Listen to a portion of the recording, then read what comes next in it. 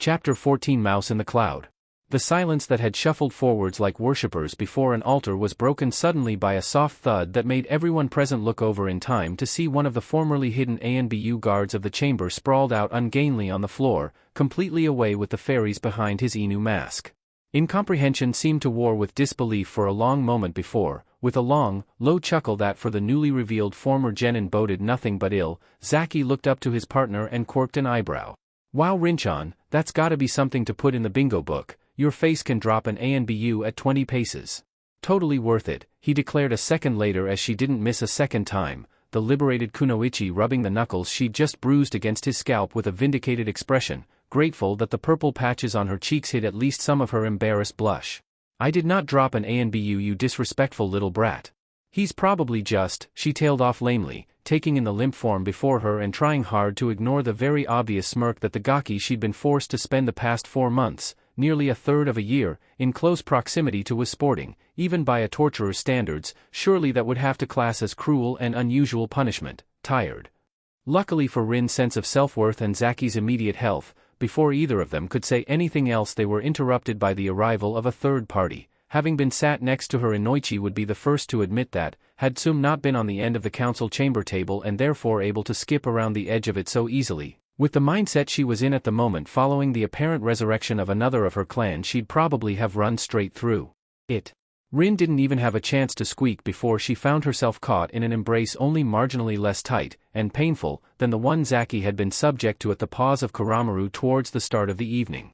"Rin, little Rinchan, I am not little," a small, peeved part of the returned Inuzuka's mind sniped sourly, realizing that even after returning from over a decade in the wilderness she was still stuck with that old label. This part of her mindset was firmly in the minority, however, the rest of her emotions in a whirl, and she fought to stop tears leaking from her eyes, hugging her clan leader just as hard as she was being hugged. "You." The matriarch stopped and Zaki swallowed softly despite himself as Tsum whipped her head to the side to stare a hole right through him without letting go of her younger clan member. From the flames that had sprung up behind her eyes, the hench Jinchuriki couldn't tell if she wanted to hug him, hit him or eat him, and judging by the way Rinchan looks like she's about to turn blue, I don't know which would be less painful. "You! Tsum-chan, let go before you crush the poor girl." It took a few seconds for the message to sink in, but, eventually, the clan leader obeyed, still casting wondering looks back to the girl with purple tattoos on her cheeks every few seconds as though afraid she'd disappear at any given moment as the sandy aim went on. "Well, this is a reunion tonight it seems, the 9th Ninken indeed."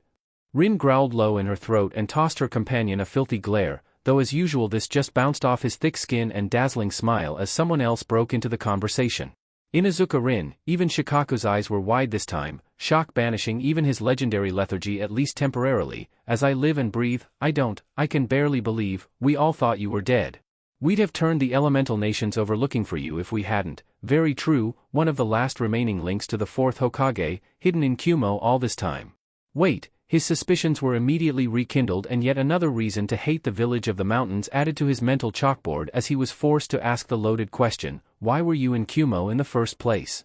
Getting her breath back from where Tsum's pythonesque grip had made her ribs creak, the former Kunoichi spoke in a tone somewhere between defiance and regret.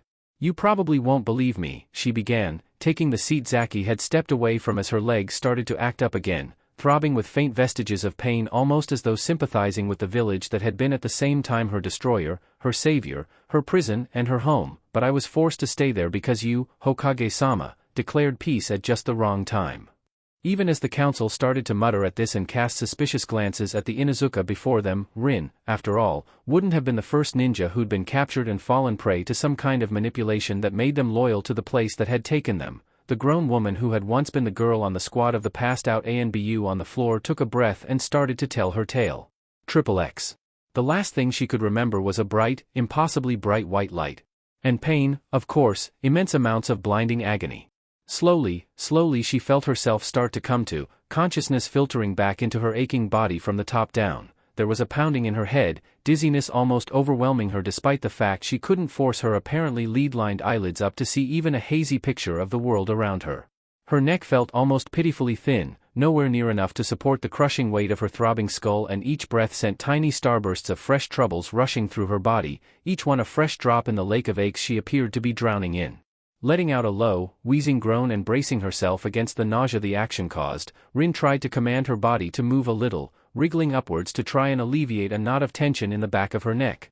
Easy, a voice, low but soft next to her, spoke, a slight twinge high up her left leg as something warm pinched it slightly. You're hurt, Kunoichi-san, try not to move. I'm not a medic and I don't want to run the risk of making things worse than they are.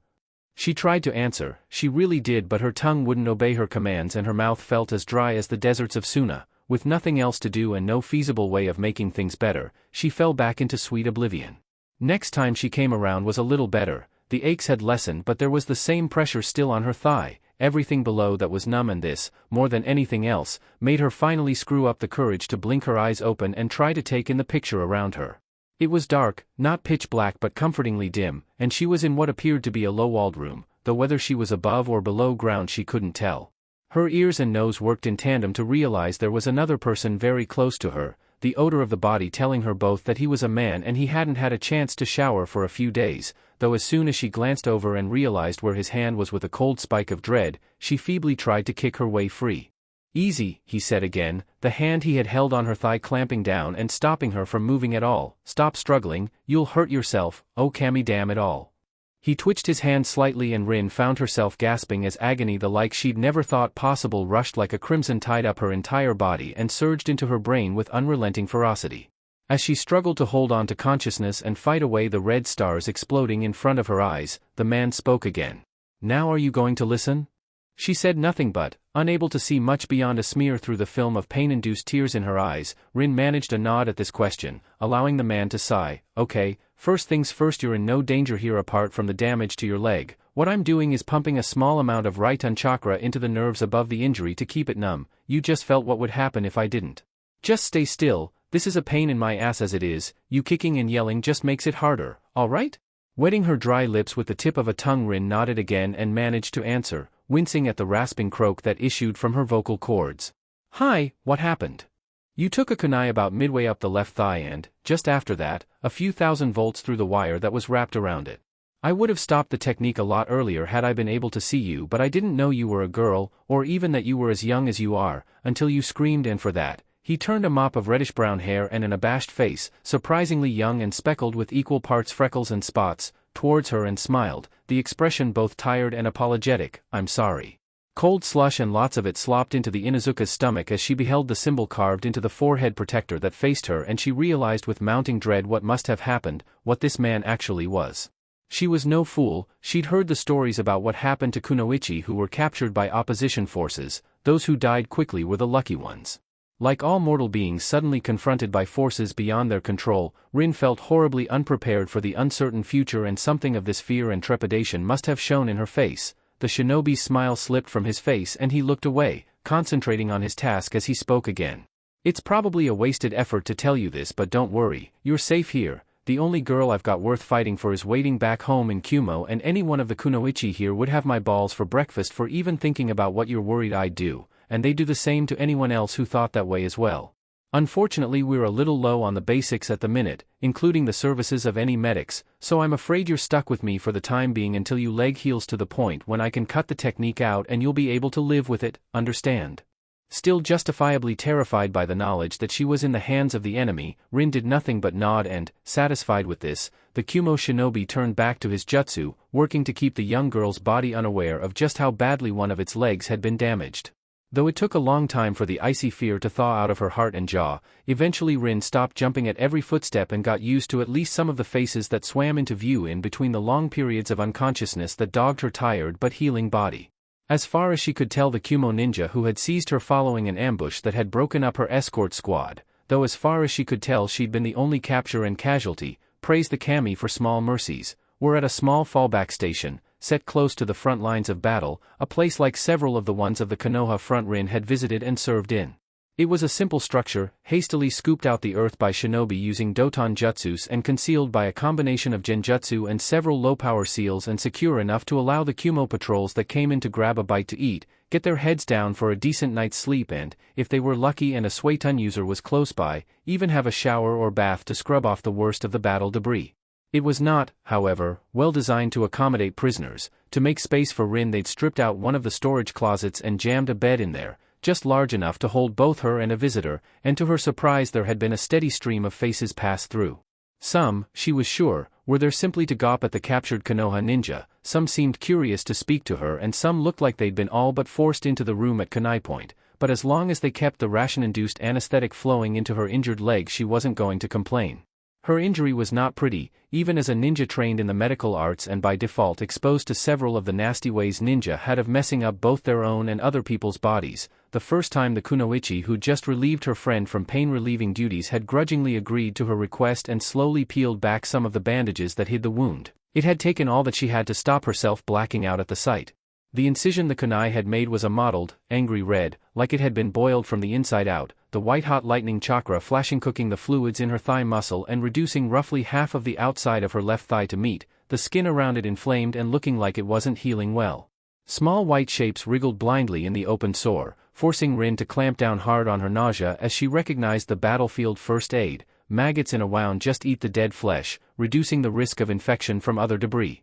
And they've been keeping it covered, and the bandages are hot when they're put on from what I can tell. More than once she'd awoken just in time to see steam arise from the off-white wrappings, though due to the complete lack of sensation she felt in her legs she was unable to tell why they were steaming. The most galling thing of all was that she couldn't do anything to help her own situation. She daren't tell any of the kumonin anything about herself, who she was, what clan she was from, and especially who her sensei had been. But at the same time the chakra-draining cuffs that held her ankles and one arm in place stopped her from using the medical ninjutsu she knew to better her own situation and potentially take a problem off her hands.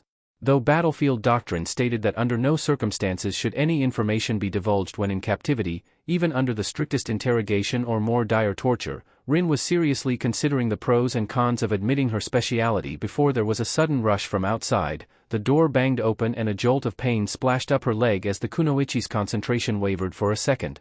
Taicho, 11311, catastrophic bleed. Even through her own pain Rin recognized the code, drilled into her head by red-eyed, sleep-deprived medical ninja, and she fought to heed the rest of the rushed conversation. Ishari-san, explosive tag hidden on a rock, caught him full on. Shit. The kunoichi rose to her feet, Rin gritting her teeth as the pain relief stopped and she felt the burn of her injury, thankfully much reduced, flood her mind once more. I promised his mother I'd bring him home and I'm sure as hell not doing it in a damned body bag. Where the hell's the medic? On patrol with Squad Green, not back for at least 6 hours, they've just gone out. Shit. The kunoichi cursed again before successfully grabbing hold of her temper and forcing herself to think, okay, get anyone, and I mean anyone who knows more about medicine than which end of the syringe is the sharp bit. Bring him here. Even before the other two ninja looked over, Rin plowed on, blocking the abominable ache from her wound with sheer force of her bloody-minded will, drilled into her by her clan, teacher and teammates. I'm a mednin, battlefield trained. Get these cuffs off and someone on my leg and I'll do what I can. The kunoichi who had been numbing the pain glared around at her charge, apparently not believing the offer. But why? She suddenly cut herself off before standing tall and calling to the nin present, do as she says, get him here. I don't care if you have to knock the bloody wall down, just do it. But Taicho, she's on the vest. The kunoichi clashed one forearm across her chest, slapping the badge of her higher rank as an impromptu guarantee. Unless you can magic some medical chakra out your ass, she's the best chance we've got. To his credit, the mud-streaked shinobi didn't miss a beat, nodding once before vanishing and calling orders down the corridor, bawling for things to happen as the kunoichi moved like quicksilver, unsnapping the cuffs from her prisoner's limbs and speaking out the corner of her mouth as she did so. I'm taking a big risk for you, girlie. Mess up and you'll wish Ishari-kun had finished you off when he had the chance.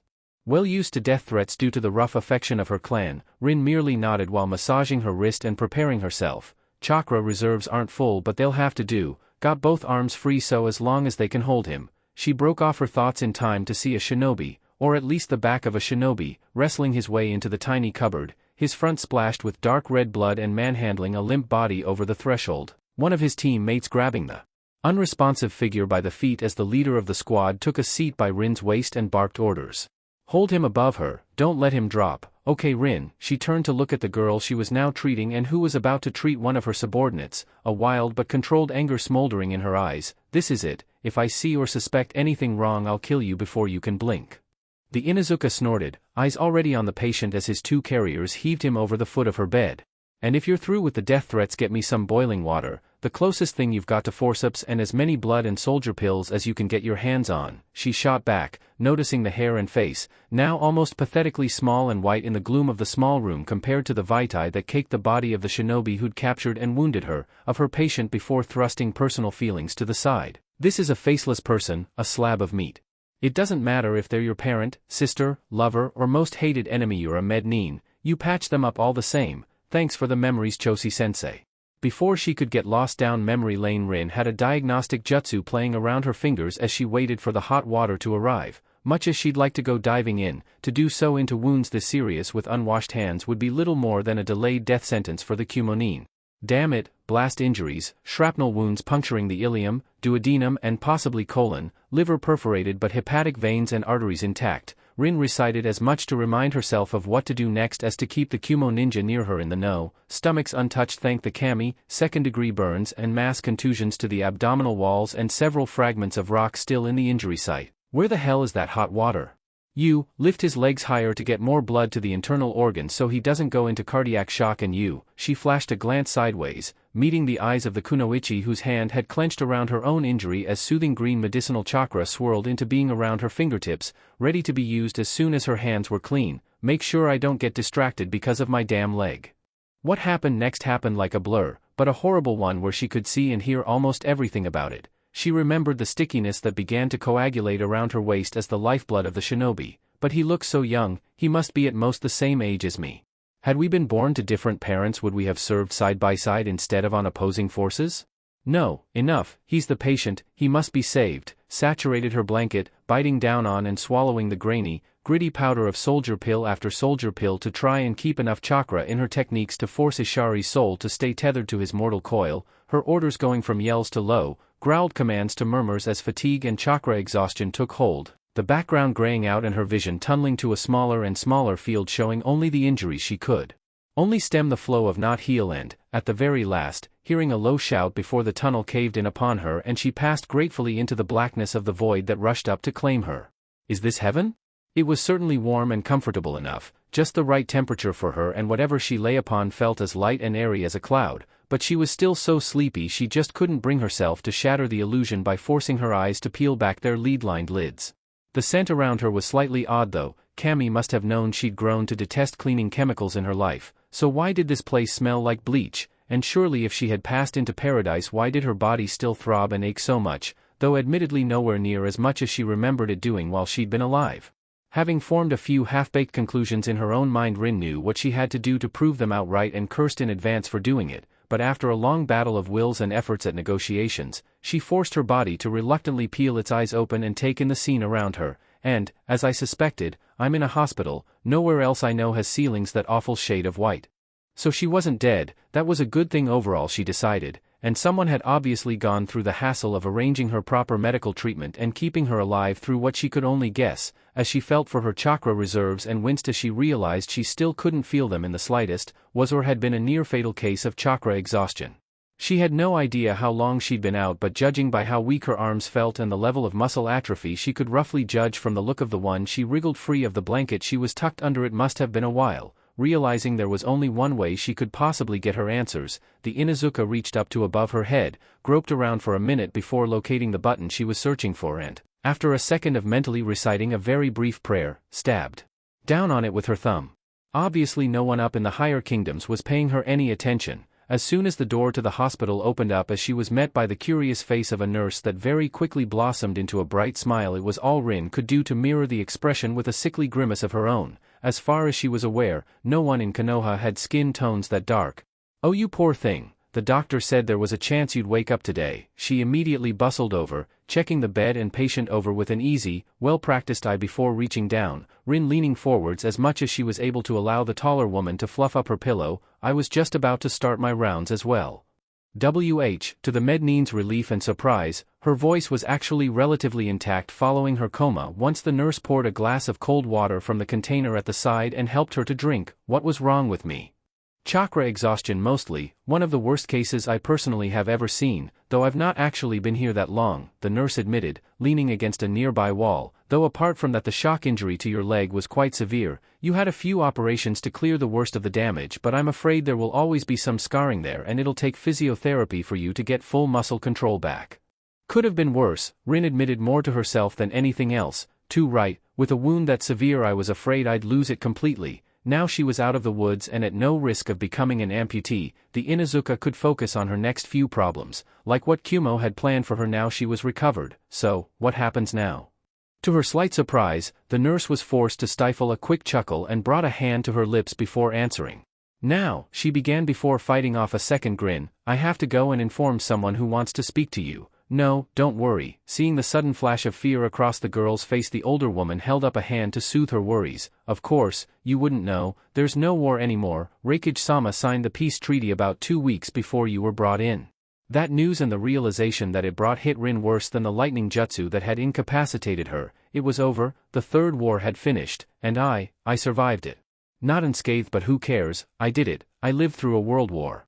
It was a liberating feeling, but, as always, the cold hand of reality swiftly fell and smothered the sudden good cheer. She was on her own, isolated in the hands of an enemy nation that, unless they had actually won the war, were likely to be in a bitter, vengeful mood and none too picky about who they took their temper out on, so an injured Konoha ninja was likely to be very high on the list for vengeance, assuming she wasn't just parceled off to the TNI department as soon as they were made aware of the situation. Before she could sink too far into pessimism, however, she was distracted by the sound of shoes on a well-polished floor, the nurse answering her question even as her mind formed it. Don't worry, I'll be back soon. Someone high up said they wanted to be made aware as soon as you regained consciousness, she explained gently, smiling once more as she paused halfway out the door. Obviously they couldn't just drop in and deliver a card, but I'll tell you now for nothing that whatever you did to put you in that state made you a lot of friends in the ninja corps, so don't look so worried. Or pout, she advised with a laugh as Rin folded her arms, trying to deny the butterflies she was feeling in her stomach at the idea of potential interrogation. I promise, you're in no danger here. Your notes say you're a mednin, so you should know the code all medical staff work under. As long as you're here with no ill intentions, you're in no risk of danger. It was true after a fashion, whether military or civilian, medical staff of any description were, or at least should have been, afforded slightly more protection and leeway from enemy forces when healing the combatants of either side. However, shinobi wars being what they were, the lines of combat were often blurred enough that mistakes were made and mednin were taken out in battle. This had been the case with Rin herself. Technically she shouldn't have been targeted with a potentially lethal ration jutsu, but as mednin looked identical to other serving shinobi on the basis that standing out made you an easier target, it had been an easy mistake to make and she'd been hit and captured. Also, she mulled it over in her mind as the door wafted shut behind the departing nurse. As the war was over, surely there'd be no point interrogating her now, a recently promoted chunin, especially after a long convalescent period? Everything she knew back then would be virtually worthless now, so the TNI department wouldn't be able to get anything valid out of her, overall, more because of these practical values rather than the vague idea of protection due to her medical status. Rin felt slightly more secure of her future prospects as she lay back in her hospital bed and fought to stop herself dozing off. She was expecting, well, she wasn't 100% sure what she'd been expecting to walk through her door next. Her imagination, thankfully not that vivid even at the best of times, couldn't get much beyond a head doctor, some kind of jounin or, at worst, a torture specialist coming in for a nice cup of tea, a brief chat and a lot of screaming on her part. It was very safe to say, however, that about the last thing Rin had been expecting to see when her door swung open again was the solid, blocky form of the leader of the village she was currently a guest of, looming in like a shadow of the Shinigami, the Reikage briefly inclining his head towards the bedridden chunin as she fought down the urge to dive under her covers and tremble until he went away. Your name is Rin, am I right? She nodded, could do nothing else but that as the stern-faced giant looked towards her, terror jamming her throat closed as she fought hard to breathe in the presence of such a huge, ominously powerful figure. Well, in that case, Rin-san, you have my thanks. What? Obviously the confusion must have shown on her face as even before she asked the Reikage went on, not deigning to sit down as he spoke and enlightened her of the situation. I was debriefed by Nwari-chan, the jounin in temporary command of the forward base where you were being held, when you were transported back here following this whole damn charade ending and all the Kages putting their ink on the parchment for peace. The bear of a man growled, recalling the pride he'd been forced to swallow as he'd realized that, due to Iwa's blunder in deploying the vast majority of their forces where Konoha's new most potent weapon could be deployed to devastating effect, and the yellow flash subsequently eliminating the majority of Earth Country's shinobi strength in one fell swoop, His village's own position in the war had become untenable, and suing for peace was the only valid option in the face of being the next to feel the wrath of Fire Country. And if what A and B said about the Flash was true when they encountered him, even though that damned jutsu he used was incomplete, everyone I've got under Jounin rank would have been wiped out to a man trying to stop him, and I owe you my thanks. You drove yourself to the very edge of death trying to save one of my shinobi, the one who injured you at that, so for that you are to be both commended and respected. Not many Mednin would have even attempted what you tried to do. Whatever she'd been expecting, this wasn't it. Such was the genuine respect in the much older shinobi's voice that Rin found herself having to consciously force herself to stop squirming, a tinge of pink flavoring her cheeks as she forced herself to meet the black eyes of the granite-hewn figure before her. It was, well, he was hurt. Oh, memories, or at least those few fragments of the memories she could recall floated back to her, and she gasped, now animated again at last, that shinobi, Isha, oh, something like that, did he, damn. She cursed both herself and the world in general as the Raikage lowered his eyes before she saw the sorrow in them. Shinobi or civilian, friend or foe, no Mednin ever liked hearing about a patient who didn't pull through. No, Ishari died in transit to Kumo, though according to the head medic who examined his body, if it hadn't been for someone, to use his words, pulling medical miracles out of thin air, he'd never have lasted long enough to even attempt the journey. Despite herself, Rin gave a slight snicker. He sounds like an excitable man. It was just basic medical jutsu, as much of it as I could remember. Oh really? The man quirked an eyebrow as a slight smile played about his lips, the expression reminding Rin somewhat of the strange old man that Minato-sensei had introduced to his team and then spent the next few hours convincing Obito that yes, it really was Jiraiya of the legendary three he was talking to. I believe he mentioned then name Tsunade, and comparable to a few times during that debriefing. At that Rin truly did blush properly. I'm not that good, nowhere near. Tsunade-sama is a medical genius. I'm barely a chunin trained on the battleground at holding things together with spit, string, and swear words. It was the Raikage's turn to snigger a little at this. Excitable or not, I have to respect the opinion of the one man in Kumo who could restrain my sons for long enough to give them their shots. They both hate needles, the older man groused, shaking his head at the thought that, amongst other things, both A and B had inherited one of his childhood phobias. I can only hope they grow out of it. It was funny when they were barely able to crawl, but if it gets to the point where they start running through the hospital walls to get away from the sharp bit, then it might be time to sit them down for a bit of a talking to. Still, because of your efforts on the behalf of the Kumo Shinobi Corps and the fact there is now peace between our states, you have unfortunately landed on my lap as a potentially very serious problem. The Sandaime Raikage had never been a man to mince words, and, seeing the look on the girl's face darken from consternation and head towards the twilight of fear, he folded his arms and spoke the matter to her plainly. If what the medics are telling me is correct, you've been in a coma for nearly 3 months, you were booked into this hospital about 2.5 months ago, and the prisoner exchange between Kumo and Konoha was overseen and took place about 7, maybe 6 weeks after that. The problem is, and please don't judge her for this, that Nwari-chan must have started to think of you as one of hers, after you all but killed yourself trying to save her godson. So when she came to fill in your details on the hospital paperwork, she didn't tick the boxes that showed you were actually a prisoner of Kumo. She thought you were better than that and deserved the best treatment we could provide. However, the road to Makai being paved with good intentions as it always is, because of this decision you've been treated in the Kumo section of hospital, out of bounds to the Konoha party overseeing the prisoner exchange, and, quite simply, you were missed out. It wasn't until Nwari-chan, who's been calling into this room pretty much every chance she's had over the past 6 weeks, asked one of the nurses why you were still here after the Konoha party had departed that she realized her mistake, and by then it was too late. She's been beating herself up over it ever since. But, trying to digest this information after such a long period away from the land of the living was big ask, but, after a minute's thought, Rin thought she had a handle on what was going on. But, if that's the case and I'm here by mistake, why can't? She tailed off as the Kumo leader raised a single hand the size of a baked ham. The answer to your question is politics, Rin-san, he said quietly, once more not pulling his punches as he gave her the whole truth. After all, she's earned that much by doing so much for Nwari's squad. Even if Ishari didn't make it in the end, the fact he was still alive when he left the base stopped his death playing on their minds during the last 2 weeks or so of hostilities and might have kept some of them alive. Nwari more than most, the peace between the elemental nations is fragile. At best at the moment, a single action, one movement out of place could shatter it completely and restart the whole war machine again. No one in Kumo, hell no one who's anyone anywhere in the nations wants to be the one who hits that dead man's trigger, and the idea of us going up to Konoha saying the political equivalent of, sorry, we missed one, with your leg looking like it does is going to be asking for trouble, and Kumo can simply not afford the attentions of the Yellow Flash now, and Konoha knows it. I doubt they'd actually attack, but I can't gamble with the safety of the village in these times. So, blinking slowly, Rin tried to come to terms with this new news. There was peace, but, according to the huge man before her, she was still cut adrift and lost to her homeland. So that's it, I'm stuck here, in Kumo? Grimacing slightly, the Raikage could only cross his fingers and hope for the best. Grizzled and grim a shinobi he might be, but he still absolutely hated to see or, worse still, make a girl or woman cry. Our hands, both mine and those of the council, are tied. We can't risk the third war reigniting. No country as we know it would survive. We have only two options, or at least, two valid options when dealing with you. Execution, which I and the ninja who serve under me will not allow to happen, he assured her, and, seeing him stood so tall and defiant as he made that declaration, Rin believed him without further question, or repatriation. What, live here?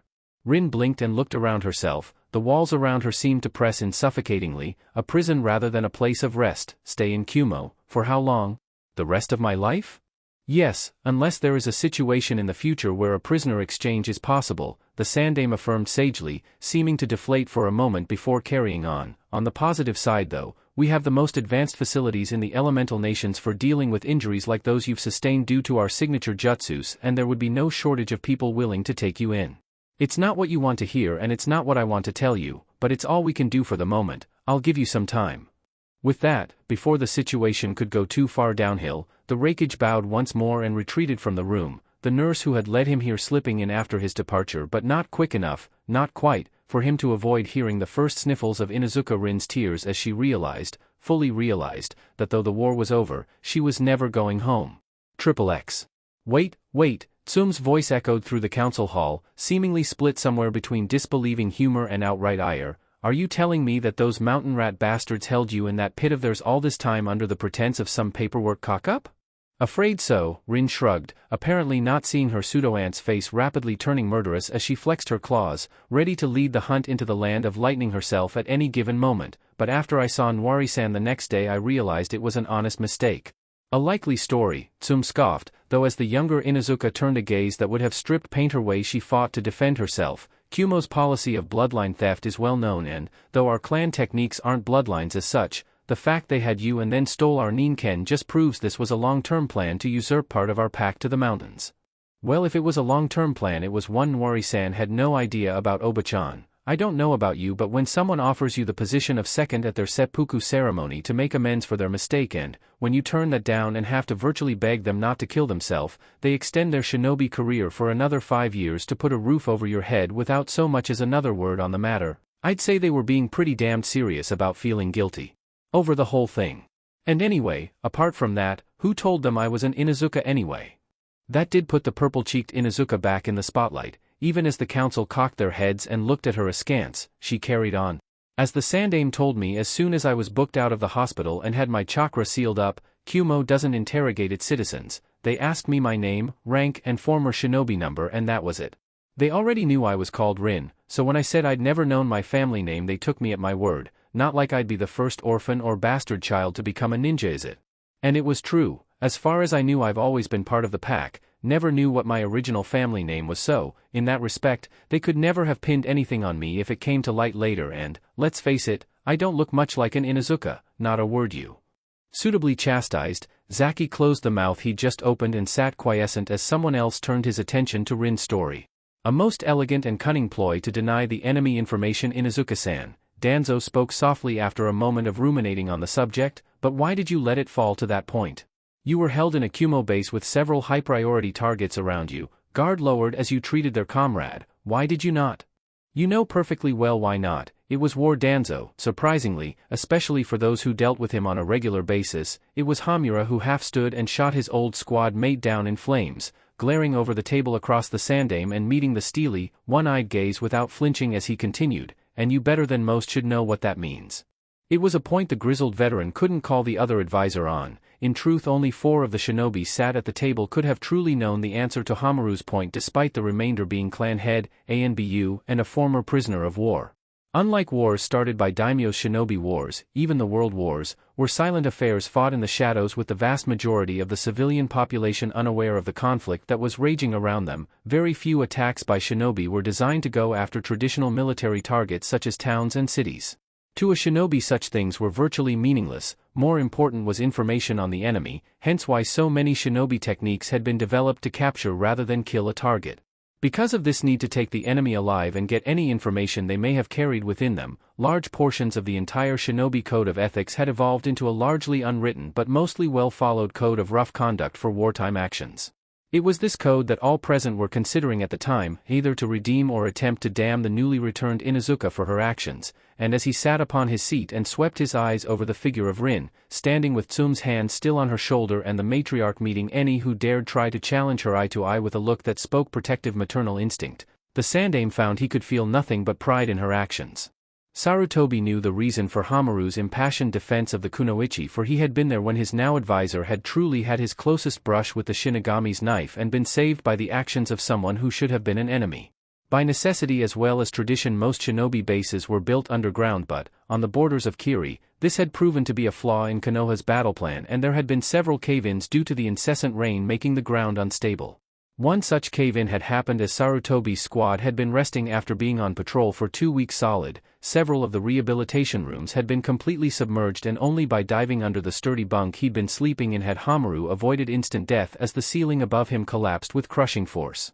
It had appeared that he had swapped one death for another, more lingering one, and, as the small hole that had formed around him began filling with muddy, filthy water, the shinobi had made his peace with the kami and started reaching for a kunai to put himself out of his misery before the rising tide could claim him. Before, to his amazement, he found it to be unnecessary. Before his spectacled eyes the water retreated, racing away and reducing the entombing mud to dust that he quickly tunneled through, grateful to be pulled out the morass by his team-mate to the sounds of riotous celebrations and, more personally gratifying, a relieved kiss from his very attractive kunoichi team-mate. And he was saved only because of Kiri, the Sandaime recalled, glancing across at the older man from the corner of his eye. 2 captured jounin who drained the water away and saved several of our shinobi in exchange for reduced interrogation and reduced ransom for their capture, textbook use of the wartime code. It had been a deal, much like Rin had done, that had worked out for all sides, as all such bargains made in wartime between prisoners and captors should have been, though the shinobi code stated that a captured ninja should do nothing but hinder his captors and attempt to escape. When said ninja was actually in manacles and a confined space with his chakra locked away, that code went right out the window. It was generally accepted that, as long as a captured shinobi didn't betray his state or his team, any actions he took to reduce the potential for interrogation and, therefore, decrease the risk of giving away information to the opposition, were valid and aboveboard. A jounin, who could potentially know classified secrets up to just below Kage level, saving a few enemy lives in order to safeguard intelligence that could have put his entire country at risk, was seen as a fair trade. This rough use of honor between enemies also extended to interrogation itself. It was hardly necessary, or indeed humane, to interrogate a genin who'd know virtually nothing beyond their own team, to the same extent as a member of a village's special force division. So different combatants were treated differently, as much to prevent manpower wastage and crack high-priority target first as anything else. It was an irony, though not a particularly pleasant one, that a village's most debilitating and painful interrogation methods were used against its own ninja. Missing nin were considered beyond all hopes of redemption unless extenuating circumstances could be proved. This simple system of give and take, coupled with shinobi's experiences of life, was also the reason the crime all kunoichi, and, if possessing a bloodline, some shinobi, feared above all others, was actually quite rare between villages. Most shinobi knew, served alongside, and in some cases had relationships with kunoichi, knew their generally low and occasionally murderous opinions of rapists, and behaved themselves both because of it and the fact that, if knowledge of the crime should leak out, the village's image would suffer, business would be lost, and their personal prestige would be wiped away in a stroke. Though of course, the Sandaime mused, closing his eyes briefly as he mulled over his Kumo counterpart's actions and found he could find no flaw with them. Such knowledge and the lengths gone to protect it can be as dangerous as it being discovered. Had the Raikage come forwards with Rin in the first place, both I and Minato-kun would have welcomed him with open arms and many thanks, but he had no way to know that. Because of that, he was forced to hide one of Minato-kun's students from us for all this time, because he couldn't risk the wrath of the Yellow Flash visiting his village. Curse this world of secrets we all live in. All these thoughts flashed across the memory of the god of shinobi in an instant. He knew and could quote several other examples where wheeling and dealing had played a part in the history of shinobi wars, but for now those could be locked away in his mind to focus on the matter at hand as Danzo lowered his head slightly at Hamuru's ire. My apologies Hamuru-san, and you too Inuzuka-san. Long years of peace have dulled memories of war. Of course no one who knew of the Warhawk even by reputation believed that for a second but, luckily, the next words shattered the building tension as Rin inclined her head towards the bandaged veteran, her tone disrespectful but not quite insubordinate as she spoke.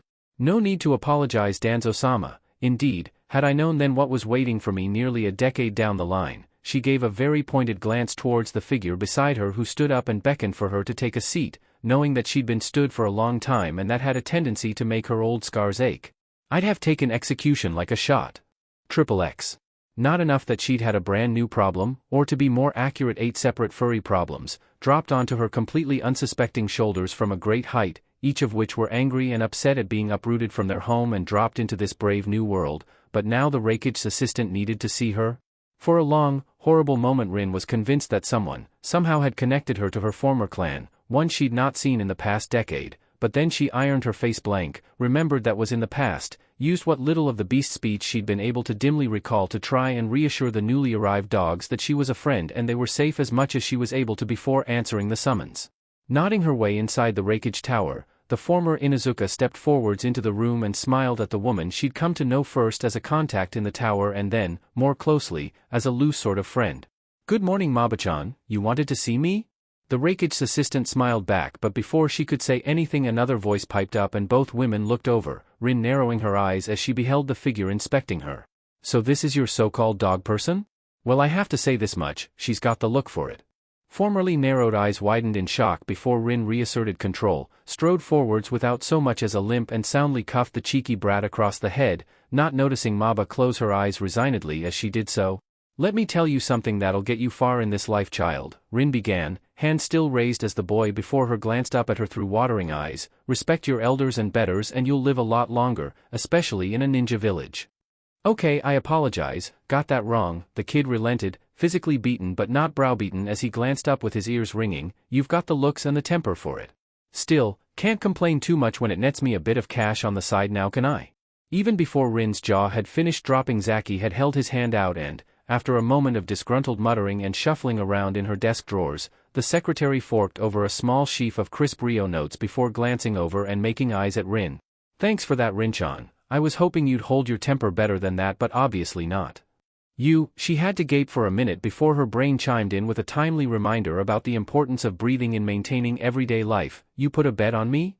No I lost a bet on you, but anyway, enough of that. Getting through to the heart of the matter Maba went on, pointing to the boy who was putting his ill-gotten gains in a grubby pocket with her pen. Rin, this is Mamoru Zaki, a Kyaraban KO who's staying in Kumo until the next festival rolls around and needs a place to stay. I know you. Oh no, Rin shook her head, already knowing where this was going. No, don't do this to me Maba-chan. I've just had too much work dumped on my plate. A road grubber like this eating me out of house and home is just the Naruto on the ramen I don't need right now. Heh, sounds like I'd be just what you need Rin-chan. I like dogs, get on well with them and with you looking like you do that's probably just as well. Still, he clapped his hand softly as Rin started to turn a mottled shade of puce while Maba tried her hardest to suppress a laugh. Let's get the paperwork signed and get out of here. I'm desperate to get something decent to eat and get my head down. No, I refuse. Do that and you'll just be turfing me out your kennels every night until you say yes. Rin glowered before smirking darkly. I'll just let the dogs eat you, assuming they don't mind snacking on roadkill. Besides they're probably not going to be friendly to strangers at the minute so I can't take him for that reason Maba-chan. For his own safety find someone else. Ha, my safety? Lady I like you, you're the first person who's ever paid attention to the health of a Kyaraban KO. Anyway the puppies put up with you don't they? How much stranger than that could I be?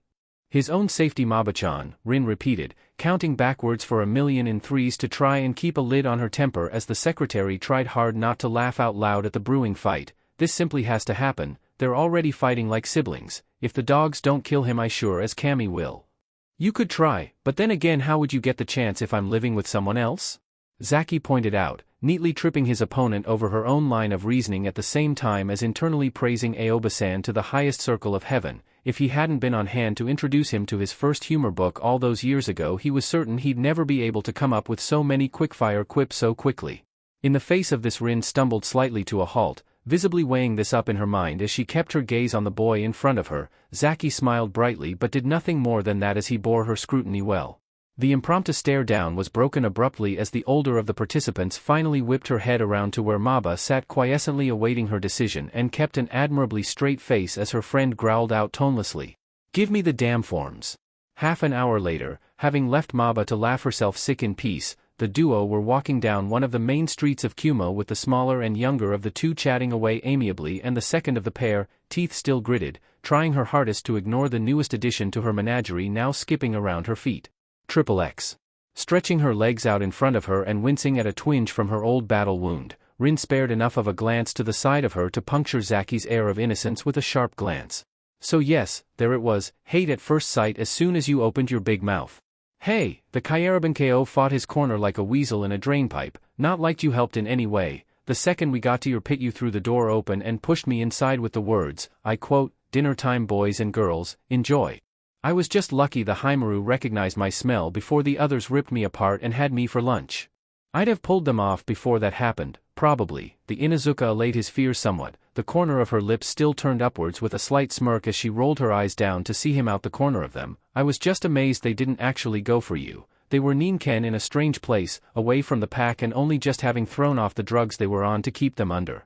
I just thought you really were a dog person. It was the only thing I could think of at the time as to how you got out of there without puncture wounds." At that admission Zaki gave a gruff snort of laughter, raising a hand with a smile of his own. "Well, that was luck on my part. When the Haimaru jumped up it took me a minute to recognize him, but when I did I managed to whisper something along the lines of, 'Don't tell anyone it's me,' or something like that. And they didn't, just as well as at the time I didn't know I was bunking with an Inuzuka and thought Rinchan was another Kumonian and someone I'd have to get away from to get home and let people know where the Ninken were. And until that point I was stuck looking after a disobedient, smart-mouthed, irritating little dirtwalker until the next carnival could get rid of him from me," Rin pointed out, glowering at Zaki as she recalled several of the times this particular mask had been a complete thorn in her side and punctured her pride, personal friendships and position within the community on multiple occasions. "At the time I was calling Mabachan all the names under the sun for putting such a stomach on legs in my house." "Not for long though," Zaki chipped in with a cunning grin on his lips. "I helped out with the running of the household apart from walking the Ninken, did I not?" "Oh, you wouldn't." Even as she squeezed her eyes closed to try and deny the truth, Rin knew that yes he would. For some reason the boy who had masqueraded as Mamoru Zaki for so long seemed to revel in recalling the most embarrassing incidents from the past and somehow twisting them so that most of the resultant embarrassment cascaded off his back like water from a ship's bow. "Very noble of you, Naruto-kun," the Sandiame admitted, smiling thinly as he saw the smirk playing over the boy's features at the same time as Rin's expression darkened slightly. "What exactly did you contribute though, and how? I hope you didn't go getting light-fingered around the mountain village." "No way. After what the Raikage told me I believed him. That guy scared me just by looking at me," the Jinchuriki admitted, shuddering at the thought of having that shinobi coming after his blood. "But what I did was simple, really." Gigi, the Kyarabanko shrugged. "Rin's place wasn't that bad, small and a bit cramped but had a lot of land out the back, plenty of places for the Ninken to run and play. But it definitely needed, no actually it already had a man of the house." He ducked once more as Rin swatted at him almost as a reflex, the purple-cheeked Inuzuka growling at her former housemate as he yet again make a less than complimentary comment on her appearance and manners. "But I guessed another guy pulling his weight and adding a few Rio to the coffers wouldn't go amiss, and let's face it, if the Kyarabanko know one thing it's how to scrounge a living." "You got a job then?" Shikaku had immediately puzzled through the Jinchuriki's riddling words without so much as a mental block tripping him up and was rewarded as the mop of brown hair bobbed up and down. "Doing what?" Bit of a funny story there actually. XXX. After a week of having a house of more than one person for the first time in years, ever since her last potential partner and her had parted ways quite amicably due to them wanting different things in life and her inability to conceive, a legacy of the damage that had eventually ended up with her staying in Kumo for the rest of her life, Rin was eventually coming around to the idea of actually having someone a lot younger than her in the house. Almost up to the point where she was only threatening him with being staked out in the garden for the Ninken about a dozen times a day, rather than every second breath as had originally been the case. Zaki was a first-class pain in the tail area. He was obnoxious, he was cheeky, he had absolutely no sense of shame and, most infuriatingly of all, had an innate ability to somehow drive her completely to distraction where over half a dozen Ninken all whining in concert and pining for home barely caused her to stir. More than once she devolved into such a furious state of rage by his continued taunts and innuendos that she'd been reduced to tearing through the house after him, hurtling furniture and shrieking death threats at the top of her lungs as he sprinted ahead of her, lithe as his namesake as he dodged away from her feminine fury. Yet for all that he was also kind, sympathetic towards her injury and subsequent limitations, and was, quite surprisingly for her, not afraid to get his hands dirty by pitching in, for every taunt and teasing comment he made about her facial tattoos and rather mannish mannerism, mostly due to her being gelded by lightning at 14 and therefore not fully developing from girl to woman properly. There had been a genuine compliment towards her for overcoming the obstacles she faced. For every laugh he had about the limp she developed following prolonged movement or standing, there would follow some kind of present or other such token of appreciation that did, though she'd never admit it, both help her out and make her feel more at ease with the brat who now shared her home. It hadn't been all that easy at first though, having arrived with little more than the clothes on his back and whatever Rio he'd managed to win off Mabachan, due to a clever bet that he'd won by making Rin's first words towards him a threat rather than a greeting. Much to her chagrin, she'd had to shell out more than she'd meant to by feeding him and putting fresh and half-decent kit on him. It hadn't been particularly expensive, especially as anyone who sheltered a would-be citizen drew a small stipend from the state to tide them over, but still it had made a difference to her bank account, and now, striding as she was towards the main market district of the village of the Dragon, things were about to get even more pricey. Feeding Ninken didn't come cheap. Though none of these dogs they swiped will be Ninken, ever since she'd reported to the vet's office where she worked at the Rakege's request and seen with shock the 8 comatose forms splayed out before her, she'd known with ashes in her heart that her clan had been targeted by the forces of lightning, the next stage of the Sandame's desire for more strength for his village. Only one of them was ever a ninja dog, and he's already imprinted onto someone, that much even I can tell. I can only hope they're recovering well from the loss, though if they were young enough they might have time to claim another partner and still serve Konoha as a ninja. Still, it's up to me to make sure the next generation, even if they get friendly with cloud people and ninja, never develop into workable Ninken, and come up with a plausible explanation as to how it happened without them becoming suspicious of me. She was so lost in her thoughts that it was only when she looked around to see where her future dog food barrel roller was standing that she realized he wasn't there, glancing around as a slight spike of panic as she feared he might have gotten lost as he didn't know Kumo village all that well yet. Rin let out a low whistle of relief when she realized he'd simply paused some yards back and was gazing into a shop window, expression somewhere between curiosity and disbelief. Turning around and heading back towards him, grateful that she couldn't feel any pain from her leg yet, the former Inuzuka came abreast of the Kyaraban-ko and snapped off her first question. "Hey, what are you doing standing around gawking? There's work to do." And she peered through the window herself, recognizing some of the instruments inside as she tried to follow his gaze. "What are you looking at anyway?"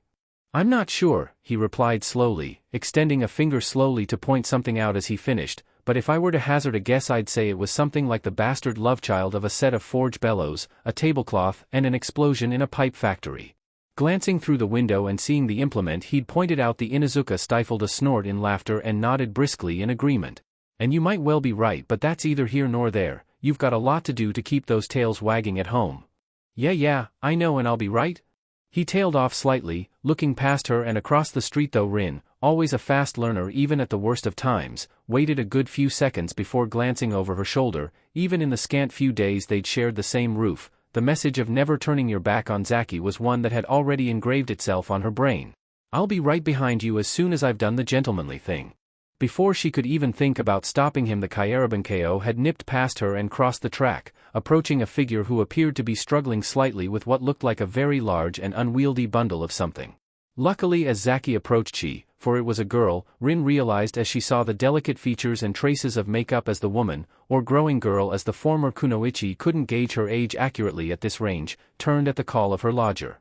The two held a brief and hushed conversation, Rin amusing herself and smiling thinly as she watched the Kyaraban-ko made his new partner's expression morph from amusement to curiosity, to startled amazement and consideration to, finally, a reluctant kind of acquiescence that the former Inuzuka was already depressingly familiar with. "If nothing else, he taught me this life lesson: never let a Kyaraban-ko talk. He could sell water to aim if you let him open his mouth." "Rinchan," she was jerked back to reality by his shout, "I'll catch you at the place later, just gotta do my civic duty and help this beautiful princess home." Just about holding in a smile as the taller girl flushed slightly at the compliment, the older woman cupped a hand to her mouth and calling back, "Okay brat, if you're not at the surgery in half an hour I'll send out a 4-legged search party."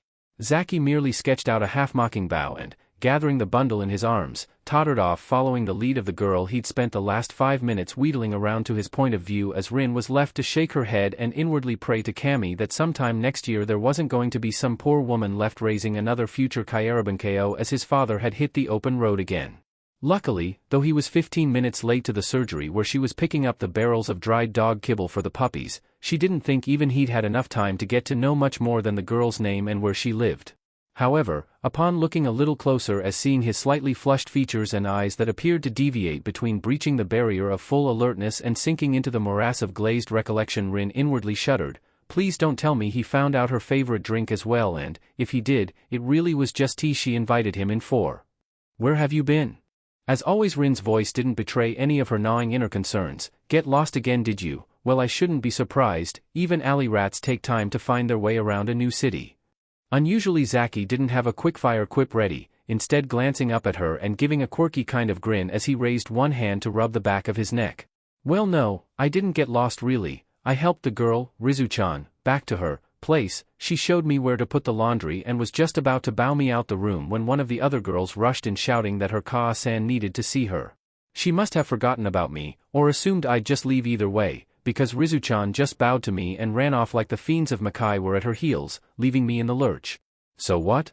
Why'd it take you so long to get here, unless she lives on the other side of the village?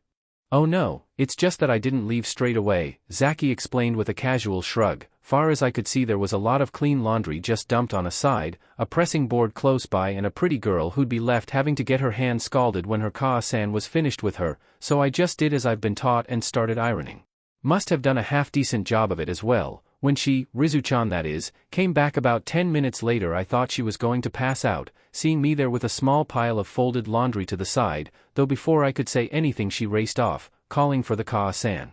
Next thing I know there's an older woman coming towards me, and believe me, Rin-chan, if anyone was ever unsure why Kumo was called the Dragon Village, seeing that old battle axe for even a few minutes would be enough to clear up any confusion. BRR. So we talk for a bit, she asks what I'm doing here, what my intentions are, blah blah blah. I give her the spiel about being a good Kyarabanko and the fact that even if I did have any ungentlemanly ideas I could never afford any of her Nachon anyway. Anyway, long story short, I've got some good and bad news. At this declaration, Rin had to resist the urge to roll her eyes up and shudder. As far as she knew Zaki, the term bad news could be anything from the water he'd been making tea with accidentally boiling over to, as had happened once before, the bag he'd been using on the routine morning poop patrol had split open all over the pair of her shoes he'd borrowed to get around the dewy garden. Do I dare ask? Okay, get it over with. Bad news first. Well, the bad news is that the Kaa-san isn't actually Rizu-chan's Kaa-san. She's the proprietor of a very respectable and well-patronied business in the southwest side. And what? Feeling a massive chasm split open in her chest and drag her spirit screaming down into the very bottom of her shoes, Rin had no choice, much as she wished she did, to ask the question and get her suspicions confirmed. Was the name of this very respectable and well-patronied business? Ah, the Budding Blossoms, but it's all okay, Rin-chan, he reassured her quickly as the former Inuzuka left her head fall into her hands and silently despaired. After I helped out Rizu-chan, they're going to help us. And just how? The former Kunoichi growled through lips ironed flatter than the kimonos Zaki had been pressing earlier. Are people from that line of work going to help us? Zaki simply beamed a grin that could have made even one of the two Bijou Rin knew counted Kumo as their ancestral stomping ground back down and shiver. The Kaa-san was so impressed with my ironing and the fact I didn't care the Nachon were Nachon, she said I could keep the position if I didn't mind working late, he exclaimed excitedly, Rin for her part simply doing her best not to outright gape as the idea took root in her brain. It won't pay all that well, but it should be enough to cover bed, board, and lodging. Just don't say anything bad about the Nachon and it'll all turn out fine. XXX. The Budding Blossoms? Shikaku rolled the words around in his mouth as though it were a flavor he hadn't yet decided he liked or not. His tone likewise seemed to suggest he wasn't sure if he should be offended, amused, impressed, or irked. You got a job in a Kumo flophouse? Yep, but I'll tell you all what I told She-Beast over there. He didn't break stride even as Rin flicked his closest ear for the jibe. Don't say anything bad about the Nachon. I met them all and got to know most of them while I was there, and they're still people, just like you and me. They've got their own dreams and desires, most of which revolve around making sure their own children don't end up in their line of business, so no one, least of all shinobi, should judge them based on what they have to do for a living. This much was true, especially to one shinobi in the gathering more than any others. though the women usually known as, at best, the sisters or the Nachan were often considered scum and worth little more than dirt by some of the more upstanding citizens of anywhere in the world, they still played a part, and a vital one, in the elemental nations. Without them there would be far fewer places for shinobi, samurai and powerful men to relieve the stresses of their tenuous, life-or-death positions, nothing at all for some children who were brought into the world in desperate or forgotten circumstances to aspire towards. A Nachan was one who sold her body, but the Nachan were a small, select sisterhood that looked out for and after its own. A lot like the Kyaraban-ko, when I thought about it, Zaki mused as he recalled the first serious job he'd ever had in his life with a wry smile. Similar but very different image, about the only way I could think of to get a Kyaraban-ko who didn't have somewhere to be out of bed in the morning would be to get a Nachan to sashay her way into his room. Sounds fair enough, Naruto-kun, the Sandiame admitted genially, having gradually accepted the idea of his grandson staking up such a position for the sake of his self-imposed mission. Good to know that your stints of labor in the Hyuga clan were good for something at least, he added, glancing across just in time to see Hayashi slowly close his eyes at the reminder and realized exactly what his ad hoc training had resulted in. Zaki simply chuckled and shrugged. Yeah, well, it worked fine and I got to enjoy the work really. Okay, I was embarrassed for a few weeks, but there's only so many times you can walk past someone a lot older than you who's half naked or worse before you get used to it. By the time I left I was actually helping the Nachan get changed without batting an eyelid. And before you randy old buggers say anything, the hinged form raked the table with his eyes, a sniggering glimmer of mirth in his eyes. All I was there for was to change the flowers, boil water for the tea, wash and iron the Nachan's clothes and the, bedding, air the rooms out and generally act as a gopher for the Kaa-san. I didn't even try to muscle in on their line of work. Just as well, that'd being a whole new meaning to the phrase, selling yourself short. That's it, his clan suffers as soon as I start prowling again. As the shinobi who knew his night-working persona started chuckled slightly at Chuza's insinuation, Naruto made the furious promise in his head as the large ninja went on. Besides, I reckon it would kind of defeat the object of the budding blossoms if the Kaa-san was having to pay the patrons to get one of her employees laid. Har, the Kyaraban-ko replied acerbically, folding his arms, like you'd have done any better as patrons. The Kaa-san would have turfed you dirty old men out on the street as soon as you showed up knocking on the door and looking hopeful, he declared before glancing to the side of him again. But yeah, that was a bit of a bonus. The fact I had a job made it a lot easier to just blend in, especially as I was working late, usually, till midnight, every day except the weekend, so had a legitimate excuse to keep sleeping in, though the look on Maba-chan's face when she heard what I was doing for a living was an absolute peach. It was also quite handy because, without Kumo being quite as paranoid as it is, Rin huffed and folded her arms as he leant on the side of her chair, patting her shoulder with his closest hand. I might never have figured out I was actually living with someone who could help get me and the Nin-ken out of there. XXX. Remind me again why we're going to the Raikage Tower later? Because, Rin sighed long-sufferingly, wiping her hands as she finished washing the last of the used dog bowls and cast a glance at the multiple dog leads that hung suspended from the pegs near the back door like miniature, colorful tassels. It's Kumo policy that anyone who's resettled in Kumo for less than 6 months reports there once a week, usually at the weekend, as that's when the tower's quietest and not many civilians are working. If, Kami-sama forbid, you're still lurking under my roof after 6 months and I haven't buried you under the backyard by then, the time period increases to once every 2 weeks. Zaki considered this as he reached for the last of the sud-covered bowls, a damp dish rag in his hands, before he rephrased his original question. No, I know why I have to go to the tower. I was asking why we have to. You that desperate to see your Maba-chan again? I thought there was something going on there. The only thing that's ever been between myself and Maba-chan is her desk, Rin assured his forcefully, biting her cheek to keep her temper in check as she knew that getting angry was about the worst thing she could do when speaking with Zaki. In case you weren't aware of it, she's got a husband and a daughter who's just made genin. The Kyaraban-ko's smirk merely widened. Then her husband is a very lucky man, one very attractive woman as his wife and her occasional playmate who's, well, as long as he kept the lights turned off he'd never have to see it was you. He hastily ducked as a Rin threw one of the leads at him, glaring harshly before jerking a thumb over her shoulder. Next time that gets wrapped around your neck until you start turning interesting colors. Now stop messing about. Zaki was tempted to point out that she was the one to bring violence into the equation, but wisely thought better of it, instead moving out the back door and stepping over one of the younger Nin-ken, a pup with a fleck of white on her ears and a serious craving for attention that simply radiated cute. With the ease of long practice, we've got a slot for late this morning and I know Raikage-sama and his staff like to leave early on a weekend if they can. As to why I'm going, first and foremost it's to make sure you behave yourself. she favored him with an evil eye as he tried to look belatedly innocent, but apart from that I have to report there myself. You? What for? Because, Baka, I'm not from Kumo either. That caught the Kyarabankeo's attention. Looking at her directly, the child cocked his head. You're not? I thought you were carved from these mountains. Well, bits of you at any rate. That right hand of yours would make even the Rakage think twice if you clocked him around the head with it. Yes, the first thought being, did she actually have the nerve to do that, and the second being, Maba-chan's going to kill me for getting blood in the office. Now get a move on, we're going to be late otherwise. Luckily the actual reporting was little more than a brief synopsis of his first week in Kumo, though Maba-chan had all but passed away when, having complimented Zaki for finding his feet so soon, she then found out exactly what it was he was doing to support himself, a couple of brief questions about his and Rin's movements and a quick signature on a piece of paper. It was on the trip back to their shared house when aches from Rin's old wound necessitated a stop at a small dango store, that Zaki decided to go fishing. So, you have to do that every fortnight as well? Every month, the former Kunoichi sighed back, blowing steam off the top of her tea. Been here that long they count me as part of the furniture, one word I dare you. No kidding, the Kyarabankeo mused before taking a sip of his own drink. So where'd you fall from originally, and what made you move here? Nothing made me move here, I didn't have much of a choice, Rin answered tonelessly, memories flickering behind her dark brown eyes that Zaki knew he shouldn't try to probe too deeply, but I was born in fire country. Fire? Crap, too loud. Though he'd been excited by this revelation he inwardly cursed himself for exclaiming it so loud and, as the purple-cheeked woman glanced over curiously, he scrambled to cover for his mistake. That was about the last place on my list. I'd have said mist if anywhere, or maybe even snow or frost, certainly not fire. The adopted Inuzuka grinned.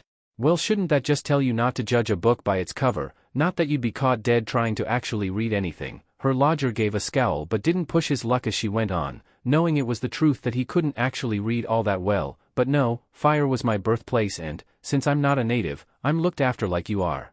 Any kids I might have had, to her credit there was little more than the slightest hitch in her breathing to show her regret at being unable to bring life of her own into the world, wouldn't have that issue, but as it stands it's an excuse to get outside once a month or so. Not that we need any more now since the 8 little horrors arrived, Zaki pointed out, swallowing the last of his drink. Speaking of which, you speak to that friend of yours, regarding the humanizing visit?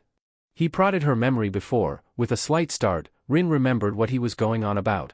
Oh that, yeah, at the weekend, once you've had your customary 3-hour sleep and we should be okay to go. And while we're there please behave yourself, she half demanded, half begged, looking her lodger square in the eye. I've known Sima-san almost since I ended up here and I get on well with her family so please don't do anything stupid or embarrassing while we're there. Would I?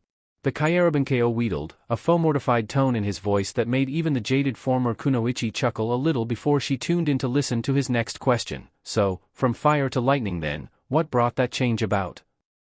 Not sure she wants to go there yet. Seeing the uncomfortable expression on the Inuzuka's face made Zaki decided to back off at this point and not press any further, at least not yet as he heard her answer. I didn't really have too much of a choice. Circumstances beyond my control mean it's almost impossible to go home and, let's face it, after so long here I'd bet I couldn't settle back down there, so that means she's likely to be a runaway or an outcast. Seeing these as her most likely reasons for leaving his home country Zaki inwardly groaned. If that was the case Rin was going to be another obstacle, and a big one, in trying to rescue any of the ninja hounds present within the dragon village, though, having said that, I wonder, it was a gamble he was taking, but a calculated one that, if it went wrong, he felt he could safely ascribe to misplaced curiosity as he opened his mouth once more. Strange, my old Kaa-san said fire was the best of the nations to settle in if you could manage it, and I only came here on the back of a coin toss, he mused before looking across the table at her. Wouldn't you even like to go back just to visit, assuming you could at some stage? Rin cocked her head at the unusually blunt question but, after a moment, merely snickered as she swallowed the last of her drink. Nosy little maggot aren't you? Problem is I won't get to visit, not now and probably not ever. Even the farthest flung leaf can return to the tree on the back of the gentlest breeze. But that old saying doesn't apply to me I'm afraid, buried under too many boulders up here. What are you doing? She questioned, watching with curiosity as Zaki pawed at his face before glancing across at her. That was beautiful, he sniffled, wiping his eyes with a convenient sleeve. The whole thing about the wind and the leaf, who taught you that? Memories, and painful ones, of the man who had won a war and achieved his lifelong goal only to have it cut agonizingly short danced through the back of the former Kunoichi's eyes. She had wept, in private and away from the eyes of Kumo, for many a lonely night when the news of her former sensei's death had been relayed to the land of lightning, though out of respect for the dead the Sandame Raikage had forbidden any celebration of the Konoha Yandame's death by the citizens of his village who still blamed him as the focal point that tipped the balance of the Third Shinobi War. Rin, however, remembered not the Minato the Hokage, she remembered Minato her first crush, Minato her Jounin sensei and great team leader, Minato who had mourned with both her and Kakashi when her beloved teammate Obito had passed on and in death granted Kakashi his greatest gift. The man who became the Yandame was her teacher, one of her idols and a personal loss almost as great and gaping as that of her clan, and those words had been ones she had remembered through the first, hardest years of her integration into Kumo's society. A great person, one of my teachers, she admitted after a long pause, meeting the eyes of the younger boy as she finished and reached into her pocket for some change to pay for the snack, but he's gone now, passed away, and no good comes from dwelling on what has been. She made to flick her coins onto the serving plate only to stop at the last minute, hearing the musical clink of metal on metal as Zaki beat her to the draw, speaking as he stood up. "It's on me, you could use some cheering up and it was me who put you down," he explained before rolling to his feet and reaching down to offer a hand. "Anyway, come on, hop along, the pups'll start whining if we're not back soon." She clasped his hand just long enough to heave herself to her feet. Just after that was accomplished she clasped his ear with her fingers and gave a savage twist, his pained yelp music to her ears as she took revenge for his jokey nickname for her injury.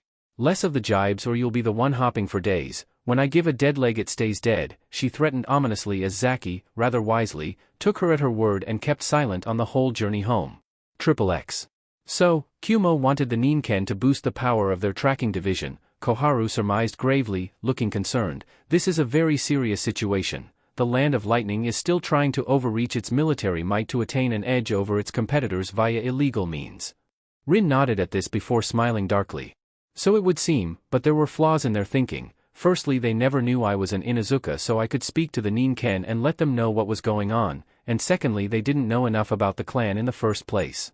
The dogs they stole were either already imprinted on a partner so wouldn't recognize another, least of all from the state that had taken them, or they simply weren't Ninken material at all. Of course a few generations down the line that might have changed, but, until then, she shrugged, her short crop of coffee-colored hair bouncing with the movement, no ninja dogs for them. Just as well, Hai no Kuni cannot afford to have its military power further eroded away, Danzo stated solemnly, though his face still betrayed nothing as he sized up the recently returned Inuzuka. There must be repercussions for this. And there will be, Danzo, but that is a conversation for another day, the Sandame assured both his rival and the clan head of the bestial ninja, Tsum's expression darkening to thunder as she was again reminded of what Kumo had tried to take from her family. "However, I would hazard a guess that your plan was to thwart their attempts to, pardon my crudeness, breed Ninken from the pups they passed on to you." "That was the eventual goal," the lilac-cheeked woman admitted, resting her chin on her fist. "I'd have to do it subtly of course, couldn't let them know I was tipping the Ninken off at all or they'd have stripped them off me and done who knows what to get what they wanted. Their first step of the plan was to try and get them familiarized with both Kumo and the people in it, which was left up to me. I couldn't just lock them away much as I wanted to, so I had to take the Ninken out around the town and to the houses of prominent Kumo families, especially those who might one day be able to work with partners. That, however," she lasered Zaki with a basilisk glare, "led to one of the most humiliating nights of my life so far. If there's one thing I'll ever teach my clan in the future it's that you simply can't take a Kyaraban KO anywhere."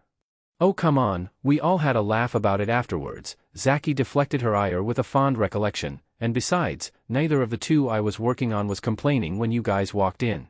First time we met was quite good fun though, even if the eldest of those siblings broke a cardinal rule when I'm about," even as he went on. Sarutobi was forced to hold in a groan. He knew through long and hard experience that one tested and, even worse, broke one of Naruto's cardinal rules without severe consequences. She openly declared she hated something I'm very partial to, and after that, the Kyaraban KO shook his head solemnly. Revenge simply had to be mine.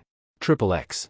Zaki had often heard of the term to click with someone, though back home in Konoha when he wasn't wearing a mask the likelihood of that happening and a friendship being maintained over time was about as likely as Gaisan wearing black and turning into a goth. It therefore came a very great surprise when, as the door Rin had hammered on was opened by someone about a year older than his false age and, as he saw the dancing eyes and wide smile, there was an almost audible cracking noise that echoed around his mind. "Hey, Rinobason," The boy smirked as he stepped back and beckoned them inside, stooping down to examine one of the small gray shapes the woman he recognized had brought with her. Yeah, Kaa-san said you'd be bringing along some. Hey, he snatched back the hand he'd been slowly moving towards the dog's nose as it backed up and growled at him. What was that for? I wasn't doing anything wrong. No you weren't, Zaki interjected, bending over to give the cantankerous Ninken and swift, sharp poke in the hindquarters. Be nice, he told the animal in a semi-warning tone as it jumped up and softly yelped at the assault from an unexpected quarter. Sorry about that, you can see the need to socialize them, right? I can. After that little grumble, the boy chuckled before brazenly thrusting forwards a hand. Atsui, at your service. Mamoru Zaki, at yours, the other boy declared, gripping and shaking with a firm grip even as the Ninken whose lead he had hold of slunk behind him, still not trusting of this stranger who smelt so unlike one of his pack. Seeing the two of them getting on so well, Rin decided to seize the initiative and, before Zaki was quite sure what was going on, she'd thrust the second lead into his hand and addressed Atsui, hands on hips and looking like little short of a brick wall would stop her asking her next question. So then, I'll leave you two to it, Zaki. Look after the animals and while you're at it try to take care of yourself. Where's everyone else? Rolling his eyes up for a minute, the slightly older of the two boys tried to remember. Tu-san is out and will be for some time. Kaa-san should be in the garden. As always you're quite early, Oba-chan, he pointed out, a slight teasing lilt in his tone until Rin folded her arms and he went on hurriedly, recognizing the glint in her eye. Samui-chan's over at her friend, Carrie I think it is, or something like that, the other one's catching up on her beauty sleep and I'm left here holding the fort. Which, considering you've just unbarred the front gate, you've done a spectacularly poor job of, the former Kunoichi cut back caustically, making Atsui frown at her before stepping aside to let them both in, Zaki taking a minute to wipe his feet and gain control of the two Ninken he was now responsible for. I'll leave you two to enjoy each other's company and get the dogs sorted out. If you need me I'll be in the garden talking to your mother. With that Rin swept past and left the two of them, along with the pair of hopefully future Ninken, in the hallway together. Both watched her go until she disappeared around a corner and then looked at each other, a silence building between them until Atsui, wrestling down his nerves and making a brave stab at conversation, started the ball rolling. So, he pointed the same way Rin had gone, drink. Fortunately the tension melted away quickly after that, after noticing that a dog bowl had already been set up on a spread-out newspaper in a corner of the kitchen. Naruto had reached down and unclipped the pups, who had hastily made their way over and quenched their thirst. While the two, who Rin had selected for this jaunt on the grounds of them being amongst the youngest and therefore least likely of the Ninken to attack any strangers, the stolen Haimaru, at the opposite end of the spectrum, hadn't even been let out of Rin's back garden yet for fear he would bolt or fly at someone, were gambling around and exploring the strange new sense of the house. Atsui made polite and pleasant conversation with his new guest and Zaki reciprocated. Of course, both being young teenage boys, this veneer of civility lasted all of a few minutes as Zaki began quoting some of his varied adventures on the road. Atsui responded with some of his anecdotes about life in the Kumo Shinobi Academy, and by the time it came to wash up the glasses they were using, the pair of them were laughing and joking like lifelong friends, a habit that continued throughout the impromptu tour of the household. And then, ping! Zaki ended his tale, one he'd come up with after Naruto had heard how Tsuchijiji had earned a cut on his face following a string holding a bundle of chopsticks together had snapped and whipped him across the face. The bloody thing snapped like an old bootlace and, of course it had to be winched tight when it happened. It whipped right around and across my ass. Don't laugh, he muttered as Atsui hunched over, half collapsing against the nearest wall as he pictured the scene in his mind. I couldn't sit down for a week afterwards, and crossbow strings cost a packet to buy even when you can find somewhere that stocks them. Mastering himself eventually, the youngest of the Mei siblings stood upright and breathed out. Oh ho, that sounded like what happened to Hirani's, but when our homeroom teachers found out who started that massive food fight in the dining hall 3 weeks ago, poor kind, I'm sure it wasn't actually him who kicked it all off, just his bad luck he beamed the Josie no Kocho in the shoulder with a thrown cup. Poor bugger couldn't walk in a straight line afterwards, and our sensei's got a sadistic sense of humor at the best of times. Hirani's never been any good at stealth, and that afternoon he gave us a game of hide-and-hunt with the promise of a kick up the backside to anyone he caught. They probably heard the scream in IWA when that sandal connected. Zaki winced. Remind me to never introduce your sensei to my old Kaa-san, he mentioned, memories, even if they were false ones, of the stern matriarch of the fictional Kyaraban home he had lived in through his infancy foremost in his mind. But yeah, I know a crossbow's old-fashioned, but it looks mean and imposing, usually makes a pack of bandits think twice because they know I'll get 2, maybe 3 shots off at them before they get close enough to take me down, and none of them want to be the 2 or 3 I. He tailed off, looking at something across the room before pointing at it and turning to Atsui, confusion written on his face. What's that? In all honesty he knew what it was, but for the sake of his mask he plastered on a confused expression as the Kumo Academy student blinked, looked between Zaki and the object his finger had highlighted, and asked a careful question, as though not sure if his friend was playing a joke on him or not. You really don't know? I've got a shrewd idea, but no, I'm not 100% sure. It's a television, well, it shows things, that's about the best way I can describe it. Atsui shrugged, hunting for the remote control. Here, press this. He hit the on button on the front of the monitor before hearing his mother's faint voice calling for something and decided he'd better make this last bit quick, and then just choose a channel with this while I run like the devil before Kaa-san comes hunting me. Go for it. Zaki raised a hand in farewell as he stepped aside and let the taller figure zip past him, calling down the corridor as he did so, I know what it's like to have an angry Kaa-san breathing down your neck. True as well, and it was one of the first lessons that had been drilled into his skull following accepting the offer of the budding blossoms was that the Kaa-san's word was law. Zaki didn't even know her real name, just that he was to call her Kaa-san at all times, unlike the Nachan who he was starting to easily identify and could speak to as long as they weren't busy getting ready to attend clients. Still, good excuse as any to stay up late and get up later, and the pay's not half bad either. That much was certainly a bonus. Though he'd only been there a fortnight, the fact he got a weekly pay packet meant he had enough to cover virtually all the household bills, while Rin's money was enough to keep them fed and watered, even to the point where the scarred old grizzly, as he'd once called her first thing in the morning when she was shaking him awake, that had been a mistake he wouldn't be repeating again, was better off with him being there than without. Still, he had today off and wouldn't be back at work until tomorrow night, enough time to play the awestruck yokel as he fiddled with the controller and was rewarded as the screen sparked into life. Wow, this is in color. I'd heard of these, but the Hasawadas haven't found one cheap enough to buy yet. Neat. I'll have to tell Tenchan about this when I get back. The thought of the bun-haired Pandachan was enough to make his chest pang for a second before his idle channel flipping was brought to a sudden, crashing halt. Oh no way. Some up there. He rolled his eyes heavenwards at the same time as appearing to be magnetically drawn towards the neat settee, eyes not leaving the screen in front of him. Really likes me at the minute. He heard Atsui reappear before he saw him, even over the crashing noises from the small box in front of him. Hey man, I think I got it to work, don't ask me how though. From what I can tell it looks like sorcery that even Masidi the Magnificent couldn't manage. Nah, it's not that technical, all I know you press a button and the light show starts, probably not like you Masa. Okay. The way the other blonde tailed off made Zaki look around and over the back of the settee in time to quirk an eyebrow at his friend's sudden expression of discomfort. Not to sound like I'm ordering a guest around, but would you mind? Atsui waved a hand at the screen, not really looking at the large, black cat head symbol being thrust into the sky. Would you mind turning it over?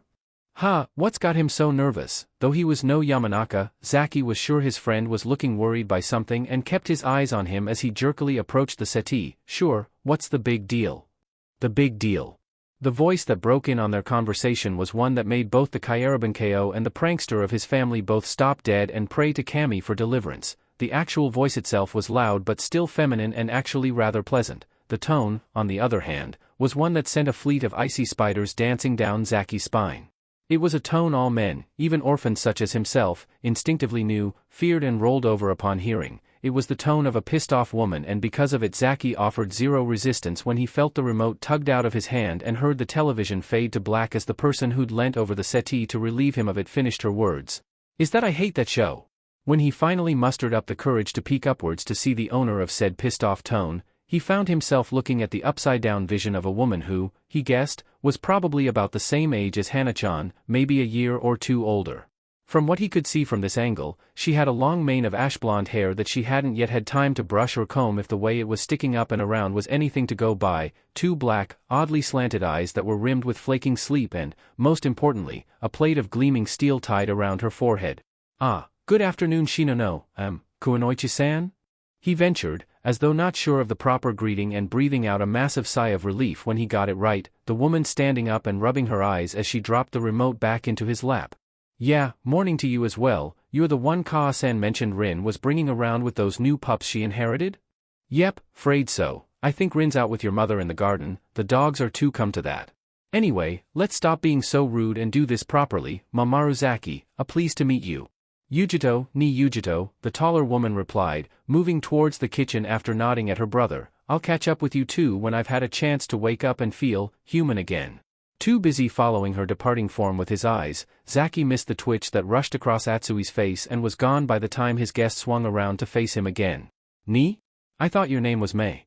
I'm her half-brother, Atsui explained. Yujito, Samui and I have the same Kaa-san, but she remarried after Yujito-chan was born and her father died. Only Samui-chan and I are full-blooded brother and sister, not that it matters. Despite falling far short of his eldest sibling in terms of virtually all ninja skills, Atsui nevertheless stood tall and proud as he made his next declaration.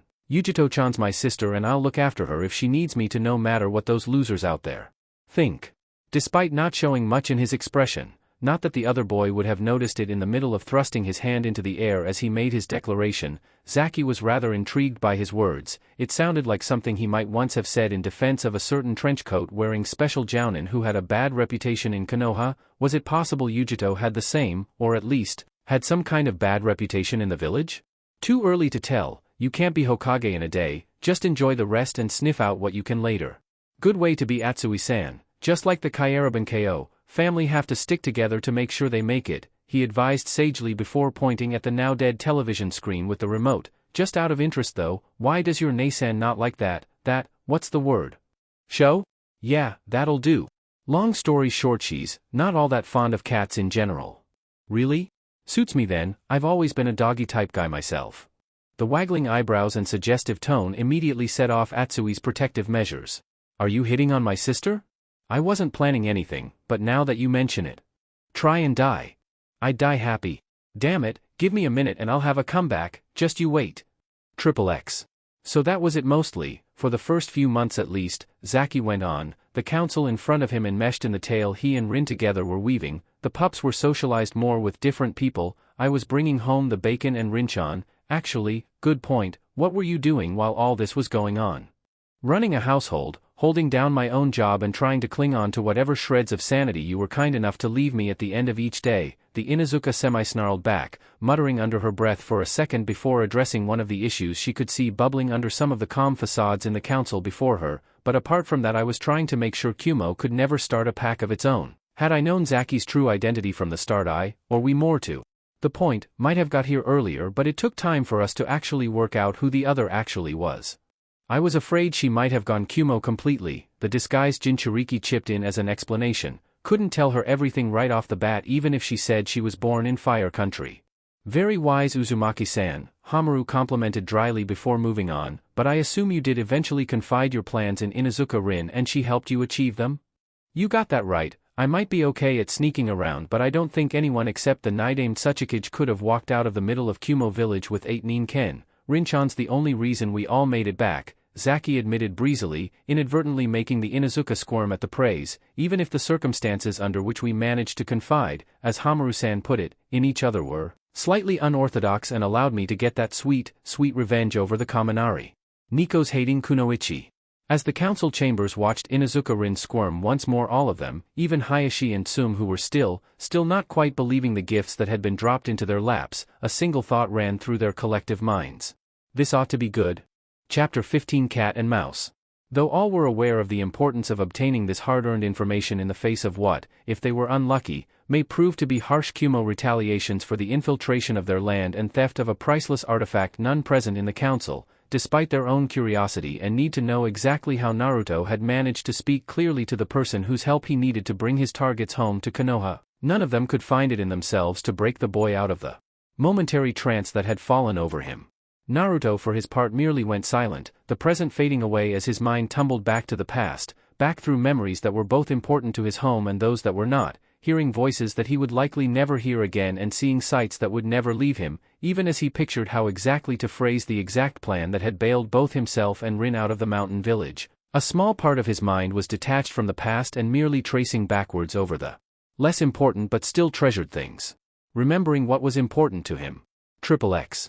Gah, with a cry of frustration that was met with naught but a smattering of giggles, Zaki threw his hand onto the crate and despaired, I can't prove it, but now I'm certain Yunei-chan must have marked the deck. The giggles gave way to a succession of shocked gasps until Isoko, slow-eyed and with skin the color of the newly fallen dusk, managed to speak up.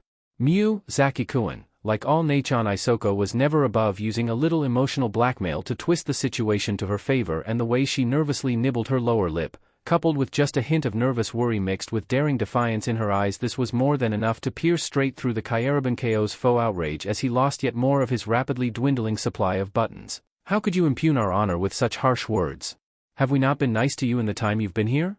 Suddenly well aware of Isoko's sister Nachon subtly pressing up against him from either side, Zaki decided to quickly retreat before their attentions reduced him, yet again, to a quivering puddle of goo and laughing stock. "Damn it, does the Kaa-san teach them how to be this damn devious? I swear when I become a ninja I'll never, ever underestimate a woman, even if she's not a kunoichi and even if I become Hokage." As any man with life experience, least of all the ones he saw daily as part of his work in the trade he'd suddenly been employed by, would have told him without a second thought, it was a smart strategy, though he was slowly learning how to ignore the Nachon's subtle charms and ability to bend him to their point of view. He was under no illusions that should any one of the girls of the budding blossoms make anything even close to a concerted effort on him he'd end up doing anything they asked. He knew this simply by experience. Only by dint of the Kaa-san reigning in the girls who worked under her had Zaki ever finished the chores she'd set him without being distracted by the seemingly innocent requests of the Nachon to do just a little thing for them while they were getting ready. Never, of course not, he gabbled hastily, hoping he'd worm his way out of this mess with the loss of just a few extra buttons rather than, as he feared, another half a dozen things he'd have to do before the Kaa-san lit the red lantern though, judging by the teasing, calculating look on Isoko's shapely face, he had a sinking feeling he wasn't going to be that lucky.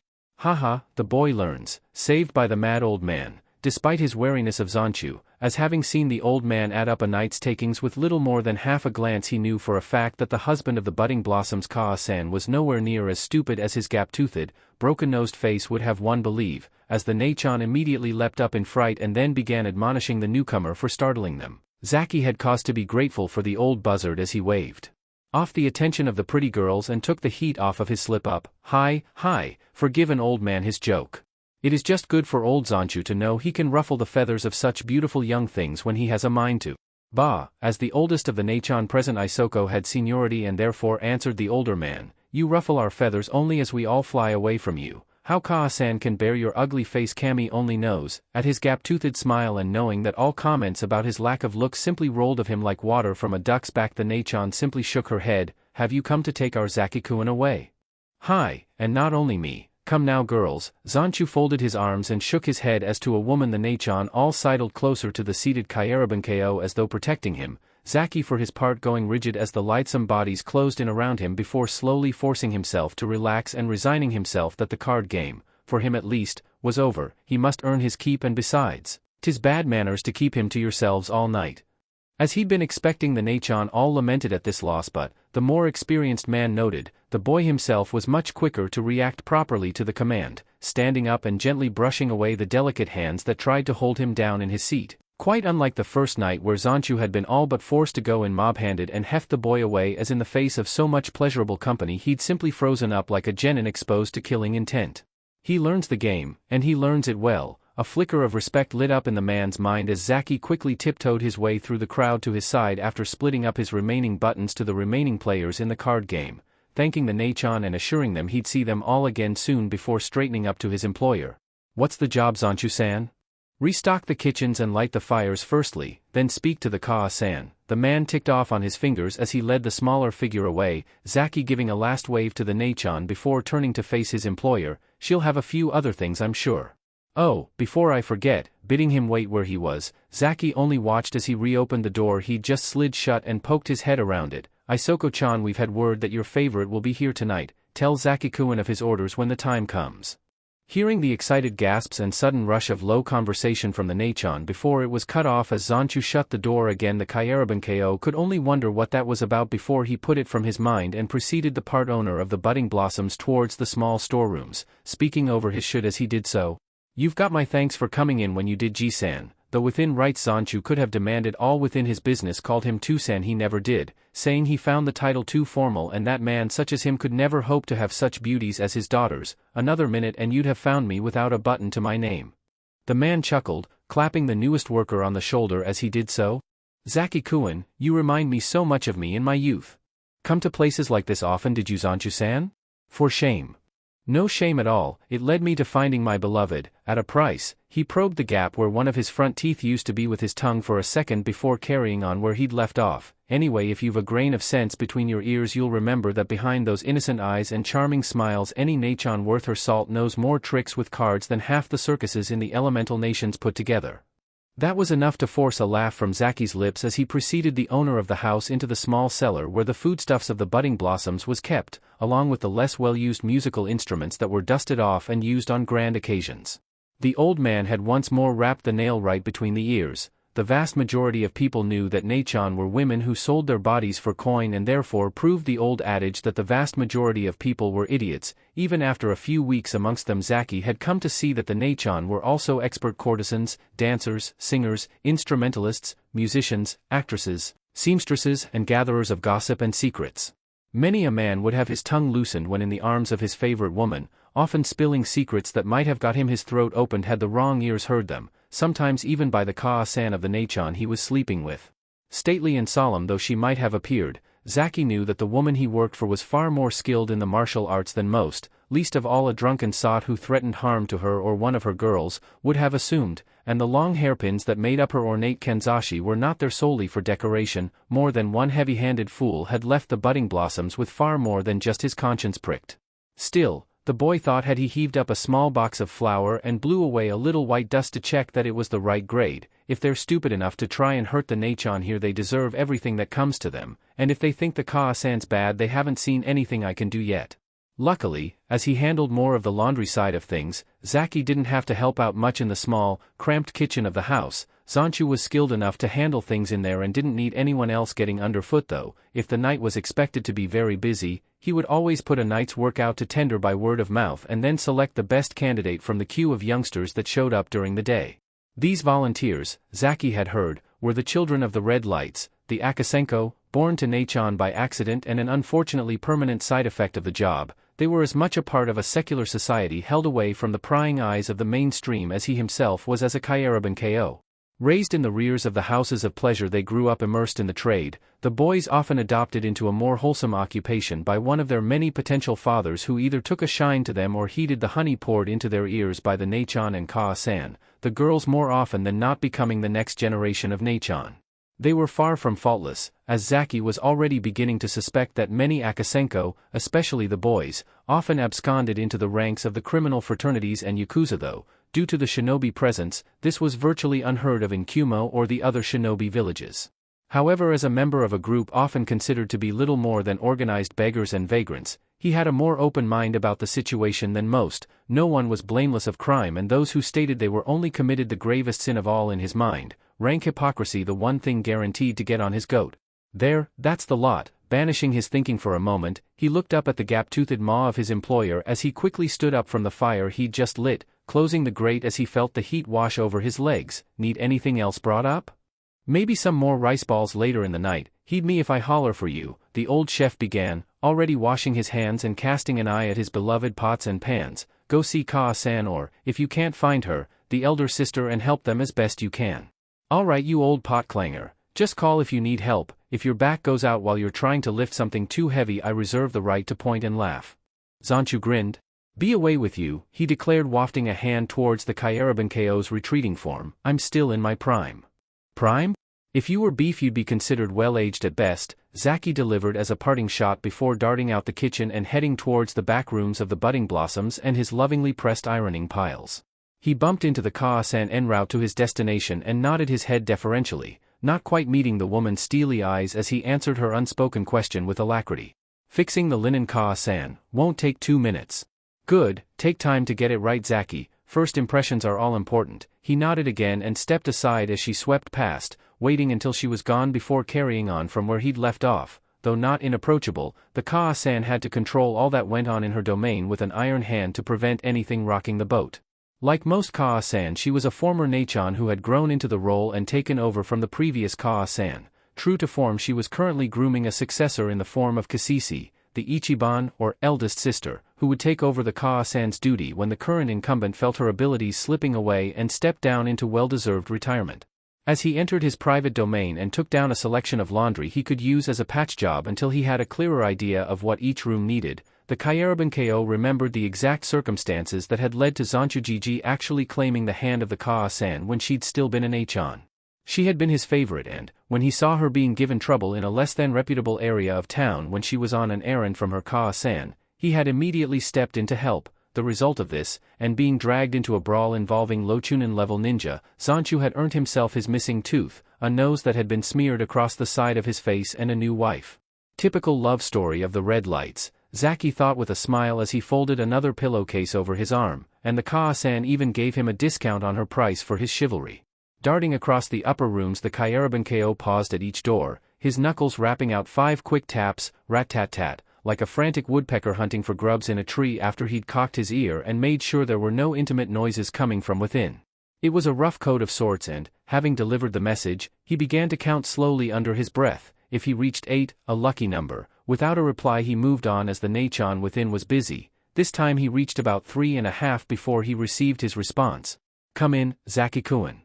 "Isoko-chan," he replied to the greeting, averting his eyes as he saw the naked back of the Nachon stood before her mirror, hands in her hair as she arranged it into a design of plates. "Anything to be changed?" "Pillowcases to be silver," she spoke around the pins in her mouth, "fresh lilacs for flowers and massage oil on the chest over there." "And how long before it goes from that chest to yours?" The Nachon looked over her shoulder with mischief in her eyes. "For shame, Zaki-kun," she admonished before looking at herself in the mirror once more, adjusting her bust, "though I'm sure these are part of the reason Hishiro-kun considers me his favorite." Zaki chuckled as he hastily stripped the white pillowcases from the luxurious pillows at the head of the bed and hastily stuffed the down-filled linen bags into crisp, fresh silver cases with a trim of red flowers at the corners. "Those I'm sure came later. Your other skills must first have entranced him, Nachon. There are none who perform the ceremony of the tea so well." Isoko chuckled as she fully turned around, folding a kimono around herself in a manner that would, Zaki noticed, make it much easier than normal for a man not completely confident with feminine clothing to remove. "You could charm the birds from trees, little roadwalker, please." She offered a small pot of blusher forwards and Zaki dipped in a finger, acknowledged as being a bit of a dab hand at painting on the slap as the Kyaraban-ko called it. Delicately tracing a small amount of the cosmetics onto the cheeks of the taller woman as she took a knee to compensate his lack of height, Zaki took a second to survey his work before deciding that the rosy blush effect he's given rise to on the woman's cheeks was exactly what had been required and stepped back nodding, placing his finger in his mouth to suck off the residue of the makeup and prevent it staining the laundry he still carried. "That should do it, Nachon." After checking for herself by looking into the mirror over her shoulder, Isoko nodded and smiled down at him. "Perfect, many thanks, Zaki-kun." "No problem, I'll finish my rounds and get the oil you need." "Just a question though," she prompted him to go on with her eyes as he faltered for a minute before gesturing at the table by the side of her bed. "Do I dare ask what this Hishiro subjects you to that needs those cords and oil?"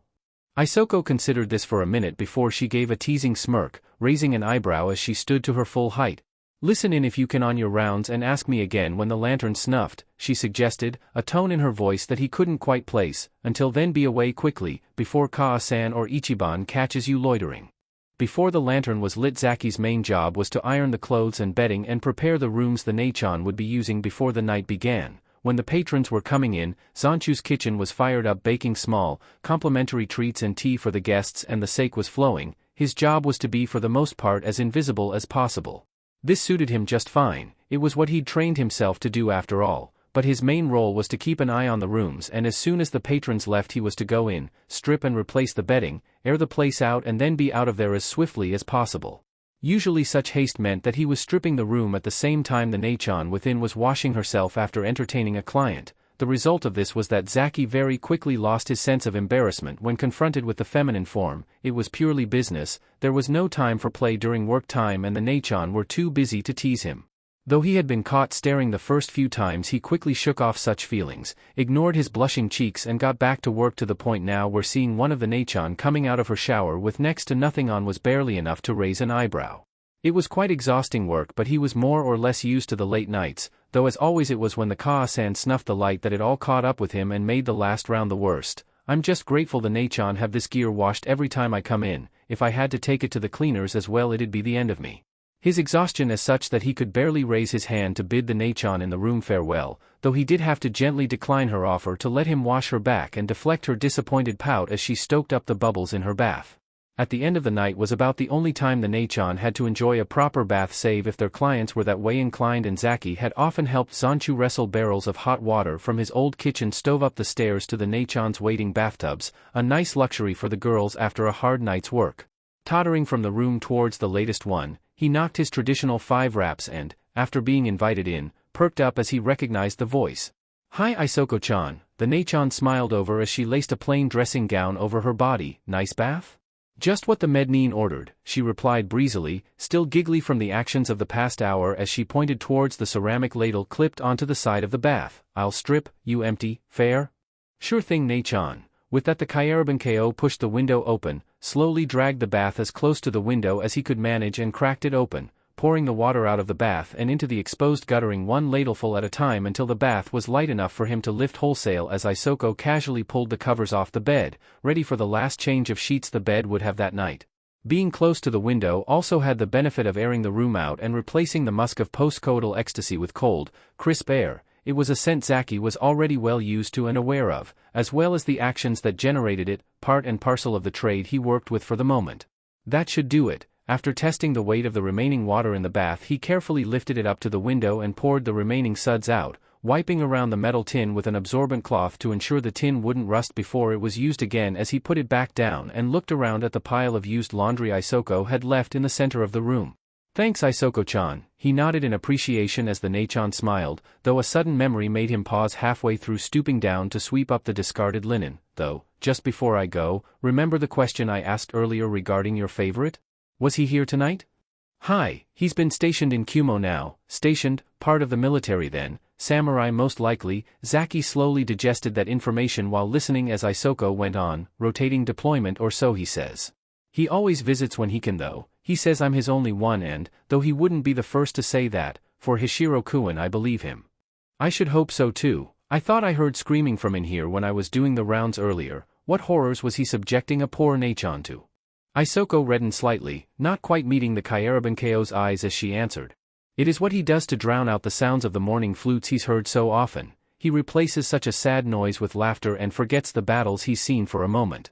He tickles me Zaki-kun, says I'm all that keeps him sane after putting down bandit groups and small peasant uprisings. The daimyo is a hard ruler, there is little mercy shown to those who rebel against his taxes and plans. Hishiro-kun's had to baptize his blade in the blood of his countrymen more often than invaders, a hard burden for anyone to try and bear, and if a little suffering of mine can help him." Despite herself, Isoko gave a fond smile as she recalled the activities of earlier in the night as her lover. She refused to think of Hishiro as a client, it was more than that now. Drove her to delirium as his fingers traced over her bare, sensitive skin before taking her to ecstasy shortly afterwards. "Then I cannot deny him. I can imagine," was all Zaki managed at first before recovering his professional open mind. "Poor Nachon, and her Hishiro-kun as well, such a shame the world is so far from perfect, especially now I know a Nachon's weakness." At the sudden playfulness of his voice, Isoko glanced up sharply and recoiled as she saw 2 fingers extend from his fists, the malicious grin of his face enough to make even a confident Nachon back up a few paces. "You will not Zaki-kun, I couldn't stand it," she declaring, holding up a hand to forestall his advance and, seeing the seriousness in her expression, the Kyaraban-ko came to a halt and dropped his hands. "Forgive this little brat his joke Nachon, but one last question. Do you know what Hishiro-san means when he says mournful flute? I've never heard of that expression before." Isoko's expression grew, if anything, sadder than before. "I asked Hishiro-kun that same question and to this day I wish I hadn't. Apparently, according to the samurai, the last breath a man takes should make a sound like a mournful flute when it leaves his lifeless body if the killing blow was made perfectly." Zaki shuddered, not wanting to dwell on this too deeply, and impulsively stepped forwards again, Isoko starting slightly as the smaller figure gently placed his arms around her and spoke.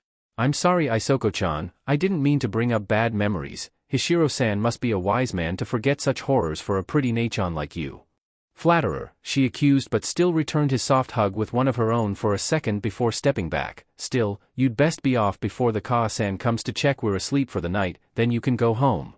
"True, and we all need our sleep after tonight. I wasn't expecting it to be so busy," the Kyaraban-ko admitted as he scooped up the pile of laundry. "Still, good night Nachon, sleep well."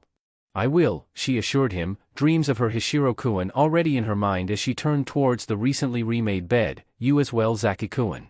Yeah, once I've swept out the fire, been dismissed by the Kaa-san and stumbled home at least, keeping such thoughts to himself, Zaki bowed himself out the room and closed the door behind him as Isoko began tugging at her dressing gown knot, ready to fall into bed and be lost once more in a peaceful rest before the next working night dawned. XXX. Watching as the woman before him stamped on the paper form before him, Zaki coughed slightly to get her attention and launched into his conversation. So Maba-chan, the secretary glanced up, pen paused halfway towards the weekly report she was to sign on behalf of the Kyaraban-ko. How long have you known Kumo's oldest tomboy? If by that description you mean Rin-chan, the dark-skinned woman sighed, wondering if the animosity between her friend and the child she was sponsoring for about another 2 months was ever going to improve to the point where they wouldn't engage in profuse name-calling every time she saw them. I've known her for about 5 or 6 years. Why? Just curious really, he admitted offhandedly. I've tried to ask a bit about herself really, but I get the impression she doesn't like to talk about the past much. I know she was born in fire, but if I had to hazard a guess I'd have to say something terrible happened that drove her out of there, like she was exiled or something. Maba's head whipped up so fast he leapt 6 feet backwards before, with an effort, the kunoichi controlled herself and answered. Please do not assume such things about Rin, her past is her own, but I'll tell you this much, she was never driven out of fire and, even if she had been, many shinobi here past and present have a lot of respect for her, so don't stick your nose in where it's likely to get broken, understand? Hi, I got it, and I think I do. She can't be in exile because if she was and people knew it no one would give her the time of day. I know she wants to go home on some level, so I doubt she's here willingly, at least at first, and she's been injured for a long time, of course. The pieces came together with an almost audible click in the back of his mind, but even as a fierce rush of excitement coursed through him he fought to keep his face blank and carry on his conversation as though he'd hit nothing more than a slight snag in his mental plan. So, that's everything then. Maba opened her mouth to answer before, with a sudden crackle of static, she was beaten to it by a disembodied voice that spoke from the desk. Maba-chan, could I see you a moment? An article of state has been, unfortunately mislaid and... Biting back a sigh and resetting her mental calendar back to 0 after 3 days of good behavior, the kunoichi stabbed a finger onto a button on her desk and spoke into the intercom while Zaki looked on amazed. Reikage-sama, you are useless, wait there and don't move. There was a disgruntled "hi" from the other end of the line and Maba stood up from behind her desk and headed towards her boss while Zaki, having nothing better to do and not having been told to stay where he was, quietly dogged her heels into the Sandame's office. So this is what the Reikage's office looks like. He hadn't been entirely sure what he'd been expecting, but, seeing the relatively open plan of the office broken up only by a very large, heavy-built and imposing desk, several tall bookshelves weighed down with scrolls and reports and, his eyebrows rose in consternation, a whole pile of what looked like solid lead training weights that made him feel exhausted just by looking at them. The village leader himself didn't spare the Kyaraban-ko a glance, too busy fending off the insistent questions of the reinforcements he'd called upon for this scouting mission. Where was it last? Think I put it on the corner of the desk. When? The huge man sank his granite chin onto a fist that could, and had, cut the chakra tails off a bijou. About half an hour ago, just before I started my mid-morning workout. Reckon I must have knocked the table or something because I can't find it anywhere. Would you mind? From where he was standing it appeared to Zaki that Maba merely sighed before concentrating for a second. She then walked around to one of the bookshelves and stooping down into its shadow, standing back up with a small shiny something in her hand that made the Reikage beam. Maba-chan, where would I be without you? No idea about you, but Kumo would probably be in a state of paralysis because you couldn't get any mission signed off, she retorted, offering the trinket forwards and, as her leader took it, slapping him softly on the shoulder, an action that almost made Zaki's jaw drop at her nerve. Why can't you use a stamp like everyone else? But you know I tried that, Maba-chan, they never last long enough. The most recent one wasn't too bad, but it deformed after 3 weeks. It was solid steel edged with that silver steel we imported from Iron Country, the secretary reminded him, fighting off the urge to slap her face with her palm with admirable tenacity. If you wouldn't slam them so hard they'd last longer. Ah hell no, everything's training, Maba-chan. How do you think I got my hammer hand technique so fearsome? It wasn't by wimping out and tapping this desk, he informed her with a nod, slipping the thing that Zaki now realized was a ring that would probably have swallowed any 3 of his fingers whole with room to spare onto his middle finger and dipping it into the inkwell at the side of him, if you want to get ahead in this world. The blow that followed was so fast Zaki couldn't even see it. He heard it though, heard and felt it as the Reikage slammed his fist onto the desk so hard it made everything on it jump and sent tremors running through his sandals.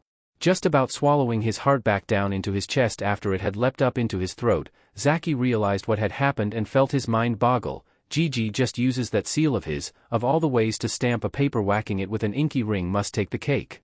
You've got to be prepared to bring the hammer down a bit. The formidable warrior grinned at his subordinate, though the expression faltered slightly as he took in her cool, if not exactly frosty demeanor. Just as long as you remember where you tossed your hammer last, Raikage-sama, she commented acidly, though at the sight of a proverbial rain cloud springing up around her boss's head she relented slightly. Or have someone close to you who does at least.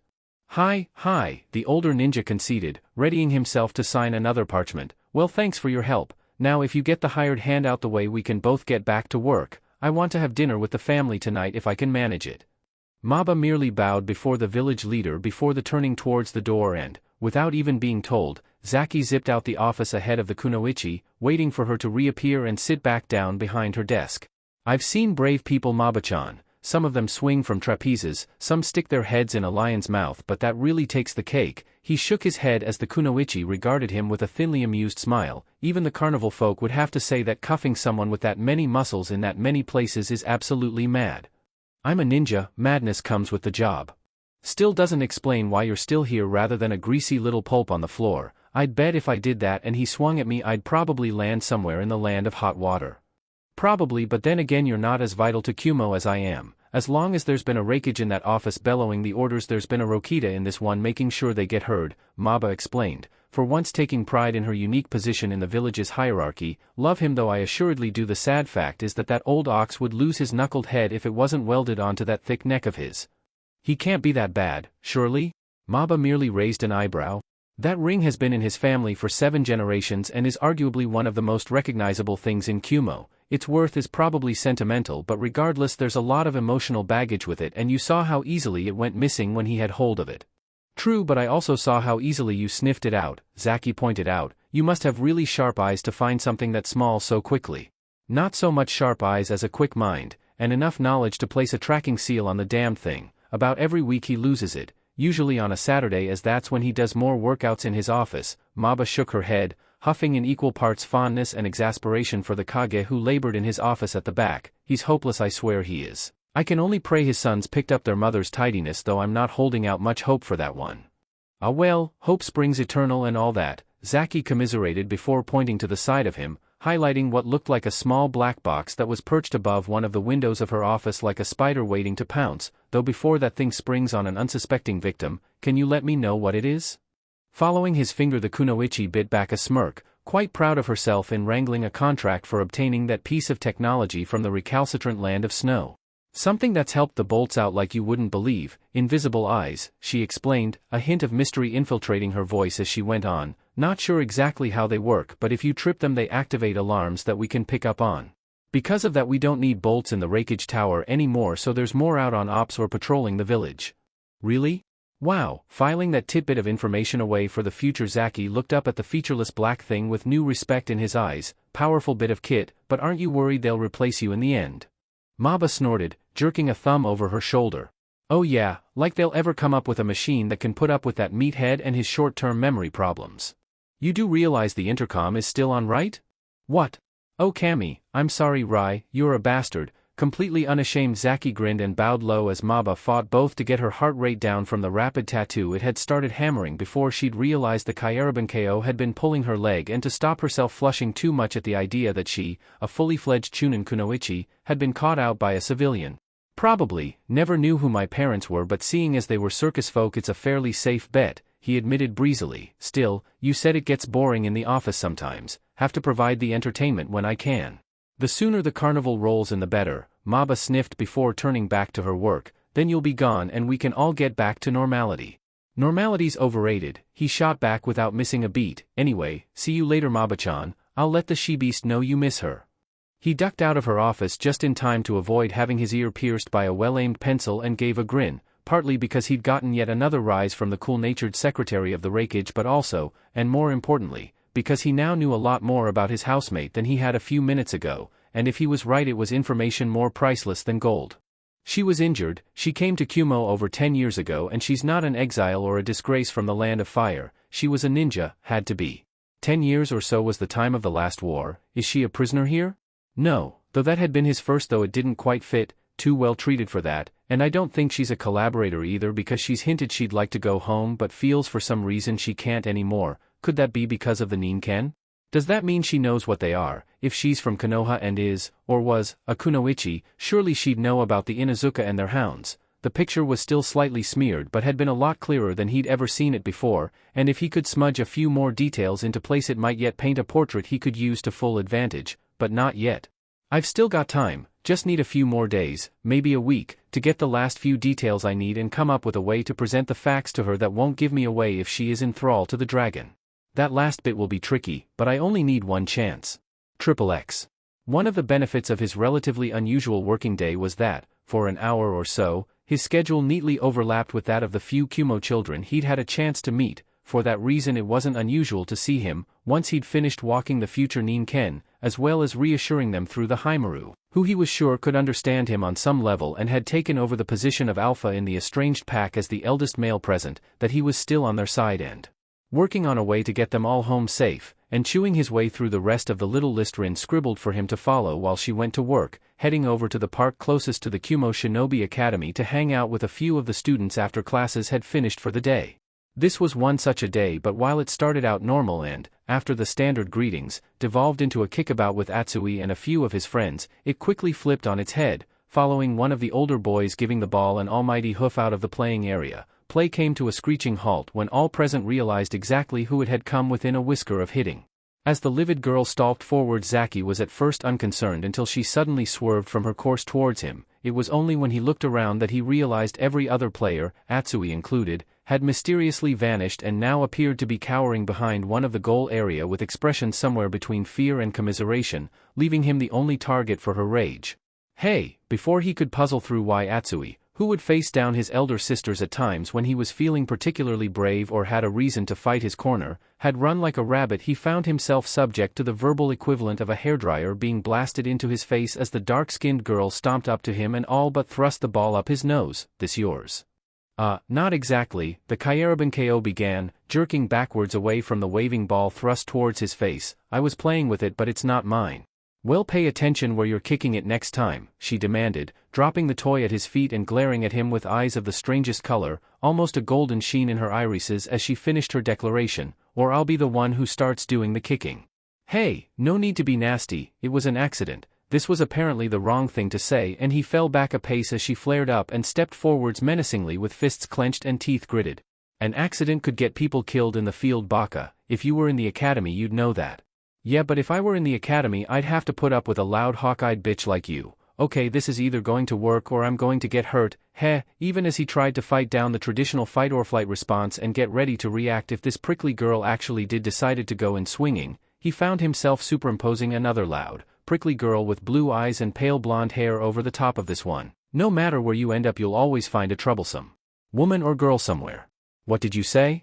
"What, you're deaf as well as loud, that figures." Whoa, he leapt back just in time to avoid getting his nose pasted as flat as Zanchu's as the student before him swung with a loud yell of rage. "Don't push me." "Why not?" his new enemy retorted, stepping forwards with her guard raised high, ready to go again at a second's notice. "You and your pissant friends nearly hit me, you didn't apologize and you made fun of my eyes. What's to stop me taking my pound of flesh?" Zaki grimaced and dropped into a low crouch, hands high but open as he answered.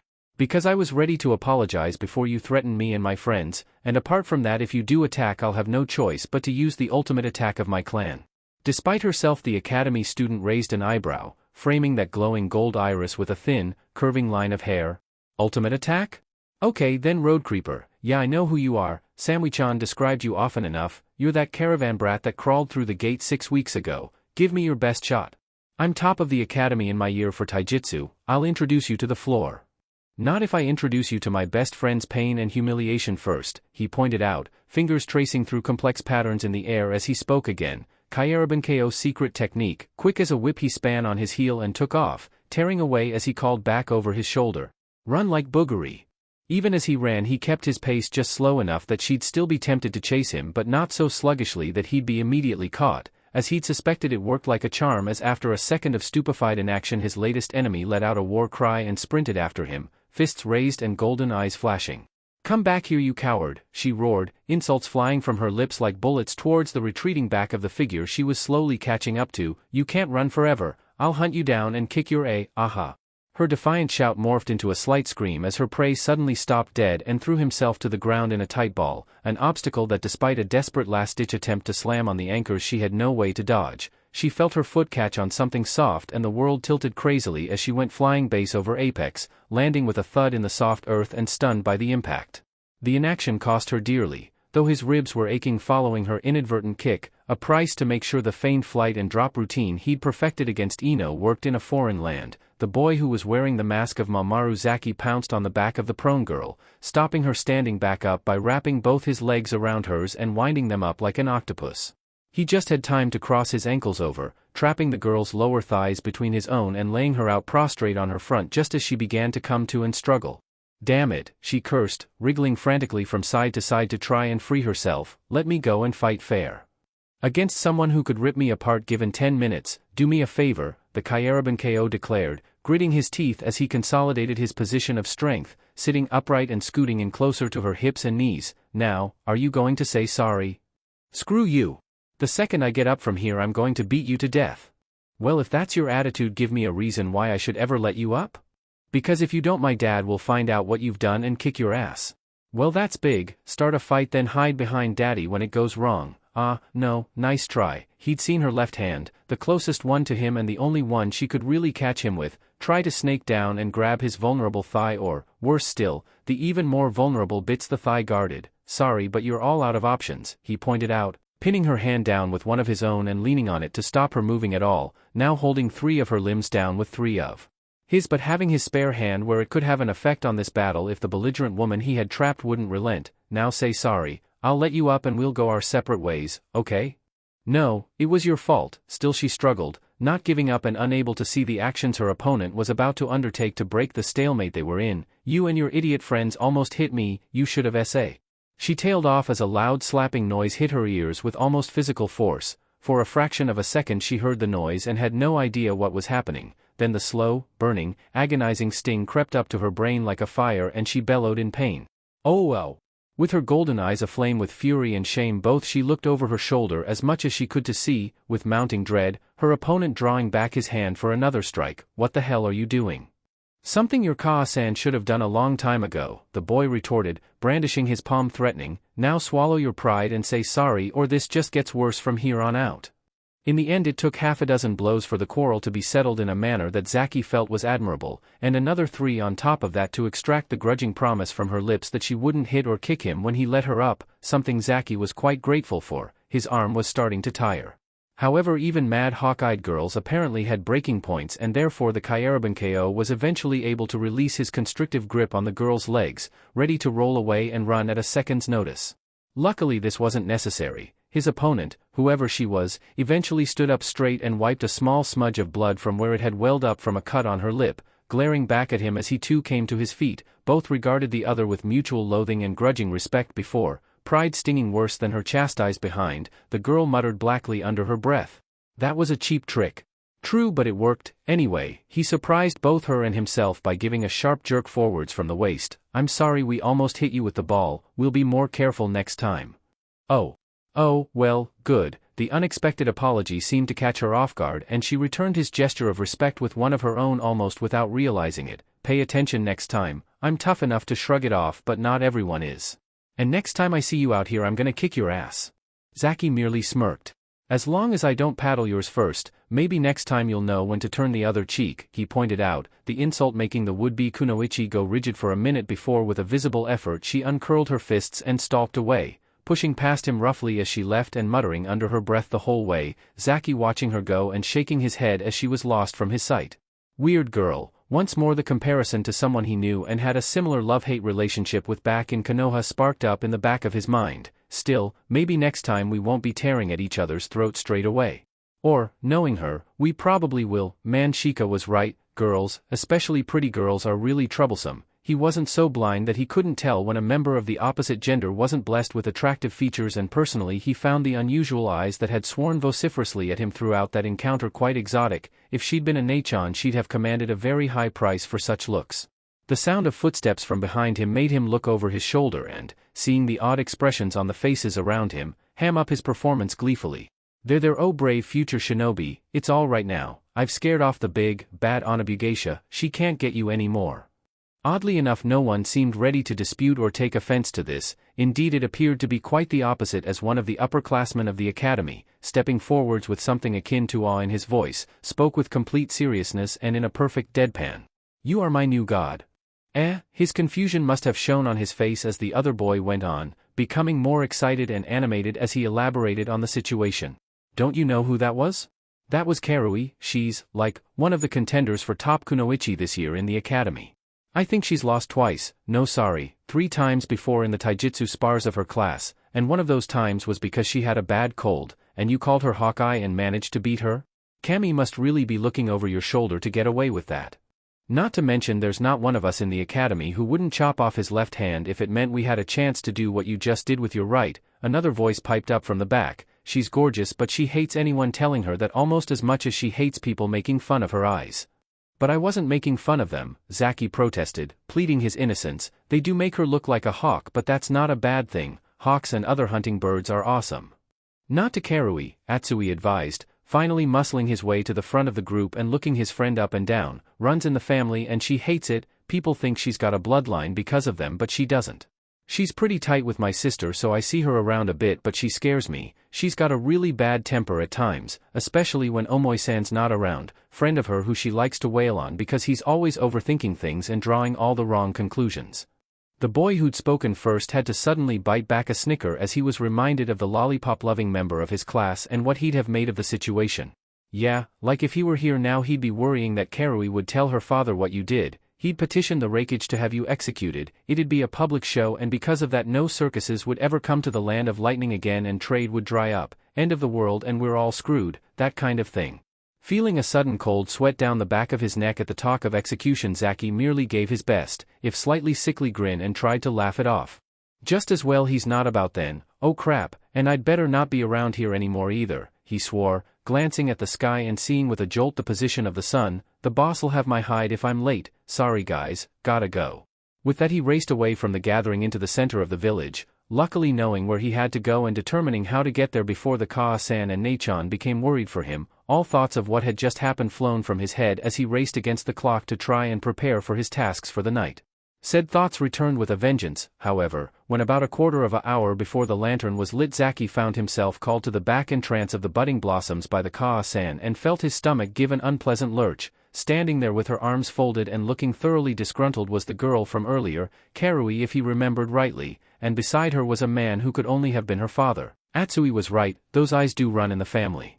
Still, no point worrying about what was coming. He had a reputation as a hard, diligent worker to maintain. Hi Kaa-san.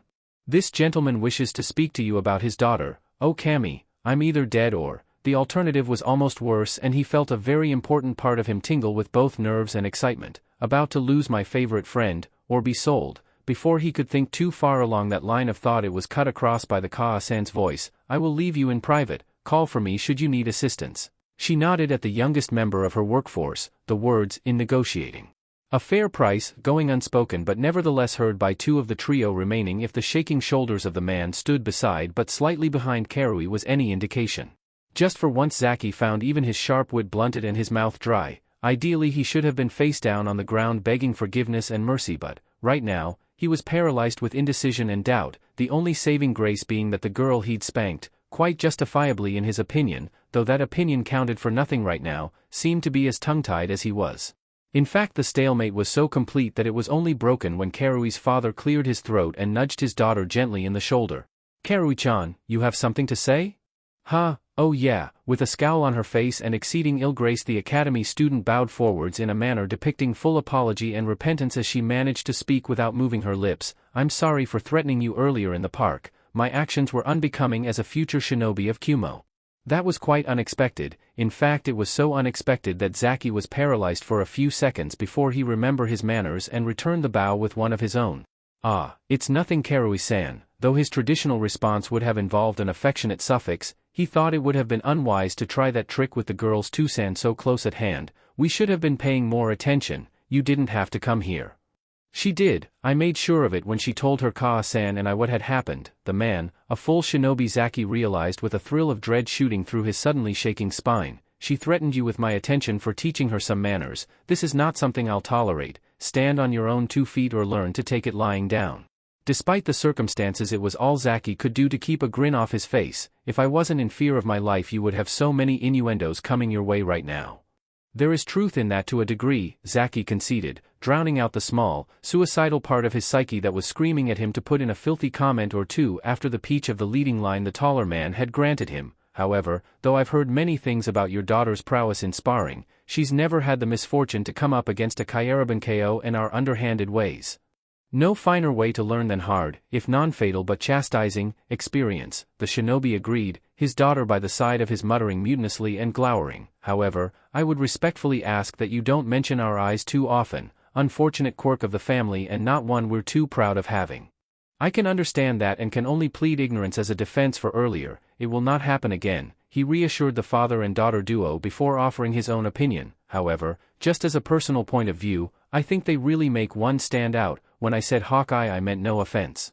Hawks are creatures of beauty and grace but are deadly predators, their eyes sharp and fierce and often the last thing their prey ever sees, quite fitting for such a future kunoichi.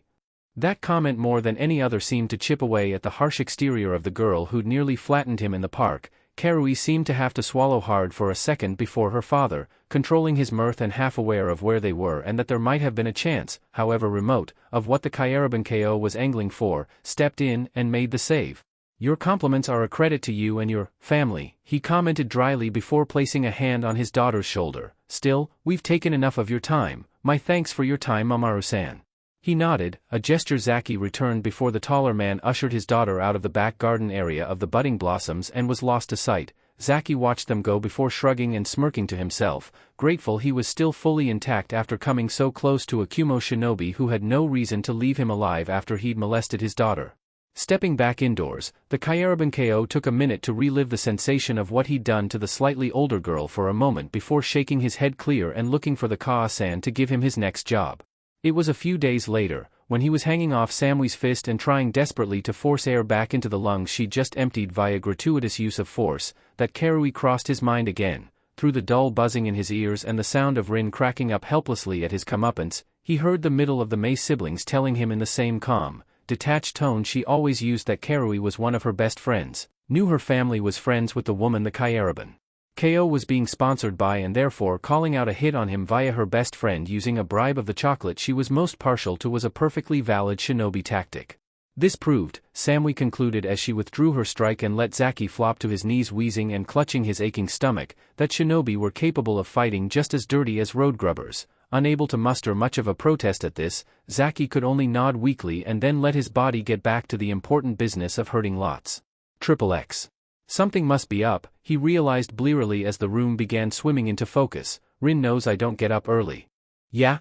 He managed to slur through a yawn, checking the time and grimacing as he realized it was about 8 o'clock and therefore he'd been in bed for no more than 6 hours. Damn, this would never have washed had I been back home a year or two ago. Dear Cammy, I'm way too young to be feeling tired at this hour. He rolled towards the edge of the covers and made to look for his sandals as Rin cracked the door open and spoke around it. Zaki, someone from your work's at the door. He sat up, all tiredness forgotten. Really? Throwing back the covers he rolled out of bed and pulled on a loose-fitting shirt, the clothing long enough to fall midway to his knees and cover his modesty as he pulled the door open, seeing Rin fully dressed and looking like she'd been halfway out the door to go to work when the knock had come. She's at the front, the former Konoha nin told him and he didn't need telling twice. Skipping past his sponsor he darted to the front door to see Rizu-chan, the youngest Nei-chan of the budding blossoms, almost jumped at her name, not expecting a response so fast. What's wrong? Is everyone all right? Hi, she gabbled before reasserting herself somewhat. You must come quickly, Zaki-kun, it's Isoko-chan. For a moment his heart stopped dead in his chest before her next words sent it racing fit to burst. One of her clients, her favorite, he met with the Kaa-san early this morning. He's matched her price, Zaki. She'll be wed in a few hours. Oh, come quickly, there'll be a celebration at the Blossom as soon as the ceremony is finished. We need you there to help get ready. I'll be there in a minute, he exulted, Rizu giving an alarmed squeak as the Kyaraban KO swept her up as much as he was able to and began to dance a mad two-person jig, former tiredness forgotten as the news sank in. this is perfect, Isoko-chan was right, he really did mean it when he said she was his favorite. Just as well for him, if he'd been leading her along I'd have been having words. The thought lingered in his mind for mere seconds as he finally let go of the Nachan in his arms and, as Rizu got her breath back and stood up tall again, he simply beamed at Isoko's good fortune, and that of the Blossoms as a whole. The money from Isoko's price would be enough to get a few minor repairs done around the place and generally redecorate when the situation presented itself, but more than that it ensured both that Isoko had achieved the dream of all Nachan and was going to live the rest of her life with a husband who obviously considered her more important than gold or money.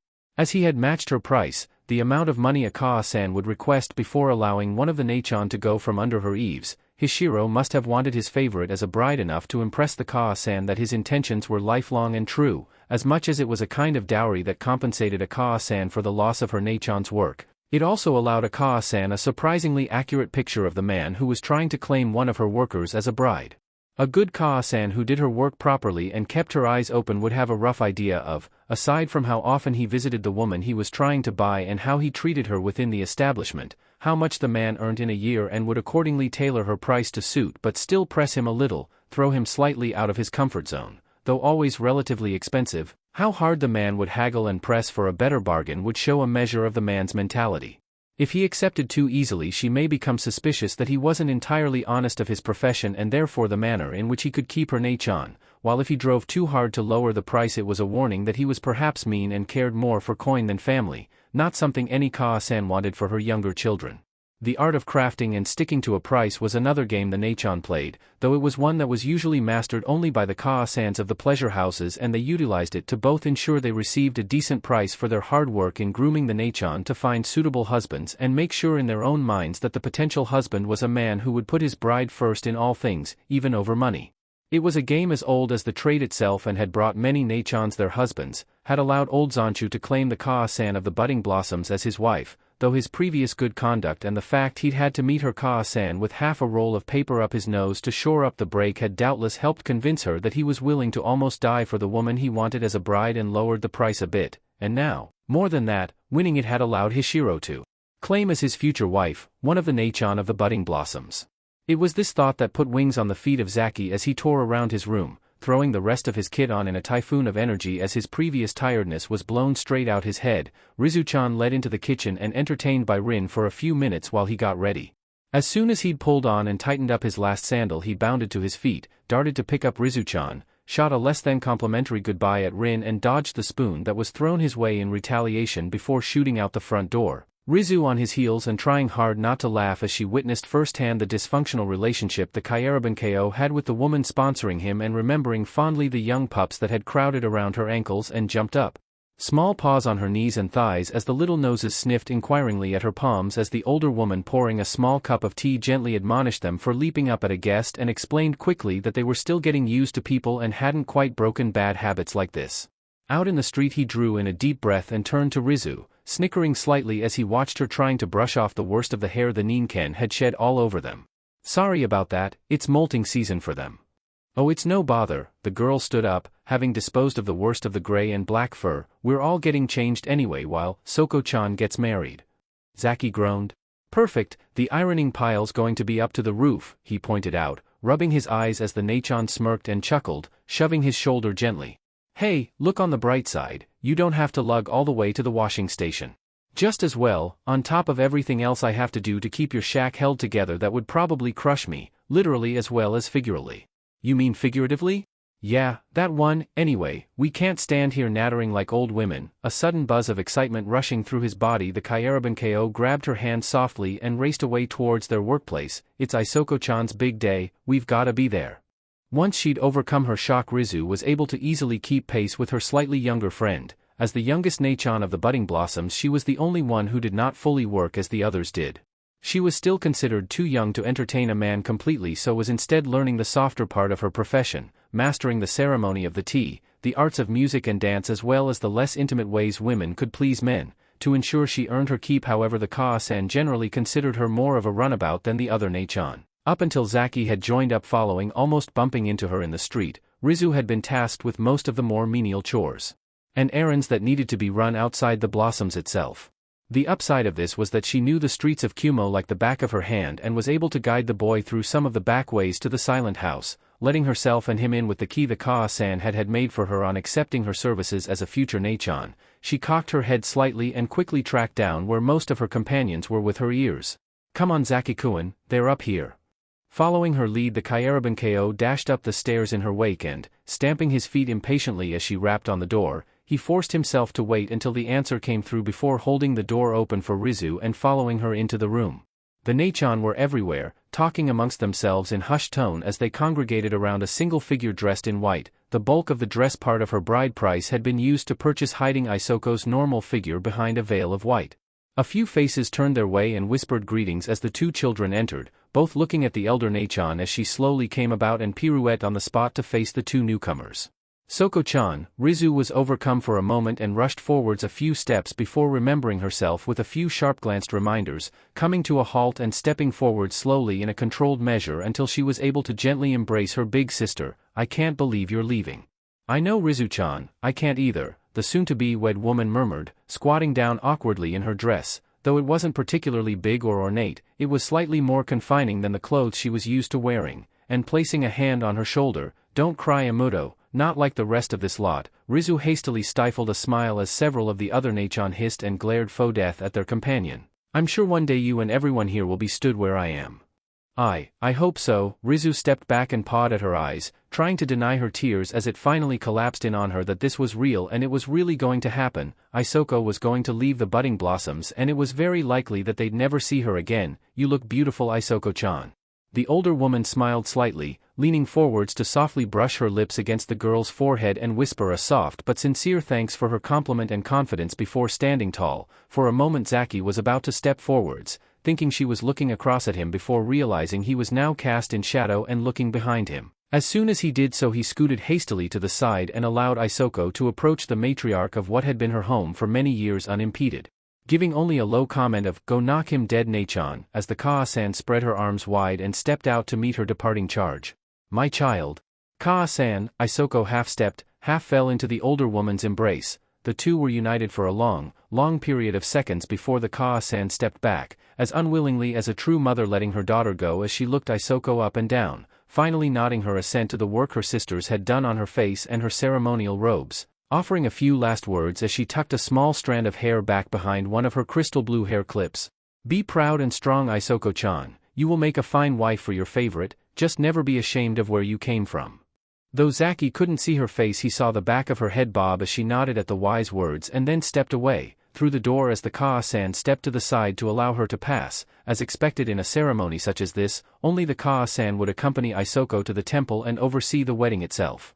Glancing over his shoulder at the other Nachan as they watched their contemporary leave, he saw what he'd half been expecting to see. They were all pleased, ecstatic even for their compatriot and excited for the celebration to come, but even so, none of them could quite quash the sense of jealousy that smoldered within them. "Still, it's not like I can't understand it. I always felt the same when I saw someone get adopted, even if I was smiling at the time. Isoko-chan's done what they all aspire to do, so it's natural to feel a bit cheated, but as long as they don't do anything to ruin the night, it's not a bad thing. In fact, it might inspire them to try harder to impress a potential favorite, especially amongst the samurai coming here tonight. Watch her well, my precious little beauties." The voice almost made him jump. Up until the broken-faced man had spoken, the Kyaraban-ko hadn't even realized Zanchu was in the room, the trade veteran speaking from the heart as he heard the front door close softly behind the departing duo. She was smiled upon by Kami-sama to find a favorite so early, but don't begrudge her today of all days. She will never forget you and all that you've done for her, so, enough moping around. He clapped his hands sharply and made everyone, Zaki included, jump a foot in the air as his tone became more authoritarian. "We have a celebration to get ready for. Zaki, get the fire lit and then see me. Rizu-chan, put the word on the street that I'll need a hand in the kitchen tonight, then start wiping down those old instruments in the lower storeroom, and the rest of you start getting changed. With any luck, the last thing Isoko-chan will do for you is help you find a husband of your own." Some hours later, Zaki saw the chance he'd been waiting for and went for it. Though most of the time he spent as little time as possible close to the clients, today was a special, busy occasion when it was all hands to the pumps. All of the Nachan were entertaining, taking turns between dancing, playing a variety of instruments and serving the squadron of samurai who had followed Hishiro into the budding blossoms at the end of his wedding. There was a broad brushstroke of the daimyo's warriors present, the eldest being a hoary old veteran with his topknot looped around his shoulder while the youngest, currently doing his best to try and hold a conversation with the Neichan serving him without stuttering and fumbling like a fool, looked barely older than Rizuchan and was obviously experiencing his first time in a pleasure house. Sticking to the edge of the room under the guise of collecting empty sake bottles and dishes, Zaki carefully crept around where Isoko was speaking to her husband and nodding softly, pouring him a saucer of sake as he stood up carefully and edged towards the outside, the tips of his fingers lingering on the back of the woman's hand throughout the motion. Zaki smiled fondly at the motion before carefully depositing all the empties he'd found in a semi-concealed recess in the wall he was skirting around, walked behind where Shala-chan was sat next to one of Hishiro's comrades and skillfully running her fingers along a kongho, a small angled harp that sang in accordance with her movements, and finally followed the now-married man outside to the rear of the budding blossoms. Here he paused slightly, regarding the back of the man who'd wed one of his Neichan. While Kumo had quite a large samurai presence, the same wasn't true of Konoha and therefore it was a chance for the future shinobi to see one of the daimyo's troops up close. Though he'd be the first to admit he knew little about this elite cadre of fighting men, the cutting edge of a feudal lord's blade, he did know that they lived their lives according to a code they called Bushido, far more than just the art of fighting he'd originally taken it for. He now knew it was an entire way of living a life in preparation for an honorable death. Rather a morbid idea, but then again these guys do fight on the front lines, so I guess it makes sense to pave the way to the afterlife as best they can. By the light shed from the nearby lantern and the gibbous moon that bloomed in a crisp, cloudless sky, the Kaerabankeo could pick out a few distinctive features of the warrior before him. Unlike all other clients of the Blossoms, samurai were not required to leave their weapons at the door, as to do so would insult their honor. However, that same honor prevented them from raising those same weapons against people who had no way to defend themselves, such as innocent Neichan, and for a samurai to even threaten to do such a thing would be considered a dishonor redeemable only by seppuku. Hishiro's topknot, long enough to reach just below his ear but not quite to his shoulder, was another custom of the samurai, but why this was Zaki didn't know. What he did know and had been made clear to him by the Neichan who consorted with these warriors was that samurai were considered honored clients who always treated the Neichan with respect and paid generously for their services, and that they considered ninja to be honorless dogs who were, nevertheless, good at what they did and mean as hell in a fight. In most cases, so he'd heard, shinobi and samurai rarely had anything to do with each other, but in Kumo the situation was slightly different. Apparently the daimyo liked to remind the incumbent Reikage exactly where the true power lay in the land of lightning, and therefore always had a section of his troops bivouacked in Kumo proper. Not that it would help the poor saps if the shinobi decided to revolt, but a statement of intent nonetheless. Because of this there had been a small amount of overlap between the different branches of the military. A large proportion of the shinobi of Kumo were well versed in kenjutsu, and many samurai, whose bushido encouraged meditation and perception of the world in general, learned to sense chakra to a degree that often came as a nasty surprise to an enemy shinobi who was sneaking up on them expecting an easy kill. For this reason the samurai of lightning were often considered the finest in their trade, save those of the frigid land of iron, truly professional samurai who were trained in chakra techniques and therefore fulfilled the dual roles of ninja and samurai for their country. Even now, with his back to him, Zaki was under no illusion that Hishiro knew exactly where he was, and before the tall man became suspicious, he stepped forwards and cleared his throat. Sorry if this is the wrong way to go about doing it, he began, the samurai he was addressing glancing over his shoulder as he filled up a long-stemmed pipe with tobacco, not even looking, having performed the same movements for most of his adult life. But it needs to be said, hurt Isoko-chan in any way, shape or form, and I don't care how much stronger than me you are, I'll find a way to make you pay for it. Man and boy both regarded each other for a long moment before, to Zaki's well-hidden relief, the samurai gave a gruff snort of mirth and nodded, having tamped his pipe contents down enough and reaching for a match. And what would you consider my Isokoheim to be to you? Thrown off a bit by this question, the Kaerabankeo thought for a minute and, trying hard not to shake and keep his voice clear, he responded as bravely as he was able to under the circumstances. She, and all the other Neichan in there, are all precious people to me. Growing in confidence, he swallowed down the last of his fear and met the samurai dead in the eye, and I won't let anyone hurt them, no matter what. Hishiro chuckled once more, his face cast into orange relief from the match he struck and then lowered into his pipe. Good, it takes a strong man to raise a blade on behalf of someone weaker than themselves, and a brave one to stand up to someone stronger than they are, knowing their most likely option is to die doing it. That is the way of Bushido. Isokoheim has mentioned you before, Mamoru Zaki, the samurai commented, idly taking a deep drag from his pipe and releasing a smoky breath before carrying on. should the traveling life not agree with you, you'd do worse than enlisting in a daimyo's legions, though insult to one's liege ran contrary to his code of honor. Hishiro felt a little friendly advice wouldn't go amiss. Our particular daimyo at the moment, we're slightly oversubscribed. So I've heard, Zaki commented before reaching to clear the few outside tables in the area. Still, thanks for the offer, but I've got road dust in my blood, can't deny it, I don't think. Anyway, I know Isoko-chan thinks the world of you, and your Bushido wouldn't have let you marry her had you not intended to keep your word and cherish her. I just thought I'd better do the brotherly thing since there's no one else who could, and old Zanchu's busy in the kitchen. The mention of the Tucson of the budding blossoms made Hishiro chuckle, the embers of his pipe flaring in response.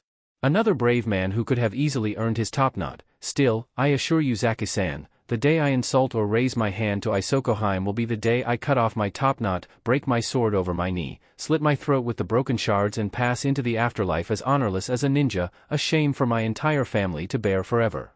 Those words alone convinced Zaki of the man's sincerity. Samurai lived their lives by honor, so a pledge to cast his away for his wife was as serious as him giving up dreams of becoming Hokage someday. With this in mind, Zaki immediately relaxed and gathered up the rest of the empties, chuckling as he did so. Zanchu was right, it seems. Kami-sama did smile upon Isoko-chan when he sent you into Kumo, he admitted, respect lacing his tone as he pulled up the last few empties. Hishiro for his part chuckled gruffly before straightening, looking over the head of the Kairabanko and inkling his head. And he smiled upon me when I entered this house and saw an angel in human form descend to the mortal rain and set her lovely eyes upon me. Isn't that right, my Tenchi? You flatterer, Isoko accused, stepping into the cool night air after wondering where her husband had gone. I just wondered where you'd got to. What are you up to here, Zaki-kun? He was doing his part as a brother, Isoko-hime. Hishiro spoke before Zaki could put his thoughts in order, the usual warning of treating you well or suffering the consequences. Isoko gasped and rounded on the Kairabanko. Zaki-kun, she breathed reproachfully, sidling up to her husband as she continued her gentle chastisement of the child. Hishikun is an absolute gentleman, you should know that. It's a bad habit to think so ill of a man who's just gotten married. Ah, I'm a child of the road, Soko-chan, bad habits run in my veins. At this Hishiro raised an eyebrow and smirked slightly. Is that so? Well then, he twisted his fingers skillfully and offered his pipe forwards. I doubt one more would hurt you, no my Hime. His smile disarmed Isoko's fledgling protest before it could really get off the ground. Better he learns this now rather than later when he might get a taste for it. Shifting all the empty cups and dishes into a tray in his left hand, Zaki gingerly took the pipe in his right and inspected it, his nose twitching as he caught the odor drifting up from the burning leaves in the bowl of the clay pipe. Brief inspection completed, and having seen how Hishiro had partaken of the vice before him, not to mention the number of times he'd seen Gigi smoking in the office, Zaki gently drew the stem of the pipe between his lips and drew a small breath in. The tobacco hit his lungs like a thrown kunai, eyes suddenly streaming. The Kairabanko coughed and spluttered desperately, just about keeping a grip on the pipe as he almost doubled over, trying to expel the harsh gas from out of his chest. Wheezing, Zaki thrust the pipe towards the fuzzy outline of the samurai he could see before him, Hishiro chortling as he accepted his returned pipe and took a draught himself. Kami, damn, he started, just about managing to himself back under control. How do you survive that poison in your lungs? Poison? Hishiro questioned, expelling the smoke through his nose in a plume of dragon smoke. In my eyes there's nothing more mouth-watering than a decent pipeful of tobacco. But in my mouth there's nothing more eye-watering, Zaki riposted, glancing across at the former Nachon. And you kiss this guy? Yes I do, and if you don't mind, entwining her fingers around those of her husband. Isoko nestled her head into his muscled shoulder, rolling her eyes around to see the Kairabanko out of the corner of them. I'd like to do so again. Hi, I'll leave you to it. With that he picked up the glasses and retreated back inside, leaving the two newlyweds to each other under the light of the silver moon and the red lantern. Several hours later, when the reception had finally wound down and all the samurai had bowed themselves off the premises, Hishiro was the last to leave. Bending down and sweeping his new bride off her feet, he carried her out over the threshold of the budding blossoms, symbolically removing her from her life as a Nachon and into her new world as the wife of a samurai. Watching from the doorway with most of the other Nachon, several of them with tears in their eyes, Zaki saw the Nachon held in her new husband's arms, looking lovingly into his face before breaking contact for a moment to glance over his shoulder. In that instant Isoko looked back to her sisters, her mother and her father and mouthed a single, heartfelt word that summed up her ambivalent feelings. Her joy at her new husband weighed against the loss of her former family. The word she spoke was a word Zaki would grow to understand and loathe bitterly throughout his later life, as very few times he heard it did it bode anything other than ill. Goodbye. XXX. Right, how exactly did I not see that this woman was once a ninja? Since he'd cracked that code a couple of weeks back, it had only become more obvious as Rin had a tendency to plan things, especially things she deemed important, with precision that would have shamed a squad of ANBU. We are visiting the May family tonight as they have invited me out for a meal with some friends of theirs. Me attending this meal means I won't be around to keep an eye on you, hence they've employed their younger daughter and their son for that pleasure. She broke off her monologue to fix the lounging Kyarabanko with her beadiest eye as she made her most pertinent point. Last time I checked, the May family home was in an excellent condition. I expect it to still be in that same condition when we all get back tonight. Are we clear on this point, Zaki? Hi, I know the drill. The youngster waved off her concerns, clearing out his ear with a convenient pinky. Sit down, sit quietly, and say a prayer for the poor sap the Mays are trying to set up with you during this dinner. Rin disguised her own discomfort with a snort, already knowing this was more likely than not exactly what her friends were up to. Love them as she assuredly did, the day they both finally got the message that she really didn't need or want a man in her life couldn't come too soon. Maybe, maybe not. She shot over her shoulder, opening the back door and giving a whistle to bring all the Ninken back in from where they'd been roaming the back garden, necessary as they'd be spending most of this Saturday night indoors while their carers both went out. Just behave yourself while I'm not there. All right, I will, just don't chew my ears off. Luckily Rin was turned around as he said this and therefore missed the evil grin that slipped over his face as the nefarious little gears in his mind started spinning into overdrive. After all, he subconsciously rubbed his stomach, memories of the punch the eldest of the May siblings had piledrivered into it still fresh and rankling in his mind. I said I'd behave, but I never said I wouldn't behave badly. Oh yes, he'd had the plan in his mind for a while and now it was time to get his own back. Time for some future kunoichi to learn that when people mess with the road grubbers, they have a nasty tendency of getting run over. Of course, no plan survives contact with an enemy unscathed, and the first wrinkle was thrown into the mix by the presence of Yujito in the house, the Chunin having finished her recent escort mission surprisingly early after the client had pointed out a shortcut he knew that, while impassable for a small caravan, a small squad of shinobi could use with impunity. Still, this wasn't too much of a problem. In fact, it would almost be a bonus, as he hadn't forgotten her harsh dismissal of a show that brought back many fond memories of times in the Hasawada household, and he was reasonably sure he could get them both with the same trick. A slightly more intractable issue with his grand scheme came in trying to convince his would-be accomplice that the successful completion of a prank of this magnitude was well worth the virtual certainty of being messily ripped limb from limb in the aftermath by the aggrieved parties. Atsui shook his head slowly from side to side, having heard his friend's plan for the third time and still not believing what he was hearing. No, never, and absolutely no way on Kami's good green earth. There's nothing you could say or do that would ever convince me to go along with this. Hell no. Was, Zaki accused from where he was lying down on the youngest May sibling's bedroom floor, having been reading a brightly colored comic book before dropping the bombshell that had left his friend reeling. Come on, you have to admit it's a good plan. What's the problem? How long a list do you need? Fisting his hands in his hair, Atsui fought off the idea that was certain to damn his friend to the hell of his sister's wrath and was threatening to drag him along for the ride. First off, Yugi-chan's a ninja, she'll see through this like a shuriken through tissue paper. Even after that, one or other of them will probably not agree, and if I try anything with one of them still in the picture, I'm history. Just know, Zaki, don't do this. At his friend's folded arms and wry smile, the youngest of the May siblings was forced to carry on explaining himself. Just let it go, it's not worth the risk. This plan is mad, idiotic, and virtually suicidal. It was at that point that the inevitable happened and Zaki was forced to stifle a breakdown into chuckles as his friend dropped his hands and hung his head low, almost in tears as he finished his words. So if the plan's all those things and more, what does that make someone who's going to have to help carry it out like me? That's it, Atsui-kun, come to the mad side. Mastering his mirth, the Kyarabanko attempted to sound consoling as he beckoned with one hand. We have all the biscuits and red chocolate you could wish for. Atsui's shoulders shook, though whether this was from laughter or a suppressed sob he couldn't tell, until the other boy raised his head and looked his friend in the face, a weary half-smile on his face that was equal parts resigned and cautious about his future survival. Okay, let's get this done before I actually have an outbreak of common sense and change my mind. What do I have to do again? With a smirk, the Kyarabanko leant in and whispered his scheme to his reluctant but interested disciple.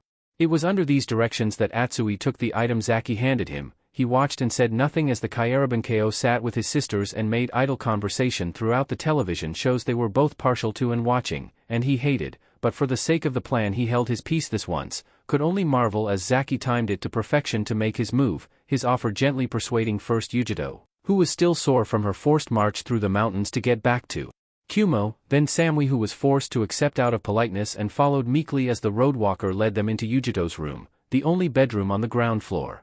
When they were gone and after 5 minutes, with a mere quarter of an hour until his ever-punctual parents were due home, Atsui quickly and soundlessly traveled to the one part of the house he usually avoided like the plague and retrieved a few items necessary to cast the illusion that would snare everyone and, after sitting in silence until he could bear the tension no longer, headed outside and nervously paced around, waiting to fulfill his final act.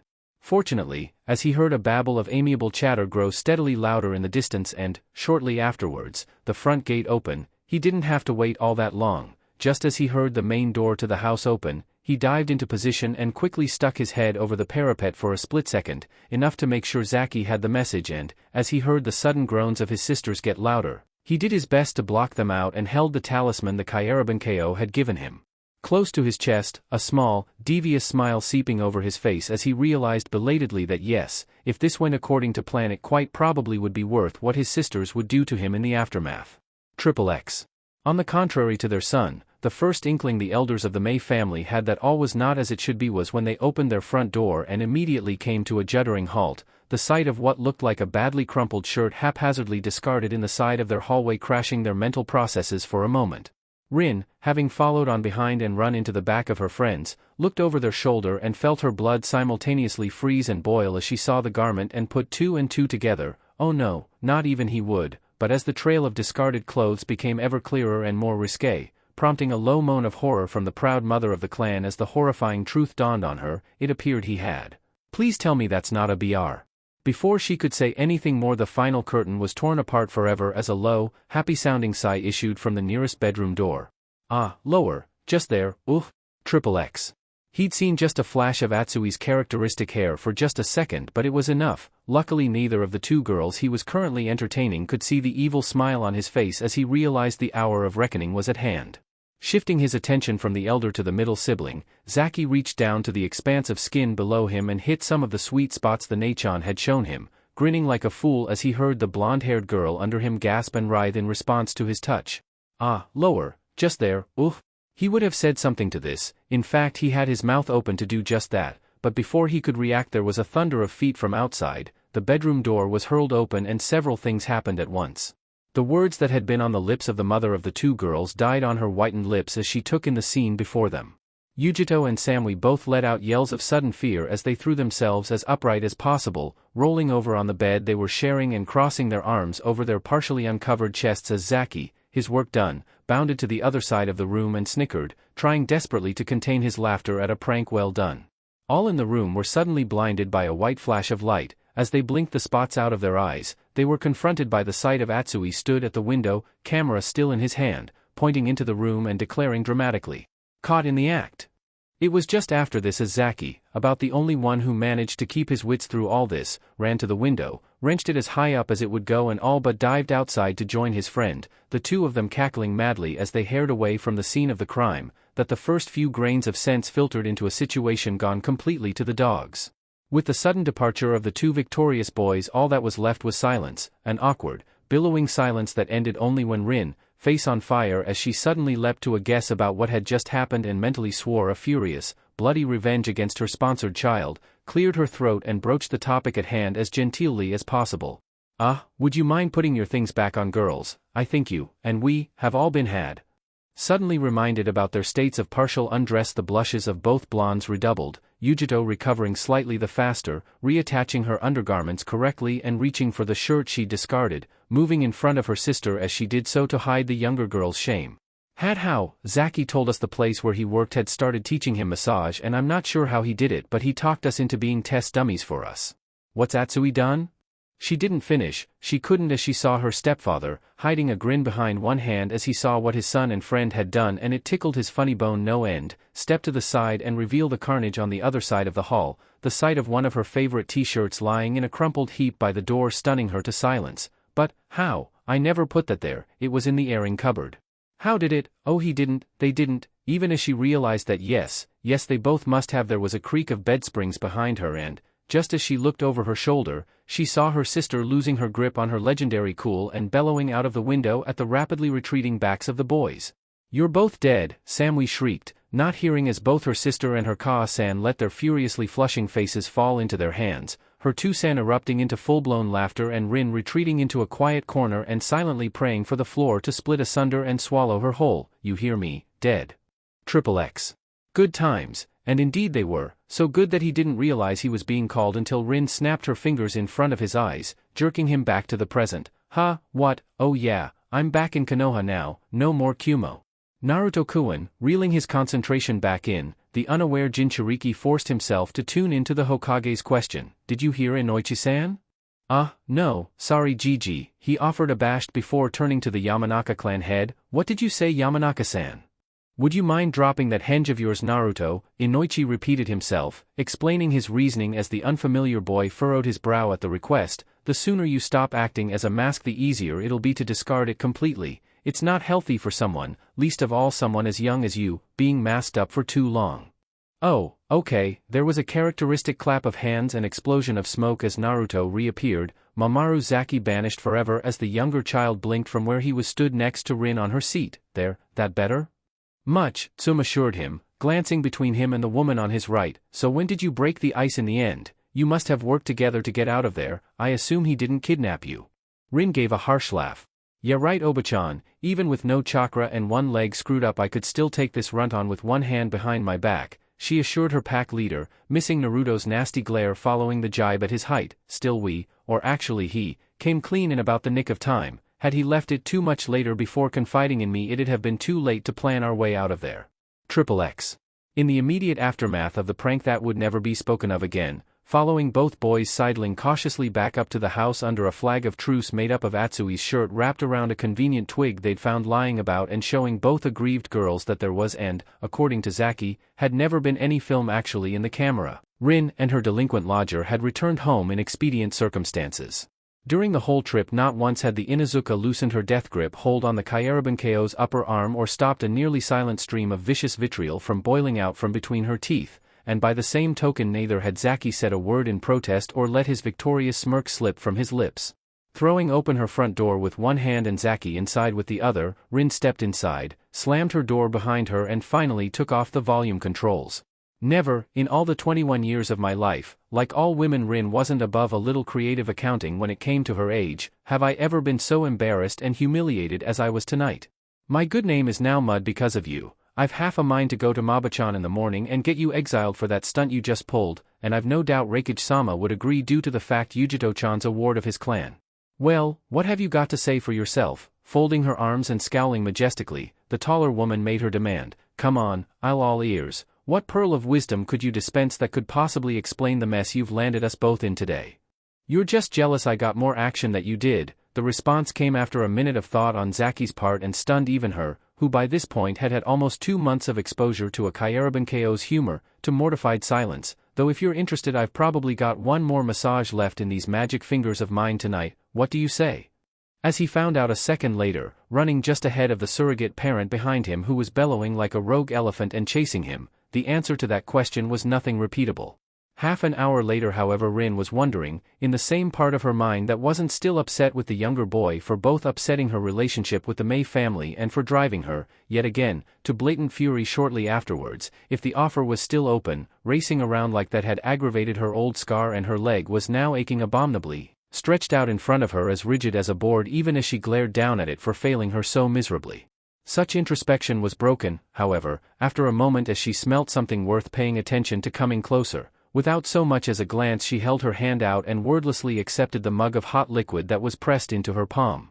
As she sipped the warm tea she didn't so much as acknowledge the sight of Zaki moving past her, settling down in a seat of his own as one of the Ninken, the oldest one she recognized dully, patted after him and placed his head on the boy's knee, grateful for the fingers that rubbed behind his pointed ears. Just my luck, sometimes I swear even the Ninken like him more than they like me. Oh come on, don't just sit there looking like a wet weekend. Zaki's voice intruded on her introspection. It wasn't that bad, I heard someone laughing from the bedroom. Yes, and lucky for you Atsui-kun inherited his sense of humor from his father, Rin shot back waspishly. Had that been my father he'd have hunted you to the ends of the earth to get his pound of flesh back. Or to get me to sign the marriage contract he'd spent so long drafting. Look, Zaki continued in a gentler tone, knowing family was a sore subject for Rin at the minute, though if all goes well in the next few minutes, he wrestled down last-minute nerves, recognizing the point of no return was fast approaching, hopefully not for that much longer. I know you don't believe me when I say it, but I can tell a few things about people just by looking at them. Really? Rin looked dubious at this, so, emboldened, the Kyaraban KO went on. Yep, like tonight for instance, I could tell Yujito-chan was tired and sore after her mission, so she'd be interested in what I was offering, and Samui-chan thinks the world of her sister, so she was more likely to fall into line if Yujito said yes. More than that, though, they both needed to let their hair down a bit. Samui-chan's as serious as a heart attack most of the time, and Yujito, he paused for a second as he thought how to phrase his findings on the one remaining knee of the family. I'm not 100% sure, but she looked like she's never had her leg pulled in her life, so, he shrugged affably, seeing with concealed amusement the trace of a smile starting to creep across Rin's face. That's what I'm here for. That and dropping me into an absolute world of crap from a very great height. Rin cut back without any real malice in her tone as, though she'd never admit it, he was rather close to the mark with his assessment from what she knew of the family. Let me guess, another part of the Kyaraban KO history is how to know about someone as soon as you look at them? Yep, I can get a decent feel most of the time, works on animals too. Take this guy here for instance. The dog he was fussing rolled over to look up at him as he carried on, taking the plunge with only the barest hint of a pause for his nerves. I could tell you he's about 4, male and one of 3 brothers, identical triplets called the Haimaru. All 3 of them are bound as partners to Inuzuka Hana. His eyes never wavered, a sudden gaze almost impaling the woman opposite him as he saw the truth start to dawn on her, the questions racing across her face and answered by her own intelligence almost as soon as she'd asked them, and she is the eldest child of the current clan head of the Inuzuka, Inuzukatsume. Hana's the first kunoichi from the clan to ever have 3 partners, even as her younger brother, Kiba, just bound to a white puppy with floppy ears which he calls, believe it or not, Akameru. His eyes had never moved from the face of the former kunoichi before him, and seeing the pallor drain from her countenance, felt a fierce rush of relief course through his body as he realized his earlier guesses were all right up to this point. That tell you all you need to know, or shall I say more? To her credit, Rin didn't scream, faint or do anything so immediately stupid. Instead she looked hard at the dog he was scratching and uttered a soft whining noise. Wait, that sounds like something I've heard before. Where was that, and what is it? So deep was Zaki's sudden trip down memory lane that he missed the Haimaru's answering whine. By the time he came back to himself he found Rin staring directly across at him, an expression on her face he'd never seen there before. It was intense, penetrating, but, apart from that, was there also a hint of hope behind the stony facade? Who are you? I am a breeze. His answer was pre-planned and solemn. Not once did he break eye contact with the former Konoha kunoichi as he went on, seeing the seed of hope he'd planted blossom and bloom as his words fed it vociferously. And right now I'm trying to find a way to carry 9 lost leaves back to the tree they fell from, without causing an avalanche in the process. And, she had to take another rapid gulp of tea to wet her suddenly dry lips. And have you seen a way to do this yet? He shook his head. Not entirely. I've some ideas, but they need work, and we've only got about 3 and a bit weeks left? If you want to get home with me and bring these Ninken with us, yeah, I know what these are, and what Kumo wants them to be. He rubbed the Haimaru comfortingly on the neck once more before looking up at their current owner, the purple-cheeked Inuzuka stifling a sudden sob in her throat. I'm going to need your help, Rin. In that case, putting her cup down hard as the tremors in her hand threatened spillage, Rin tried to keep her voice strong as it finally began to dawn on her that she was stood upon the threshold of something she had believed was beyond her for many years with someone who could make it happen. Tell me what you've thought of so far and I'll see what I can do. I can't use chakra, but I remember a few tricks that'll get the Ninken out without anyone knowing about it. You can? Perfect. Just the thought of that was a great relief in Zaki's mind, as for the longest time he'd been wrestling with the fact that he might have had to leave them behind to get word back to Konoha, a cruel, terrible fate, but one that if what Rin was saying was true she could help him avoid. Apart from that though, what do you know about the trash removal in the village? XXX. With a soft snort of amusement Rin glanced across at her companion, the one who had carried through with his promise and delivered not only her but also the Ninken of her pack back to the land of their birth. So once I knew I was all for it. I couldn't and still can't use chakra, but luckily there were a few tricks I'd never forgotten from my sensei, the partner seal being one of them. And a lifesaver that was, as well as the chakra suppression seals. I'll tell you now for nothing, I've never been more grateful to see an Inuzuka in my life than when Rin told me what clan she was from. Naruto backed up his partner, recalling how effortless the kunoichi had made tracing the Fuinjutsu seals look even as he nursed the slight cut on his thumb, a few drops of his blood necessary to key the seals to himself and allow his chakra to activate and undo them, necessary because Rin couldn't harness her own energy to do so. I told her my ideas so far, she helped me flesh them out and, more than that, gave me a way of actually carrying both her and the 8 Ninken on my body at the time. If we agree on nothing else, and usually we don't, he admitted with a sly grin that had Rin rolling her eyes, we'd both have to say that the Yondaime was a genius. The partner seal must be a lifesaver for your clan.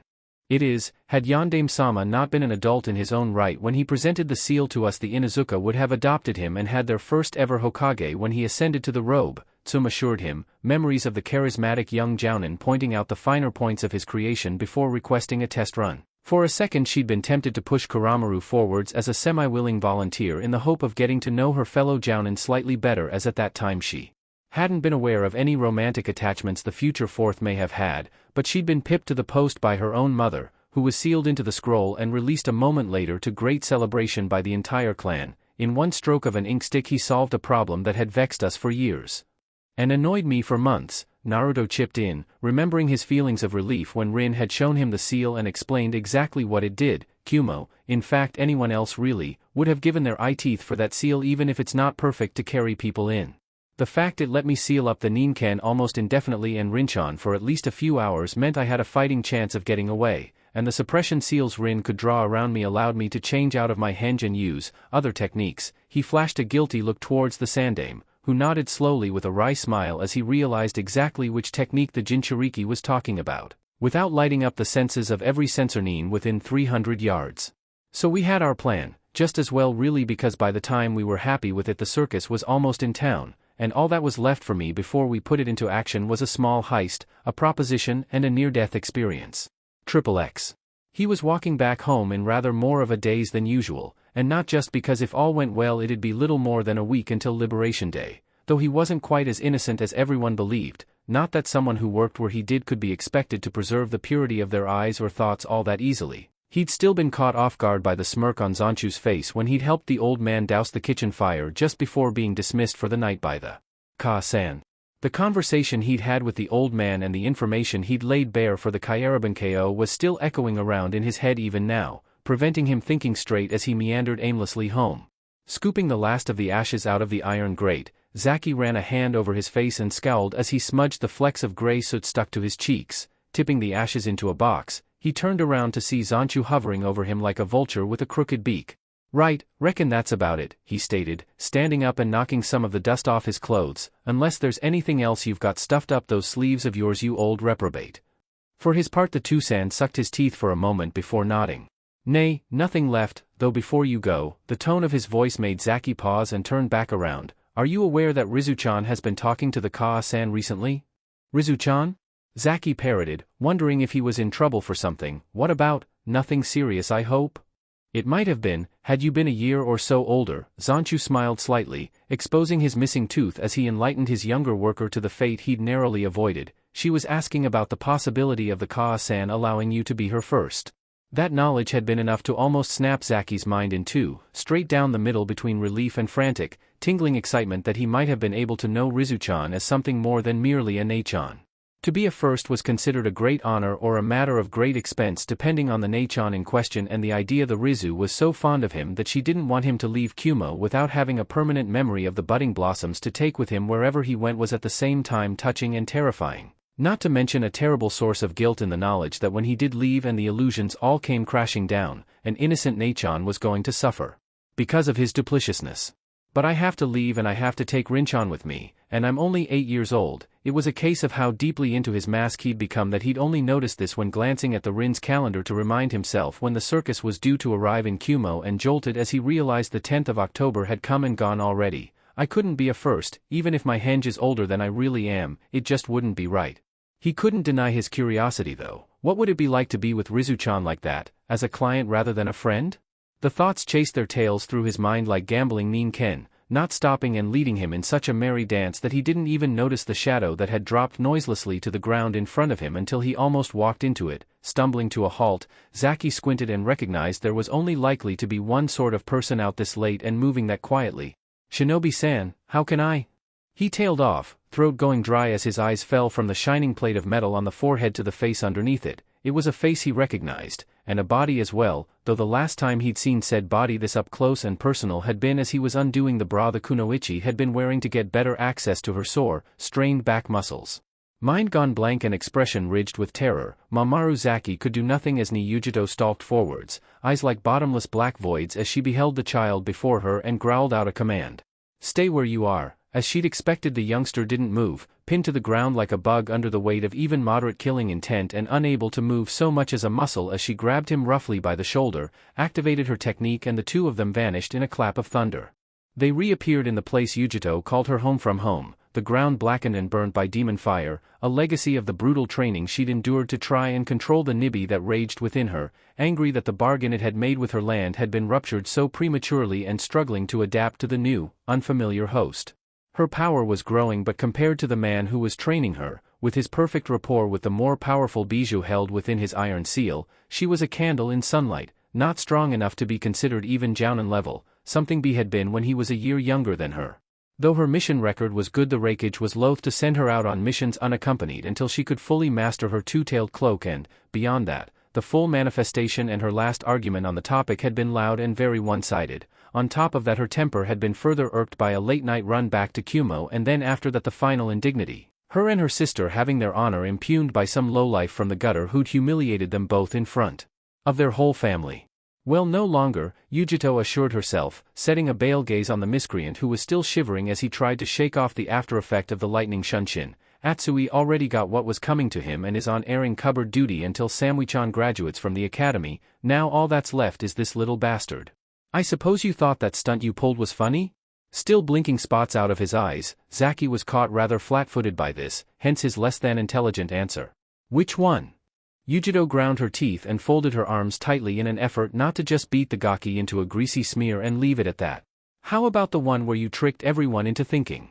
"Oh, yeah, sorry Yujito-chan." The fact he'd cut her off in the first place, to say nothing of the fact he'd used such a term of affection with her name, stunned her to muteness as he went on. "Sorry, didn't recognize you for a second there." "Yeah, I guess it was pretty funny, and obviously at least two people in your family agreed with me. I haven't seen Atsui laugh so hard since I've met him, and I heard someone else cracking up while I was running like hell." Well, yes, but this was not how it was supposed to go. Right now he should have been on his knees begging to be allowed to go with all his limbs still attached to the right bits of his body, not throwing off the last few after images of the Raiton chakra and meeting her ire with a slightly guilty grin of his own. "It wasn't funny to me, or Samui-chan." "What, so it's illegal for people to pull tricks on shinobi in this village? You get an exemption from all forms of fun as soon as you wrap that cloth around your head. Come on Yujito-chan, do me a favor. I know absolutely nothing about you or what you do, but I could hazard a guess that if you didn't have a way to blow off steam you'd already be stark raving mad by now. Besides, Atsui and I both apologized and you both accepted, admittedly through gritted teeth, so what's the problem?" Yujito scowled and narrowed her eyes. "The problem is that I don't like being laughed at.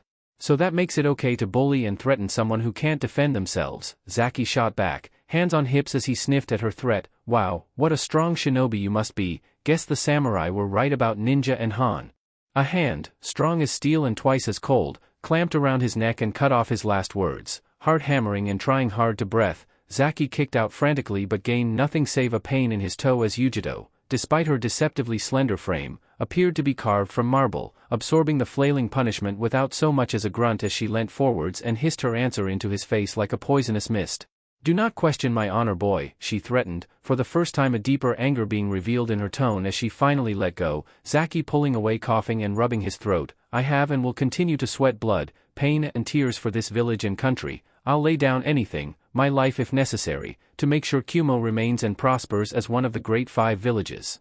What I won't do," she threatened as Zaki looked up at her, green eyes strangely piercing in the darkness as he heard in the back of his mind a disembodied voice speak to him in a grandfatherly tone. "A ninja must always look underneath the underneath. What's going on with you, Yujito? Why are you so mad over such a simple prank? Is take abuse from anyone, least of all a bastard from the wrong side of the tracks like you?" Smearing dirt over all the work I've done to try and become counted as a respectable kunoichi. Zaki said nothing to this, merely continuing to stare for a moment as the sole remaining knee in Kumo didn't back down following her rant. However, just as she was about to demand his reasons for staring, he eventually spoke. Leaving aside the comment about my parentage, mostly for the fact it's probably true, what's up? What? With a sigh, Zaki sat down, crossing his legs and motioning for Yujito to follow suit as she just watched on perplexed. I'm first to admit I don't know anything about shinobi, or kunoichi, or what it is you guys actually do. What I do know is that in your family you've got a bona fide jokecracker in your brother, but for some reason he's never so much as looked at you sideways. He and Samui-chan are both very respectful to you. If I didn't know you so well I'd say they were afraid of you. The wince that raced around the kunoichi's body was a definite tell that he could see even in the moonlight. But why? You're a kunoichi, and a good one. Fine, I wouldn't mess with you, but why not Atsui-kun? Even if it's something silly like pulling your ponytail out once or twice, he should have done it. You'd never beat him up, would you? Due to the darkness of the night, Zaki would never know just how close to the quick that question had cut. To her credit, Yujito gave away nothing more than a soft swallow as she relived her earlier nightmares, thoughts of the force of nature sealed into her belly breaking free and destroying the last remaining family she had. Bad enough that Two-san died while they were trying to seal the monster. I'd rather die than let it take Kaa-san and the rest as well. For that reason, their protection, she had kept herself aloof from her family. What few friends she had, hell, virtually everyone was kept at arm's length in case she wasn't strong enough to hold the nibby and through her it lashed out at them. But, if what Zaki was saying was right, had that intent been misrepresented, misinterpreted as standoffishness even by her own family? It was a question she had asked herself but repeatedly punted into the long grass, insisting if there was any confusion she'd clear it up once she could fully control her tenant's chakra, even if it hurt to shy away from everyone. She wasn't sure if it was the right thing to do, but it was the best option she could see to keep all the important people in her life safe from the power she had but couldn't wield perfectly yet. Even as she tried to process all this and reason through her old argument, a soft drumming noise made her glance over and raise an eyebrow at the sight of Zaki patting the ground next to him. Sit down. Come on, I don't bite, he coaxed gently, explaining his point of view as Yujito took a step forwards. The Nachon tell me I'm a good listener. You don't have to tell me everything, but I'm going to be out of here in a week and a bit. You'll probably never see me again, so if there's anything you want to get out in the open, he corrected himself at the last minute, sensibly realizing that the phrase, off your chest, probably wouldn't go down all that well due to his earlier risque comments. I'm here. After a long moment of mulling this over, Yujito took a half-step forwards, hesitated, made another shuffle in the Kyarabankeo's direction before seating herself opposite him and starting, haltingly and with a few embarrassed pauses, to talk about herself. The art of conversation. Zaki remembered the wise words of Shikaku in the back of his mind as he interjected here and there with snippets of his own memories or examples of his own to spice up the kunoichi story. Is one part listening, one part speaking, and many, many parts of knowing when to keep your mouth shut, smile and nod in agreement. Right now though, having assured Yujito he could empathize with her to a certain degree as, while she'd lost her father, he had never actually known his, he decided to see if he couldn't cut through to the core of matter. Is the time to ask a question or two. So, sorry if I don't phrase this right, but why do you think your brother and sister don't treat you like what I'd call a normal, or at least as normal as Kyarabankeo can get, sister? In our little world we were forever hiding things, getting in each other's way and generally doing our best to drive our carers and other siblings into an early grave. Why don't Atsui-kun and Samui-chan do the same?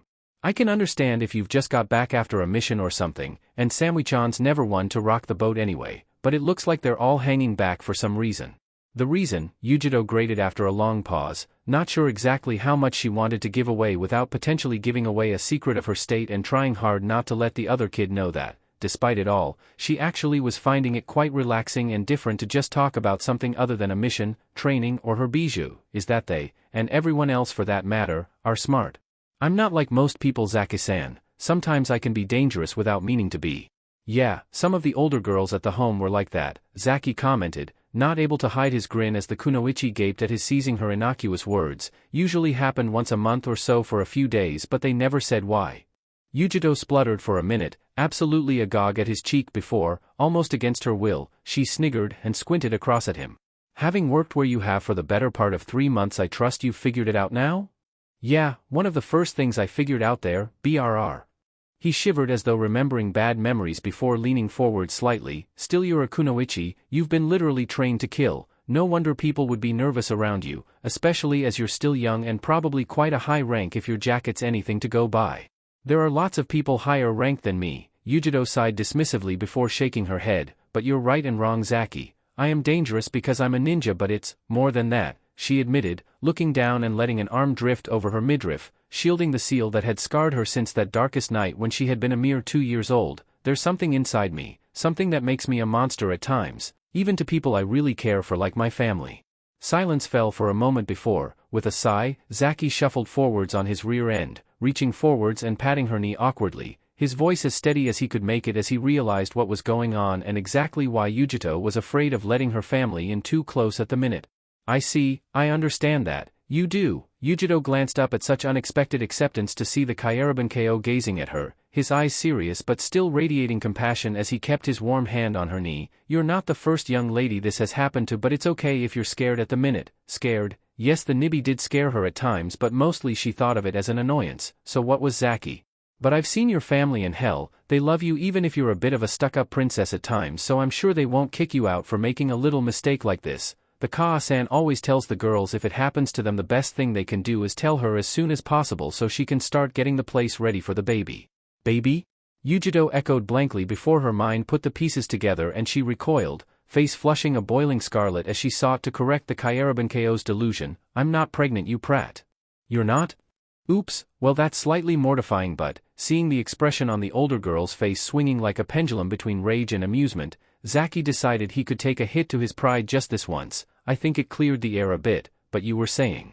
Never mind what I said, Yujito semi-snapped back, huffing out a breath and flipping her ponytail back over her shoulder as she sought to cool her flaming face. Look, long story short, I had an accident when I was 2 and because of it I go off the rails occasionally. I'm getting better, but I'm still not perfect, and as soon as I'm confident in my own mind I've got it under control I'll start letting people back in, okay? Fine, Zaki backed down, holding up a forestalling hand and waiting until she'd calmed down from her fluster before making a point. Shame though, your Kaa-san would probably love a grandchild to spoil rotten. Yujito shivered at the thought and shook her head. Well, in that case you'll have to wait until Samui-chan's married. It'll be a cold day in Makai before I let myself fall down that road. Too right, she knew the tenets of her biju's bargain and had already sworn, in fact sworn since the earliest time, that though the demon would blight her life she would never allow it to blight that of a child as well. I'm not dancing to your tune, Nibby. When I'm interred in the earth I'm dragging you down with me. Oblivious to his partner's reasoning, Zaki merely shrugged before standing up. Like I said, a shame, but it's your choice. Still, feeling better? A bit, Yujito replied at length, wanted it to not be true just so he wouldn't have bragging rights over her, but, despite that, she couldn't deny she hadn't enjoyed a normal conversation just this once. Thanks. No worries, still, I'd best be getting home. Heaving himself to his feet, Zaki looked around as though hoping to see a signpost. Which way's Kumo from here? Coming to her feet as well, the lastny child in the village felt something spring up within her that she hadn't really thought about for years. Trying her best to keep her mission face on, Yujito jerked a thumb over her shoulder and spoke in as casual a tone as she could manage. About 1.5 miles that way, enjoy. What? Hey, wait, don't you? It was far too late. Even by the time he'd seen the malicious smirk on her face she was done with the hand seals and he was left to curse vehemently as the kunoichi disappeared in a flash of light, leaving him with an uncomfortably long slog back to the village for the time of night while Yujito, for her part, reappeared in the garden of her family, chuckled briefly for a second as she realized that yes, pulling a juvenile prank such as that really was a lot of fun, took a minute to recompose herself and then let herself in through the back gate. XXX. Well, this is it, go time. He was quite surprised to realize that yes, there were several things in Kumo he was going to miss when the time came, but now was definitely not the time to be getting second thoughts. Pulling the laden one-man cart behind him and doing his best to keep out the way of the wind that was blowing through it and directing the ferocious reek of its cargo right into his nose, he pulled it up the curb and applied the handbrake, calling across to the bolt guard standing guard outside the rakeage tower. Watch out if the wind changes, guys. Something got into some of the kibble and by Kami it stinks. The two shinobi were too professional to do anything other than nod at this though, as the short form disappeared into the maw of the tower, though the aforementioned wind did shift direction and blow straight into their faces. They both started breathing shallowly through their mouths and hoping like hell the Kyaraban-ko would get his job in there done quickly to get rid of the rotten dog food. As always at this time on a weekend he was whisked straight into Maba's office, the rakeage secretary looking across at him and ignoring the loud thuds, grunts and mechanical clattering noises behind her as the boss finished yet another of his workout breaks. "So then, the end of the road for you, Zaki-san?" He simply sighed and shook his head. "Everyone's a comedian, but yeah, this is it. The Nei-chan were sorry to see me go, Rizu-chan most of all, though I'm quite glad the Kaa-san told her I was still too young to be a potential first for her." Dismissing that thought and recalling the fierce hug he'd shared with the youngest Nei-chan of the Blossoms on the night he left, even as both of them tried to deny their tears, he looked back up at the secretary with a smile tinged with regret. Though the Kaa-san said she'd be grateful she could get some work done now I was gone, she still gave me a tip for my help and Zanchu-san gave me a bite to eat for the journey. The Mei clan came over and saw me off last night, and even the old sick note was resurrected off her deathbed for long enough to croak goodbye this morning. Not like she could get rid of the rubbish though, so Muggins here took that job on. Speaking of which, he glanced out the window towards where he'd left the small cart Rin owned. "Any chance we could hurry this up before you end up with 2 passed out bolts guarding the towers? You don't have any invisible noses in here, do you?" "Luckily no, and we also have excellent air conditioning in the building," the Rokita scion informed him as she quickly let her pen dance along the paper that would release the Kyaraban KO back into the world under the guidance of the carnival he'd managed to impress and get apprenticed to. "So, just get this stamped off and—" There was a thump from nearby that made the inkwell on her desk overflow slightly, and, a second later as Maba was glaring down at the mess on her desk, the intercom crackled. "Ah, hi Maba-chan, please send through the refreshments." Biting back a sigh as she cleared up the mess with a handy piece of blotting paper, the secretary thumbed the button and answered. "Hi Raikage-sama, be right there. Zaki-san, would you?" Way ahead of you, indeed, he was already opening the small fridge that rested next to one of the bookshelves of Maba's office and withdrawing what looked to him like a plate of sandwiches containing half a cow each. "What flavor does he take today?" "The yellow one. He likes bananas but they're hard to get here, so it's a treat for him working hard and getting the paperwork done," she explained, opening the door to the lair of the beast and allowing Zaki in, the large lunch held forwards like a talisman as the Raikage, now toweling himself down behind his desk and with the fan on full blast to avoid any lingering odors, turned to face them both. "Ah, excellent timing," the great man rumbled, sitting down on his chair with a thump that made Zaki wince. "So then, you're off?" "'Fraid so Raikage-sama," the Kyaraban KO shrugged as he handed the tray over to Maba-chan. Though he wasn't exactly scared of the village leader, he was still wary enough to show complete respect for the man, and a mere villager approaching the desk of such a powerful shinobi with food they may have had a chance to tamper with would be a mark of grave disrespect. So handing the meal over to a loyal shinobi first was a safer way of going about things for all concerned, much to the celebration of Maba-chan and several of the bolts, I'm sure. The grizzled Kage raised an eyebrow as he nodded at the secretary, draining his carton of banana-flavored milk with a lusty sigh and smacking of lips before answering. "Well, I'll be sorry to see you go. The memories of you and Maba-chan's conversations will linger for a very long time in my mind. My short-term memory might be shot to hell, but there's nothing wrong with the long-term one." Maba cringed at the reminder while Zaki did his best not to splutter with laughter. Of the two of them, the Kunoichi recovered first. "Yes Raikage-sama, but unless you'd like to see if that situation could be rectified via cranial trauma with a tea tray, please don't mention it too much in the future." The older warrior raised a hand in mock supplication, the devious smirk still not leaving his lips as he answered her threat. "Ma, I'm only teasing Maba-chan. The last thing I need to do right now is anything that'll hack you off. The paperwork's already getting massive enough as it is." Of course, after such a proclamation, karma simply had to play its hand. As always, after finishing his post-workout drink, the Sandame slammed the empty carton on the top of his desk to crush it flat enough to fit in his bin correctly. However, on this occasion he'd slightly misjudged the hit, and one of the heavy bands of iron around his wrist clipped the flat face of his family ring, taken off prior to his workout to avoid breakage or injury. All three occupants of the office could only watch in muted silence as, with a musical ting and a flash of gold light, the ring flipped majestically through the air and landed somewhere in the middle of the Raikage's weight training equipment. There was a succession of further pings that grew quieter as it ricocheted around the pile of steel, then silence. "You know, it shouldn't be possible for a man that huge to look that sheepish, mind you," as he glanced to the side of his and saw the spine-chilling glare that the secretary was sending her boss, as well as the grip she'd adopted that was putting a heck of a strain on the tray in her hands. He added to his idle observation, "It also shouldn't be possible for a woman that comparably slight to look that threatening." Sheikah was right again. No matter how strong you are, there's always a woman you'll find troublesome in your life. "Zaki-kun, would you mind going and fishing that ring out of the weights over there?" she asked in a tone of sweetness and light completely at odds with the bare-fanged snarl she flashed towards the shivering Kage before her. I don't want there to be any witnesses when I attempt to assassinate the Raikage in his own office. Knowing which side his bread was best buttered, the Kyarabanko did just that, scurrying off to the pile and gingerly picking his way through it at the same time as doing his best to block out the determined argument he could hear in the background. Even when she was upset, it was difficult to imagine Maba-chan having an angry argument with someone, a determined argument maybe, an angry one no. Scouting to and fro amidst the pile of obscenely heavy materials, it didn't take Zaki all that long to find what he was looking for and, as he reached towards it, to notice that only a short distance away from where the ring had landed, in fact just over the next set of haphazardly set dumbbells, was a small gap between the office floorboards. Why would, oh yeah, Maba-chan said they needed access to make sure this part of the office floor had been properly strengthened. That was lucky, another few feet and we'd have. Most ideas, like the one that was currently ongoing to smuggle the Pseudo-Inuzuka clan out of Kumo, were the result of lots of hard brainwork and batting of ideas between a variety of parties. In some cases, however, ideas could simply seem to spring from nowhere and catch even the one who had them completely unawares. Huddled over in the weights area, Zaki stiffened, then swallowed softly, glancing over his shoulder and checking that neither of the two other occupants in the office had a clear line of sight to him. The idea he'd had was madness, surely it was insane to even try, but, on the other hand, there were no other ninja here save the two that were currently having stroken during a one-way conversation on the proper way to treat important articles of state, even those invisible eyes Maba-chan was so proud of and had told him about. They couldn't rat him out straight away like a shinobi could. Someone had to actually move past them to trigger them, hence why they were placed around all the windows and doorways rather than in the open.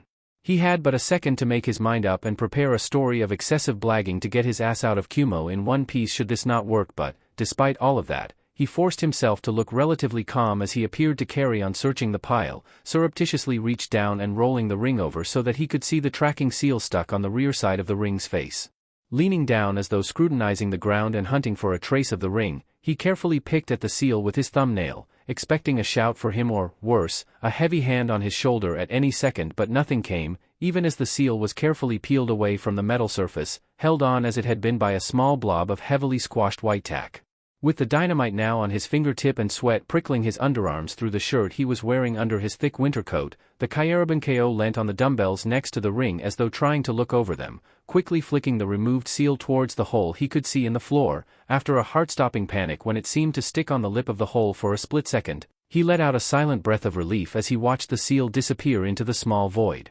Okay, now they can't trace it, so, with that he stood back up and, after squatting as though trying to peer under some of the taller pieces of kit, he reached down with his left hand and with a flick he'd practiced almost since he'd first come up with the idea of his mask, he scooped the ring up and made it vanish up his sleeve, partially withdrawing his left hand through the sleeve of his coat until it came to an inner pocket. In seconds the item was stashed away and he was left to stand up, shaking his head and looking apologetic as he carefully made his way out of the exercise area. Sorry Raikage-sama, Maba-chan, he began, both quarreling shinobi looking over at him as he pointed towards the metallic wasteland he'd just come out of. I can't see it or reach it, but I could give you a good guess as to where it's gone. Oh, don't tell me, but of course, Maba groaned in frustration as she sensed for the tracking seal and immediately realized it was slightly below them all, and there's only one way it could have possibly got there. Right, that's it, I've had enough, Raikage-sama, I am going to get you a stamp. But no, don't even think about trying to argue with this. Come hell, high water, or a rogue bijou attack, I am going home early today and nothing is going to stop me, least of all your pig-headedness. I am going to get you a stamp. You are going to use said stamp perfectly and with good grace to get every scrap of paperwork on this desk signed off and then dismissing us both, or as Kami-sama is my witness, the first piece of paper that crosses your desk tomorrow morning will be my resignation letter. Are we absolutely clear on this point? Battered and blackmailed by this sudden attack and not able to countenance life without the services of his redoubtable secretary, the huge man merely held up his hands just this once. Hi, I'll get it done, but surely I could just. If you say you'll move those weights, the next place you'll find yourself will be somewhere very high and very cold. I don't care if the chakra exhaustion kills me, Maba threatened, making Zaki hide a smile as he remembered what Maba-chan had confided in him about her special power to move objects from one place to another she visualized at the speed of light. Though it was a taxing ability that she couldn't use all that often due to the strain it put on her, last time you decided to try. Interior decoration part of the floor gave way and we nearly lost Swarikuin. The poor man hasn't been able to set foot in the tower since that weight plowed a furrow in his desk while he was stretching his legs. We'll get it in the morning and you will be patient up until then, understood? The life of a Kage, to be ruled and henpecked by two separate women, the Sandame groused before looking over at the third member of this impromptu office gather. Sometimes I don't wonder if you carnival people have the right idea, just love and leave them, it makes life so much easier than hanging around. Not expecting the sudden call and with his mind on other, much more treasonous matters, Zaki jumped at the sudden address and looked around before reasserting himself. Huh? Who do you? Oh, sorry, I get it now. Heh, he gave a yawn, shaking his head. Hope I've not been infected by whatever allergy it is that's laid the she-beast low. It'd be just like her to give me her bugs as a parting gift. I preferred the one I got from the budding blossoms. He gave as salacious a smile as he could manage when he was convinced everyone in the tower should be able to hear his pounding heartbeat, not truly believing it when the Raikage merely chuckled and Maba attempted to look affronted by this comment. Ah, I would say you were too young to go looking for the gift that keeps on giving, but, knowing you, it'd be a wasted effort, Maba sighed, shaking her head as the boss belatedly tried to regain control of his helpless snickering. Just get going, Zaki-san, good luck, safe journey, and all that. Just tell Rinchan I'll call on her tomorrow after work to check she's feeling better. I'll be gone by then, so she should have perked right back up, Zaki pointed out before bowing himself out of the office, eyes averted from the Raikage at all times before saying one last goodbye, turning on his heel and leaving the tower completely. It was only when he and the refuse he was dragging along was a mere 100 or so yards away from the disposal site that he finally allowed himself to pat the pocket he'd stashed the ring in and flush from the adrenaline that coursed through his body when he felt the hard outline nestled in the material there. I can't believe that worked, and he couldn't, but still, this was no time to dally around. He'd already known he was going to be a wanted man by tomorrow if he was lucky, and running off with an article of state was only going to add to his crime sheet if anyone in that tower put two and two together and came up with the 5 sticky fingers he'd used to pilfer the ring. Applying the handbrake to the cart he made to stash his cargo, levering off the lid of one of the barrels of bad food and holding his breath against the stench, he hooked the ring into the palm of his hand, plunged his arm as deep into the barrel as it would go, released the ring, whispered a few words of instruction covered by a loud invective against the foul odor assailing him, and then put the lid back on as though nothing had happened, dragging the cart towards its destination as though all was well with the world. A few minutes later, as he looked over and saw each of the barrels in turn being pitched into the fast-flowing stream before him and gave the brawny workman heaving the heavy barrels over the bridge into the water, he let out a low whistle of relief as he watched them float away and realized that at least that much of the recently changed plan had followed the script properly. XXX.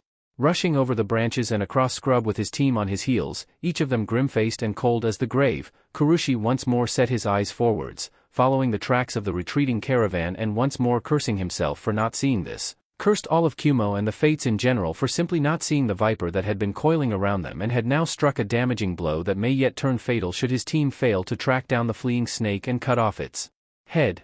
In his heart of hearts, however, he was aware of how unlikely it was for them to find a warm trail. For that and nothing else he complimented the man who was now a deadly enemy of his state. The most galling thing was that he himself had been there, right there in front of the foe. Hell, the man had even laid a hand on his daughter and he'd done nothing, completely suckered by the false face he'd worn as he'd accepted Karui-chan's apology. But everyone was fooled, even Raikage-sama. In fact, the only reason they'd even got warning of the full extent of the crimes committed against Kumo had come when, after being directed to the resting place of the Raikage's missing ring by Mabachan's use of a tracking seal, the crew that had spent most of the morning painstakingly clearing the area of the Raikage's training equipment to lever up the floorboard were able to find only the seal itself, the ring long gone. With worry mounting that the ring had been lost deeper within the structure of the tower itself, it was only when the head of the Bolt Division asked to review the security tapes that the theft was revealed. In a fury that shook the mountains themselves, the Sandame demanded the sponsor of the false Kyaraban KO be brought before him to answer his actions.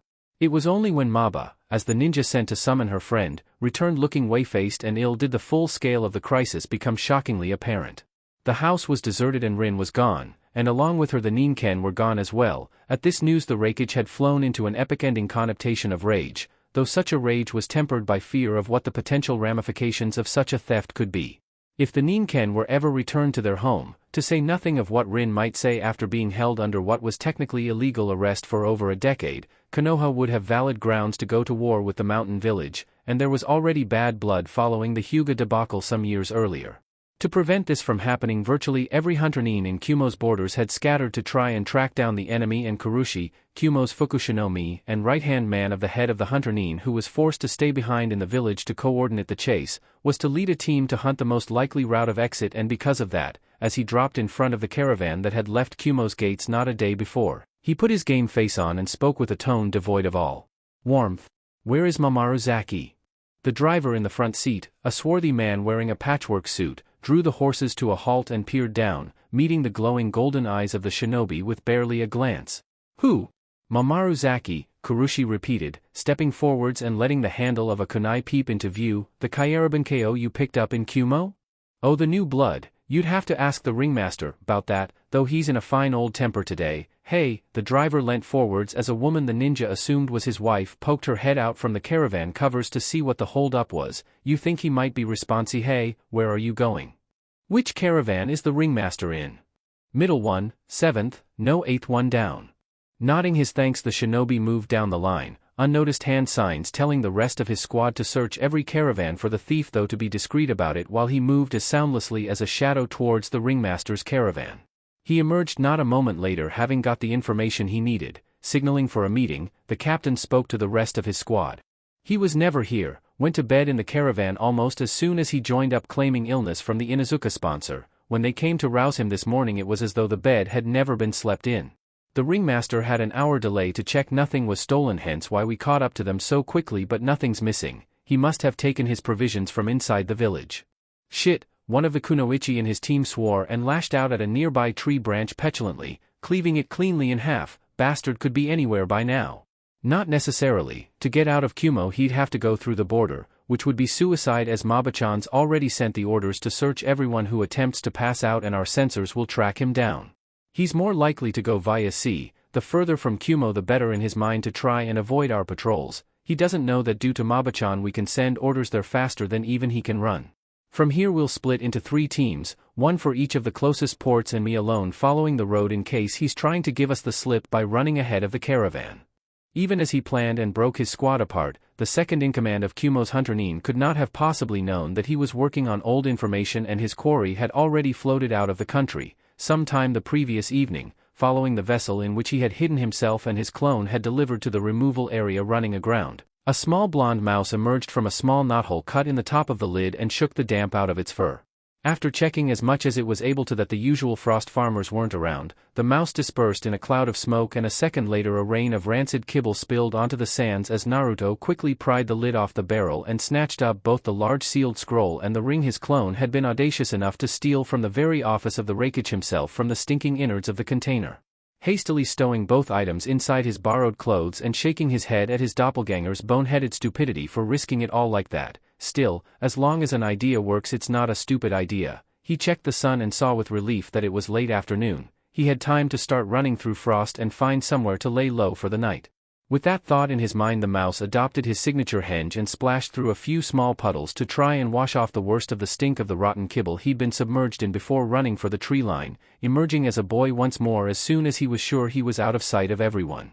Following releasing Rin that night from the uncomfortable confines of the partner seal in the scroll while in the henge of a man just about entering the earliest stage of middle age, one of the 2 masks he and the Inuzuka had come up with to get them out of hostile territory, they were both ready to go. As the Inuzuka stretched out the cramp as much as she was able to in the small cave he'd found, he unsealed a few cosmetic articles he'd borrowed from the budding blossoms as well as some others Rin had brought while she'd been in town to complete the illusion, and waved her over to sit down before skillfully applying the disguise to his soon-to-be employer. Because of that, and after a night spent in a relatively cheap but still decent hotel in the Frostport city of Okan for a hot bath to get rid of the last vestiges of the stink of rubbish Naruto had been forced to reside in to get out of the mountain realm. As the elderly but still sprightly old woman who insisted everyone refer to her as Hinaba-chan clambered up the gangplank of an old cargo ship with a few passenger cabins on the next step of her journey to visit every temple and onsen in the elemental nations, accompanied by her walking stick and faithful manservant Kitaro Kuin, no one so much as batted an eyelid. XXX. You escaped Kumo by floating down the river in a barrel? What, straight into Frost Country? Yep, worked like a dream, Naruto said before nudging Rin slightly. After all, this was mostly her idea, even if the fact she didn't know about my mouse form meant she was trying to build a fake bottom in one of the waste barrels she had. Actually, Rinchan, you best tell them the next bit, 'cause I don't really understand it myself. How did that work exactly?" Catching a glimpse of the kid from the corner of her eye, Rin allowed herself the ghost of a smile as he recognized him giving credit where it was due and, seeing the interest in her part of the story, spoke succinctly. "It worked because, as you all know, it's not easy to grow many crops in lightning, and because of that it imports a lot of food. Frost is one of its biggest suppliers as, despite the name, the climate there's not too bad for rice as long as the soil's well fertilized. To help with this, lightning has had a system since before there were shinobi to help Frost grow its crops. Most of the rivers of lightning flow into their neighbor, so every village in lightning has a communal, if you like, waste disposal system whereby anything that could be broken down to compost is sealed in barrels, like the one Naruto-kun hid in, and tossed in a river. Once it flows into Frost, the farmers there pull the barrels out and take all the waste to be mulched to feed the rice fields. A normal person would never be able to hide in one of these barrels as they're not that big, but with this little gaki, just out of fondness's sake, she cuffed her partner again, though much more softly this time and in the manner of Inuzuka affection rather than discipline. Space isn't much of an issue. Yep, I sealed all the Ninken and Rin into the scroll, bunged it up so that it was waterproof, and only released Rin when we were safe and free down the river. Naruto took over, leaning an elbow on the back of Rin's seat. We moved slow until we were sure we were in Frost, then used another mask, a slightly crazy old lady and her long-suffering butler, to gain passage on a ship to Fire Country. Once there we headed home for here. Well, he smirked slightly, making Rin scowl as he ruffled her hair with his free hand. We did once I snapped SWMBO here out of her trance after I did her a favor. XXX. Pulling on his sandal, Keitaro stretched up and looked across at the younger woman most people assumed was either his daughter or, some envious voices had whispered, his very young wife, the Hina mask having disappeared as soon as Rin stepped foot in her home nation for the first time in over 10 years, though to her credit she held back the tears until her faithful servant managed to find them some lodgings for the evening. So then, Rin-chan, ready to go? Should be about a week until we get to see those great gates again. Excited? The Inuzuka said nothing for a minute, still not quite believing that after so long away she was home, though if that was the case, why did she feel something like homesickness fluttering in her stomach? Yeah, though before we move on, she suddenly stood up, a calculating gleam in her eyes as she beheld the taller form before her. "Show me what you really look like." Not expecting this, the butler figure turned around. "Huh? What do you really look like?" Rin repeated herself, looking at him askance. "I just realized I've been living with you for nearly a third of a year and I still don't know anything about you, or at least the real you, so drop the henge and let's see what my knight in shining armor is under the iron." Keitaro for his part scratched the back of his neck for a moment before, with a shrug and awkward smile, he brought his hands together. "Well, okay then, Rin-chan, you might be a bit surprised through." With that fair warning given, he clapped his hands together and smoke shrouded his figure. The Inuzuka wasn't sure exactly what to expect when the cloud dispersed, but, finding herself having to look down at the shape that emerged, not even she could stop her jaw dropping at what appeared to be a miniature version of her old sensei with a chubbier face and 3 slashes on each cheek grinning up at her, almost hidden within the voluminous folds of Kitaro's clothes as he spoke. "So then, Rin-chan, this is me, name's Uzumaki Naruto." "Why, you." "In the flesh," he assured her, thinly amused by her bulging eyes and swaying state as she tried to comprehend his appearance and the fact he was literally a child. "So, what do you think?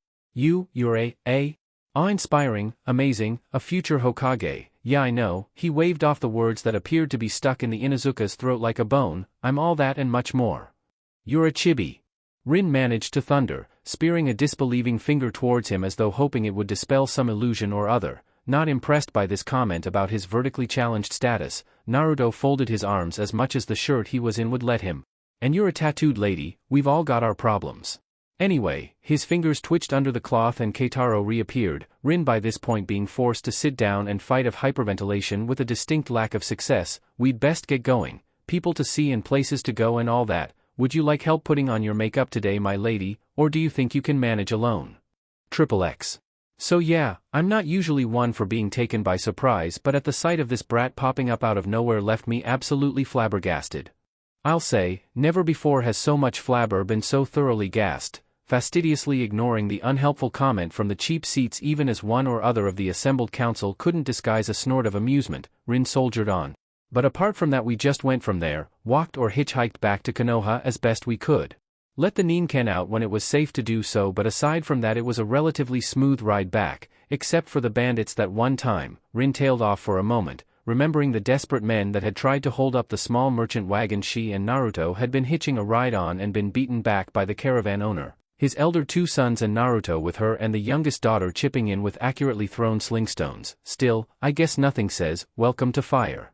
Like an attempted mugging on your doorstep, just like nothing says, one-way ticket to A&E, like some idiot pulling a pilfered nation's treasure out his sleeve just because he felt like it. I still can't believe you tried that.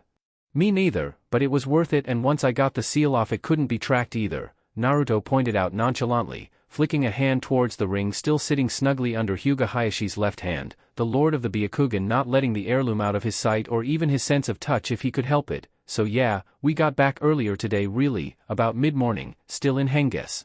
I took Rinchan to Gigi's house, bumped into Buika-chan almost at the door, proved who I was by pointing out that apart from her, the midwife, Gigi and Beardy-san, I was about the first person to hold her son, and then spent the next 10 minutes trying to talk her out of just beating me to death for going missing for so long and getting her and everyone else so worried.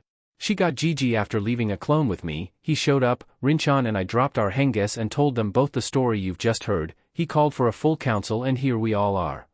Ending his tale with a clap of his hands, Naruto looked around the chamber hall, smiling as he picked out all the different people there and wincing slightly as he saw the unconscious ANBU still splayed out on the floor as flat as a frog hit with a frying pan. They really ought to move him at some point, and spread his arms wide, one part of his body reminding him of something rather important that he had yet to fulfill in the 12 or so hours since he'd got back. So, who's hungry? I'd kill for a dish of Ikarakus right about now. Silence fell for a moment as all present tried to absorb, for the first time really take in exactly what the two people, neither of them active shinobi and one merely a child of 8 years old, had actually managed to do. Most, however, didn't have the luxury to think on it too deeply before the Sandame rapped the table in front of him smartly and stood up, most of the others in the table mimicking purely out of reflex as he spoke. This council is dissolved. Until further notice, everything discussed here is an A-ranked secret. But, Sandame-sama. No, Koharu-chan, he said gently but firmly, looking at his old teammate with a stern but not harsh expression, I will not make a move for reparations from Kumo until I'm certain of all the facts, and none here are in the right mind for reason now, he pointed out, gesturing to the two shinobi most affected by the events of the night to emphasize his point. I will, however, call a war council for tomorrow, 8 sharp. After a night's sleep and a day thinking about this information, I will listen to demands for restitution and present my case to the Raikage as soon as possible. The Sandame smirked nastily at this, a glimmer of the old god of shinobi he had once been rising to the surface as he found himself looking forwards to that little confrontation. The Sandame of Kumo had always come across a posturing, arrogant bully and was long overdue a comeuppance in Sarutobi's book. Should I find his offers unsatisfactory, I may well reconsider your demands, Tsum-chan. The Inuzuka looked puzzled for a minute before the memory clicked into place and she smiled evilly, displaying her pointed fangs. Just give the word, Hokage-sama, we'll make what happened at Kusa look like an overenthusiastic picnic in the woods by the time we're through with Kumo. I don't doubt it. Still, 8 tomorrow and an A-ranked secret. At this reminder, Tsum groaned suddenly and hung her head. Damn it, I forgot, sorry Hokage-sama, the secret's already out. As all present whipped their eyes to the Inuzuka mistress, she had to fight hard to stop from blushing as she explained what had happened through an abashed expression. The pups were covered in Naruchan scent and they're too young not to tell the pack what happened. It'll be all over the clan by now. I can say it won't go outside the Inuzuka, but most of them will already know the truth. Sarutobi frowned at this, but, seeing as it was too late to stop the damage from a revealed secret, and sadly not for the first time in Naruto-kun's case, though this should have a happier ending for him, merely nodded. See that it doesn't, Tsum-chan. Until then, all are dismissed. As all present stood from their chairs, Sarutobi stayed where he was for a minute under the pretense of reaching for his pipe. His eyes, however, never strayed from around the table and didn't miss the sudden rise in his adoptive grandson's apparent popularity. Even Danzo seemed to be changing his stance ever so slightly from mindless weapon to properly broken killing machine. He did smile though as Naruto made to leap off to his own lodgings, however, and was surprised by a sudden hand on his shoulder. Tsum had approached him noiselessly and was looking down at the small Jinchuriki with a great deal of both pride and respect in her eyes as she spoke. If you think for 1 second I'm letting you go back to that flea pit of yours tonight, you're dead wrong, Narukuin. You're an honored guest of the Inuzuka tonight, and I know for a fact there are going to be at least 2 of my clan who are going to be very anxious to meet the one who restored our broken pack. Rather unsurprisingly for someone who'd never been so much as invited into someone's house, or at least, invited to enter someone's house in a legal manner, Naruto appeared to grow a little flustered, not quite sure how to react and apparently on the verge of shrugging off her hand and offer for the moment. If I know Tsum-chan at all, the harder he resists the more she will insist. I just hope it doesn't come down to bare knuckles and ninja wire. I really don't feel like putting down a brawl in my office tonight, but apparently seemed to think better of it, instead offering his arm to pull Rin to her feet. Fair enough then, can we just stop by my place before all this kicks off? I'd like to wear clothes that fit for a change and I need to check if all my pets have eaten each other yet. Pets? Didn't know you had any? Well, they're not pets exactly, I'll explain on the way, Naruto wheedled as both the Inuzuka flanked him on his way to the council room door. Just remind me to wash this kit before I give it back. Buwaka-chan lent it to me, said it belonged to Beardy-san when he was my age. Man, he must have been a real monster even then. It's hanging off me. Not difficult for clothes when they're wrapped around a stump rather than a fledgling tree. No more comments about my shortness. As the two laughing women and irked boy left, the last of the company to depart due to their conversation, Sarutobi was left in peace with his pipe and his memories, his eyes still on the door as he thought back through what he'd just seen and what it meant for the future. And one thing is immediately obvious to even one as jaded as me: a future Hokage just walked out of that door, one who can unify not just the Leaf but the rest of the elemental nations as well through his habits of going to the limit and beyond them for the sake of his friends. Apart from that though, where shall I start? Remembering all Naruto had told the council and a few other details he hadn't, though he was sure those would come to light at the Inuzuka's over the course of the night, it was all he could do not to splutter ashes all over the desk in his mirth. 3 months in a Kumo pleasure house, seducing a fellow Jinchuriki one moonlit night, overcoming and taming a fierce Amazon via strength of arms and escorted by 2 Inuzuka protectors to a victory feast. All in a single mission? The more he thought about it the funnier it became, to the point where he was forced to hold his pipe in his free hand as he laughed out loud in the virtually deserted council hall, his only companion being the still unnoticed and still comatose ANBU operative, abandoned by his already laughing squad who were doubtless already telling the rest of the cadre about his inappropriate nap in the middle of his duties. As he wiped a tear from the corner of his eye, a last whimsical thought crossed his mind and resulted in him virtually having to steel himself away from writing a very saucy and insolent letter to another ninja the Sandame considered to be something of a son to him, letting him know of his godson's promise in the ways of the Arrow Ninja. Poor Jiraiya-kun doesn't know what he's missing. Chapter 16 Mouse Making Merry. You know, glancing down at the short form that had appeared before both her and her clan head and was currently locking the door it had just stepped through, Rin turned to the older woman and made the comment the situation was just sitting up and begging for. I really should be more surprised than I am that you'd walk around in something like that. Hey, as always when defending one of the very first presents he'd ever been brought, Naruto tucked himself up defensively in the comforting embrace of his favorite jumpsuit, still as reassuringly orange as it had been the last time he'd hung it up in his small wardrobe. Don't mess with the orange. This color of awesome is probably the only thing that stopped same practicing ninja in the training fields taking a little too much off the top when I got too close to them training by accident. I can imagine, looking at anything that hideously bright I probably wouldn't be able to throw straight either. Seeing the mouse bristle at this and knowing that for a reason she wasn't fully privy to he set a great deal of store by his favorite set of clothing, Tsum stepped in to break up the argument before it could truly get off the ground. So then, Naruto, her voice was slightly louder than strictly necessary but it was enough to force the two warring parties to focus their attention on her rather than each other. Get everything done in there you needed to. Yep, got the place airing out and fed the few survivors that are still around. Though that doesn't mean I'll get away with not spending another night on the training ground to replace their numbers, though luckily because it's cold outside it'll be easier for them to track my body heat so I can pick them all up in the morning, and I'm finally wearing kit that fits me for a change. And kit that suits you, loud, obnoxious, and a complete eyesore. Glowering at Rin as her clan head tried her best to hide her wide smile and smother snickers, Naruto launched a rapid counteroffensive. True, but none of that was able to tip the Dragon Village off. One thing I learned if nothing else in all the time I've been training on the grounds, the more you want to stay hidden the more you should stand in plain sight. Really? Seeing the skepticism on both women's faces, the Jinchuriki grinned and nodded.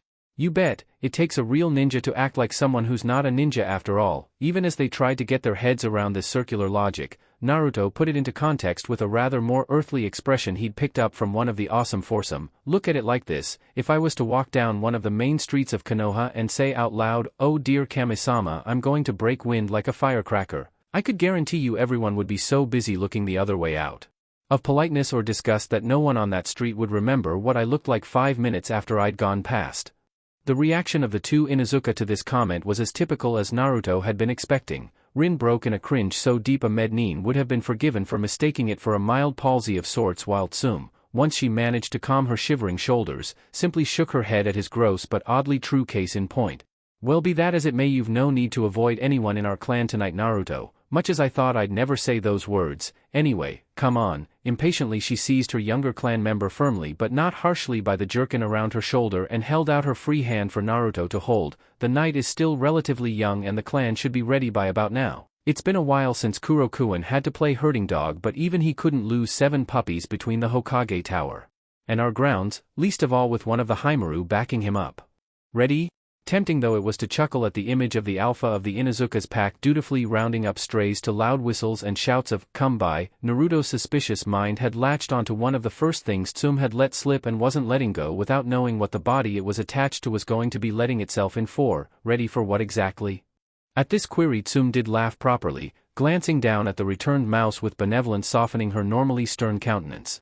You honestly thought I, or at least Kurokuin and I, were going to let you get off the hook that easily after you brought back not just our missing pack members but little Rinchan as well. For such a streetwise kid you can be really dense at times. When I sent Kuramaru home with the others I told him to get the whole clan ready for a celebration that'll wake people up in IWA when the guest of honor arrives, though of course before I let it kick off properly I'll have to pass on the Sandame's message and cobble together some story where you don't play such a big role, but apart from that, hold on to your jumpsuit, kid. Even in the dimming light of the hallway outside of Naruto's apartment door Tsum's pointed fangs gleamed as she smiled. Wickedly, no one in Konoha does a celebration like we do. But, caught slightly on the hop by this, Naruto was left floundering for information. But how did you organize it from the meeting? You were there and you only told Kuro-san to go straight back with the puppies. Listen to what I'm saying. Huh? I was and I didn't hear anything. Try again, and listen harder. Naruto did as he was bid and was about to shake his head and declare the Inuzuka was pulling his leg when he actually realized he did hear it. Behind the words was a faint, very faint, background of other sounds that seemed to be a cross between a low-pitched whining and outright growls. But how does that help? I can't. No, of course I can't because I've got 2 legs instead of 4. So it's true then, you really can talk to your Nin-ken, he exclaimed before wagging his eyebrows suggestively. Bet that comes in handy. All through those clan head meetings you can be verbally beating Hayashi and Inoichi with a stick while all the while Kurokuin's whispering sweet nothings into your ear. Rin did her best to hide a sudden smirk as Tsum's demeanor cooled as rapidly as a katan jutsu spat into a lake, her voice now suddenly thick with warning threat. You know as well as I do that no Inuzuka has anything other than a purely professional relationship with their Nin-ken. What, never heard of friends with benefits? Ask Rinchan. It's a Kumo expression. Said woman made a mental note to maim the insulting gaki as soon as she was able to keep her giggles completely bottled up as Naruto went on. Besides, everyone needs someone special in their life, even if it's just to act as a bedwarmer and show their stuff off to. Up until I started work that saucy little nightdress of yours had only ever had an audience of 1 eye for years and it deserves better. Just get over here. On a normal day Tsum might well have taken the Jinchuriki over her knee for words like that, but this was far from a normal day. Because of the favor he'd done to her clan and, more than that, her immediate family, she limited her response to little more than a huff of long-suffering acceptance and grabbed Naruto's shoulder. You might be in my good books after that suicidal stunt you pulled somehow worked, but watch it. I did watch it, as raptly as all those other 6 older guys did. I could have sworn I saw Chuza's nose bleeding slightly. Tsum gritted her teeth. Pride scoured even further as she heard Rin break down slightly, giggling even as she tried to apologize. So, sorry Oba-chan. Purple cheeks faced red ones as the former medical kunoichi just about managed to master herself. Near enough 4 months living with him, I feel your pain. Not yet you don't, the alpha of the animalistic clan muttered under her breath as she centered herself, preparing her technique as Naruto's apartment building wasn't shielded by seals to prevent Shunshin-based techniques. You'll never be too big for a Nin-ken face wash, Rinchan. Fond memories she'd almost forgotten blossoming inside her. Rin wiped her eyes on her sleeve as she felt the older woman gather her chakra.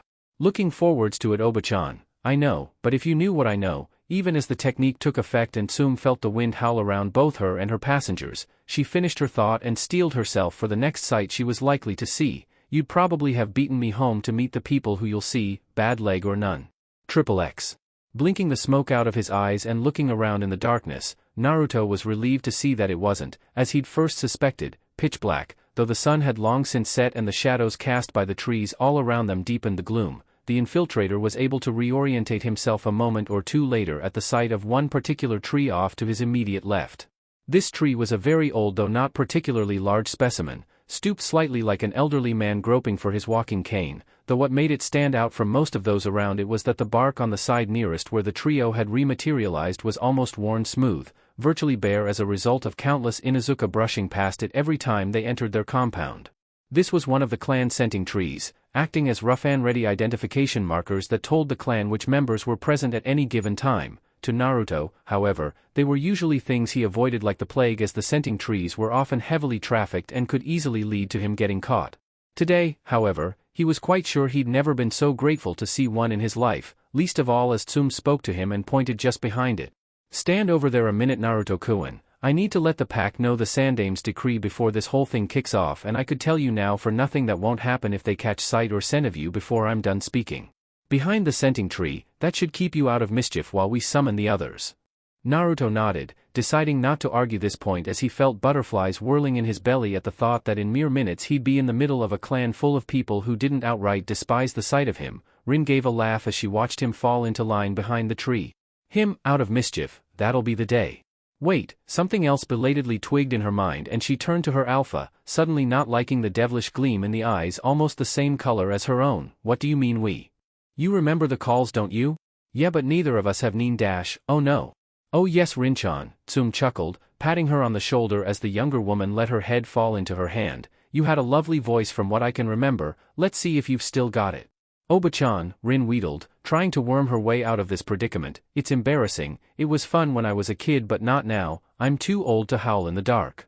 "You're never too old, Rin-chan. Ironically enough, you'll learn that when you're older," Tsum told her with a secretive smile on her lips before her expression melted away into something more serious, a calm in her mind that made the younger woman suddenly pay attention. In all the time I've known her, even before she was alpha, at first she'd refused to believe that Tsum of all ninja had ascended to the mantle of Inuzuka Alpha. Only when Naruto had sworn on his dream of being Hokage with his hand on his heart and his other fingers in plain sight so she could make sure he hadn't crossed them did Rin even consider believing him. "I'm not sure I've ever seen her look so serious. But believe me, Rin-chan, there's someone in there who would probably trade away what's left of his life to the Shinigami to hear your voice in the night again." XXX. Naruto had been hidden mostly from view but was just able to see Tsum bend her head towards her younger relation, though even with his ear cocked he couldn't catch the words she whispered. It obviously meant something to Rin, though if the way she stiffened and stood up straight as the alpha moved back was anything to go by. Naruto merely watched on as the two of them stood up and, at some unspoken signal between the two of them, threw back their heads and lit up the night with a simultaneous burst of wolf song. In the same way that everyone who considered Konoha more than just a destination on a map, Naruto was used to hearing the odd primal scream from the Inuzuka grounds and, as he had a tin ear for the symphony of the night, considered it as little more than a nuisance that thankfully didn't crop up all that often.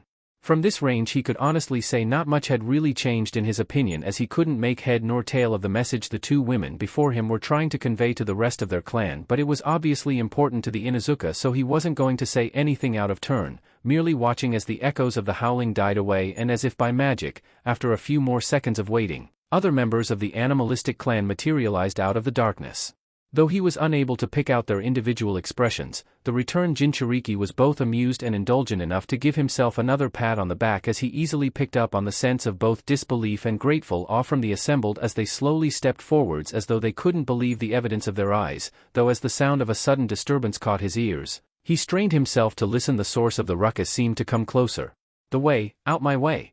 He could see the movement now, though it was partially hidden behind Tsum as the Inuzuka Alpha spoke in the guttural tongue of the dogs and, with a suddenness that made Naruto jump, one or two clan members who'd been too slow to get away from the rampaging runner behind them were bodily thrown aside as someone hurled themselves out of the pack and into the circle.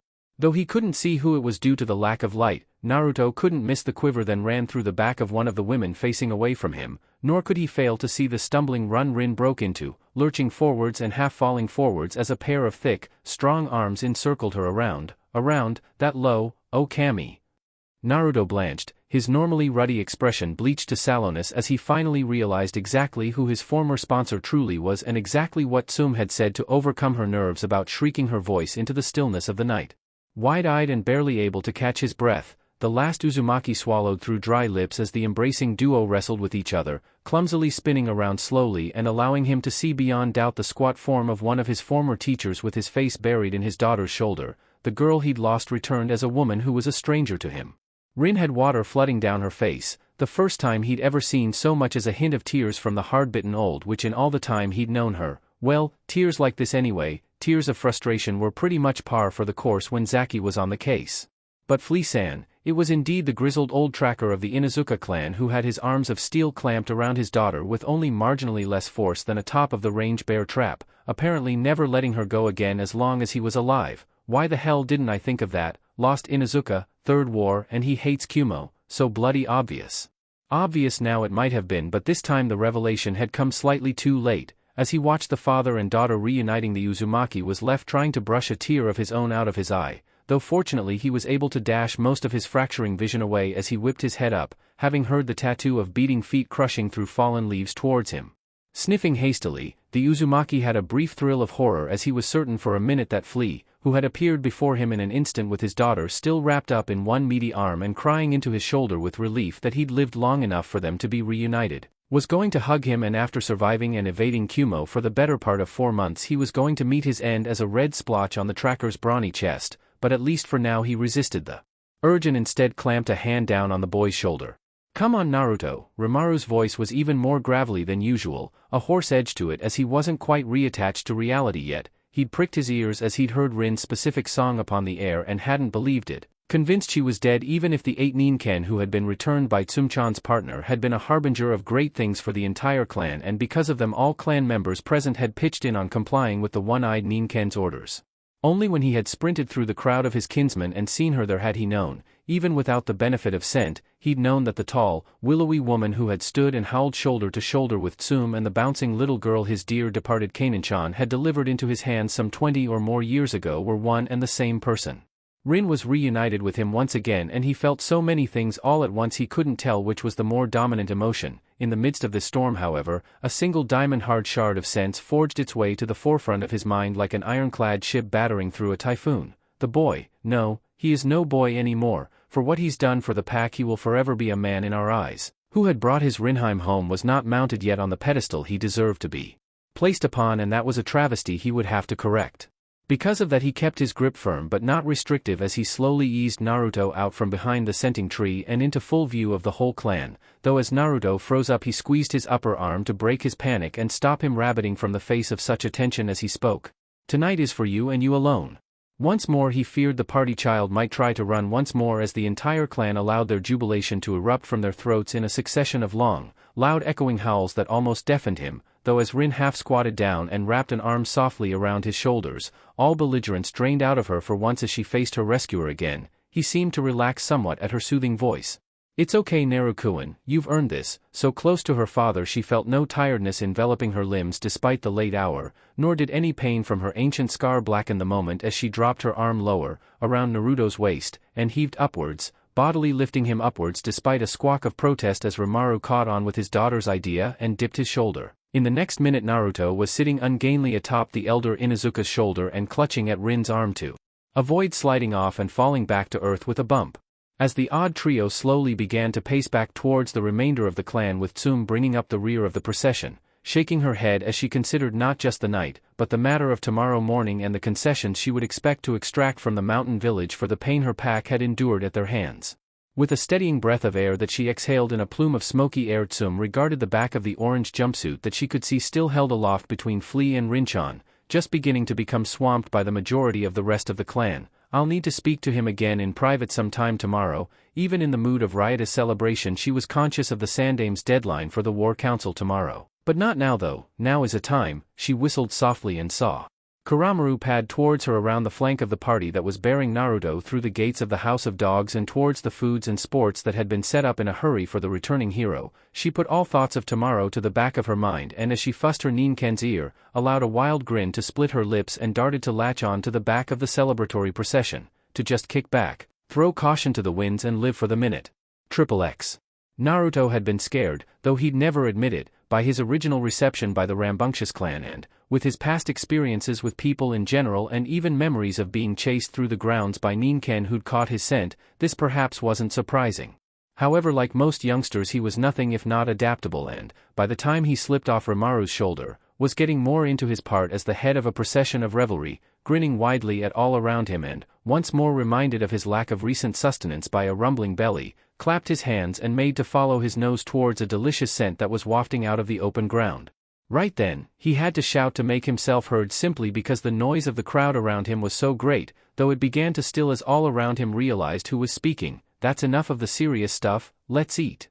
This proclamation was met with a roar of approval, the Inuzuka breaking apart into small, splinter groups as they dispersed around the ground, though all headed in the vague direction of the cleared space of the back of the main clan houses. Much as the Inuzuka preferred to live wild most of the time, even they realized the importance of having a small domesticated area in case of emergencies, and its use in a time like this was showing the value of such forethought.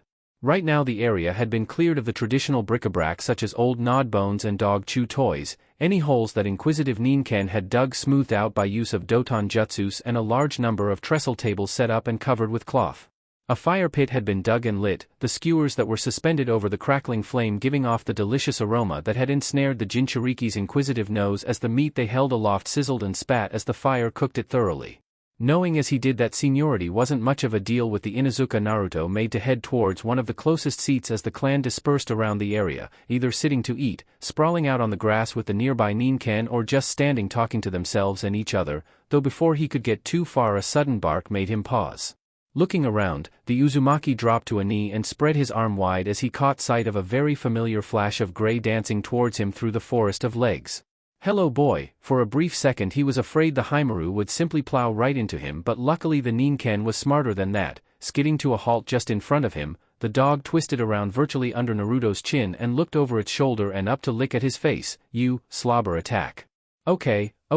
Fussing up and down the dog's sides and bearing his four-legged friend's affectionate attention with stoic resolve, Naruto spoke as the Haimaru stood back up. "Told you I'd try to bring you home, and just as well I did." As one became three in front of him, Naruto had to anchor himself to the ground with his weight to avoid being bowled over as the other two Haimaru siblings came steaming in, twin streaks of charcoal that slammed into his arms in a concerto of whines and thankful, puppy-like yips. "These two would have eaten me if I hadn't. Yes, I love you pair too. I didn't forget you while I was gone, so you can't say I was unfi. Oh."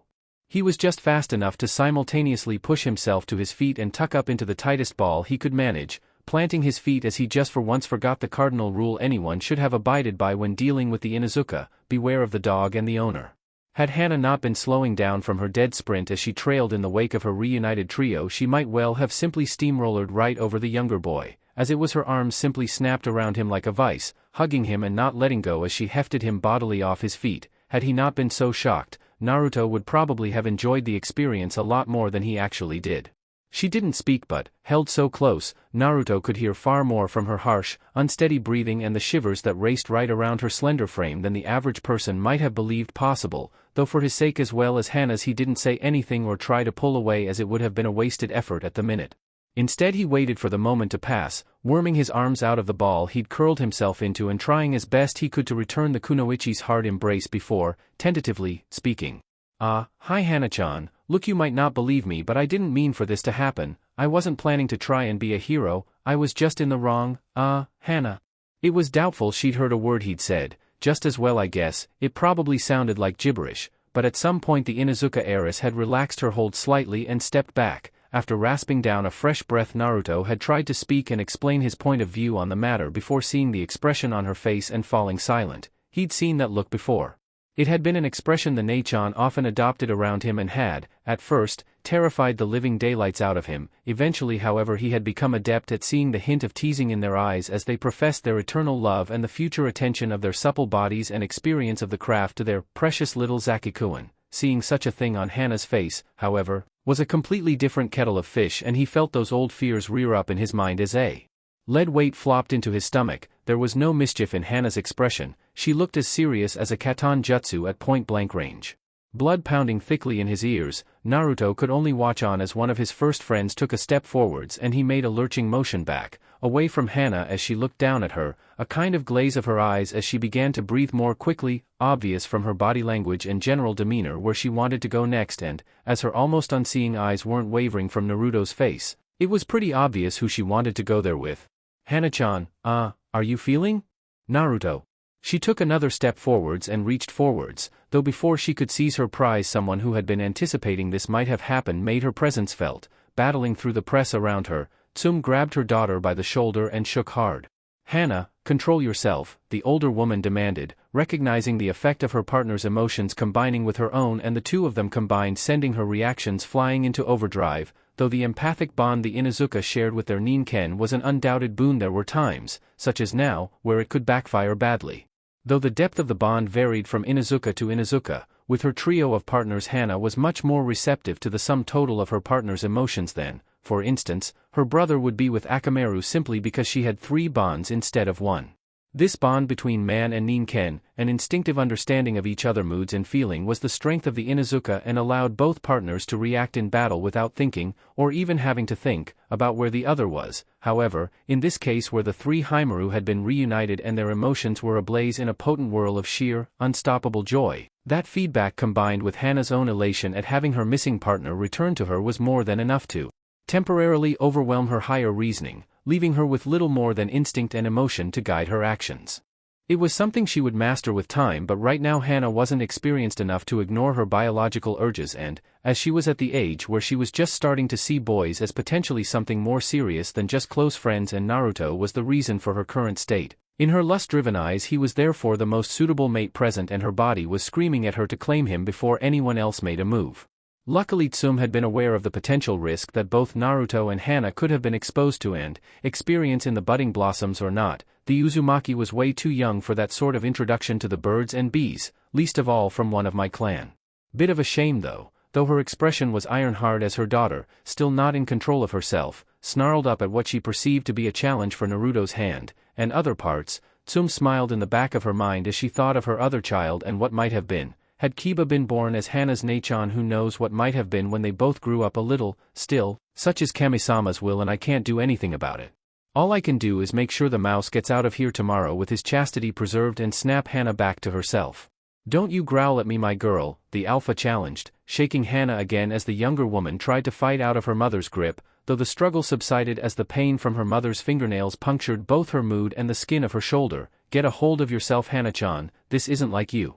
Breathe in and out slowly, remember who and where you are, she commanded, noticing the glaze starting to drop from Hana's eyes as the other kunoichi's reasons for being in this kind of a mood drained away, the Haimaru watching on curiosity as they didn't quite understand what was going on with their partner but knew better than to try and stand up to Tsum, instead sitting down close to Naruto and doing nothing to dissuade his stroking of their flanks as they whined in pleasure at the touch.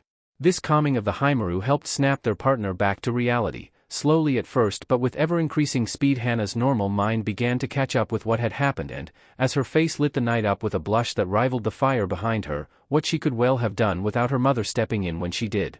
This excruciating embarrassment immediately made her spin back to Naruto and prostrate herself, not caring about the flare of pain in her shoulder as she slid out of Tsum's grip before the matriarch was quite ready to let go and as a result cutting herself on her sharpened nails.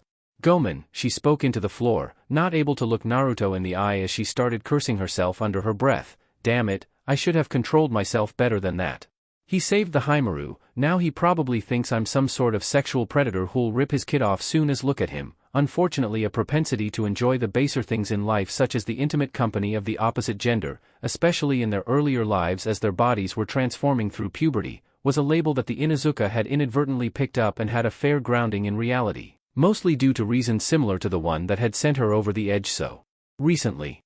Hana, however, had spent many years in the academy and beyond doing her damnedest to disprove this rumor where she was concerned, always placing being a kunoichi before being interested in a potential human partner as she reasoned she'd have time for romance when she'd gotten through the most difficult and wildest phase of an Inuzuka's life. It was especially galling to lose it at this stage and especially embarrassing that she'd all but thrown herself at a child who was younger than her own brother. Because of that she kept her face pressed into the floor as she carried on speaking, trying to explain herself. Sorry about that Naruto-sama, she grated, inside still dancing a conga in humiliation as she tried to offer her apologies. Your actions, and when the Haimaru told me what you did, and how, I kind of lost control for a minute. Sorry if I scared you. It sounded lame and babyish even to her own ears, but, thankfully, some kami of mercy smiled upon her as she heard leaves crunch underfoot and, a split second later, Naruto's voice with a measure of its old confidence back as it answered. Don't worry too much, Hana-chan. I'd be happy if someone found my Gama-chan if I dropped it, and I know you love the Haimaru 1,000 times more than I do that tatty old wallet. Come on, stand up. She felt a small hand on the top of her right arm and just about hit a long sigh of relief as she felt Naruto heave at it, trying to get her to her feet. Forget about it, no real harm done, just don't call me Sama anymore, sounds way too weird. Hey, that's new. When'd you have it done? Daring to peek upwards at her savior, Hana followed his eyes towards the part of her arm he'd gripped slightly and gave a rueful smile, knocking the leaves off herself as she came to her feet and spoke her gratitude to her mother out the corner of her mouth. Yeah, happened about 2 months ago, she recalled stonily, not even able to remember the bite of the needle as she rubbed her newest tattoo, the 3 lines clustered around a central point and looking, as Kiba had pointed out, like a tuning fork, when I thought I'd never see my third partner again. I had it done to show that no matter how far away we were, the Haimaru triplets were always in my heart, but thanks to you. She felt a similar spike of emotion towards the child she rolled her eyes down to see, but this time, aware of and prepared for it, she fought down the animalistic urge and instead placed her hand on his shoulder, drawing him into her side and squeezing softly. It's now just another cool tattoo that Kaa-san would normally have never let me have.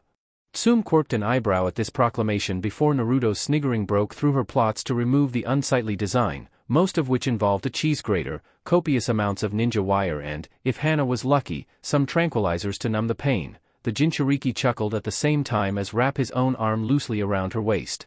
Well, I reckon it suits you, creep. Tsume's thought wasn't particularly complimentary, but a part of her mind realized that, compared to the last time she'd seen him, Naruto really did appear to have spent an inordinate amount of time around people in the body trade as he'd claimed, so it looks like Konoha may have a future lady killer on its hands. Note to self, if any future pups in my clan turn out with either bright blonde hair or bright blue eyes, blame and maim Naruto. Apart from that, though, you've got all 3 of the Haimaru with you again and the rest of the pack around you, so enough with all the apologizing and that, let's just get something to eat. Infected by his own particular brand of humor coupled with a budding charm that would, unknown to all present, serve the Jinchuriki very well indeed as his ninja career progressed, Hana had no choice but to match his grin with one of her own and, impetuously, duck down and press a chaste kiss onto his closest whiskered cheek. Even as Naruto reddened and tried to regain his bearings after being so violently thrown off track by the Inuzuka scion's uncharacteristic affection, Hana merely smiled softly and gently guided the guest towards one of the head tables, one of her partners disappearing at her soft request to see if someone in the clan would cut a strip off one of the skewers for Naruto to feast upon. XXX. Contrary to a lot of popular belief, the Inuzuka were not a pack of half-feral savages whose preferred method of greeting and celebration was to beat each other to pulp and then share a drink afterwards. Though thin at times, there was a veneer of civility between them and their animalistic sides. This, Naruto discovered much to his elation, also extended to the way they threw a party. Instead of the staid, stuffy ceremonies the Neichan had described to him as being part and parcel of life as a highborn noble or temple priestess, such as ceremonies of tea and long periods of introductions where the greatest risk Naruto felt he would have been exposed to was a visit from the Sandman during the whole tedious process. The Inuzuka revelry was a much more dynamic environment. Others might have scoffed at their skills in drumming, wood instruments, wild dancing with both human and ninken partners and the tricks the ninken of the non-ninja members of the clan could perform, but as far as Naruto was concerned, as he slumped back into his seat with aching shoulders and wiping his damp fringe out of his eye line, it was as close to paradise as he wanted to be for a good number of years. Wow, you call that dancing? Slam dancing, his partner corrected him, Kiba reaching forwards and taking a long swig of one of the drinks haphazardly strewn over the table in front of them, equal parts way of saying hello, working on footwork and endurance training. How are your arms? Casually flexing them and doing his best to suppress a wince as the forming bruises protested the motion, Naruto shrugged. I've always healed quick.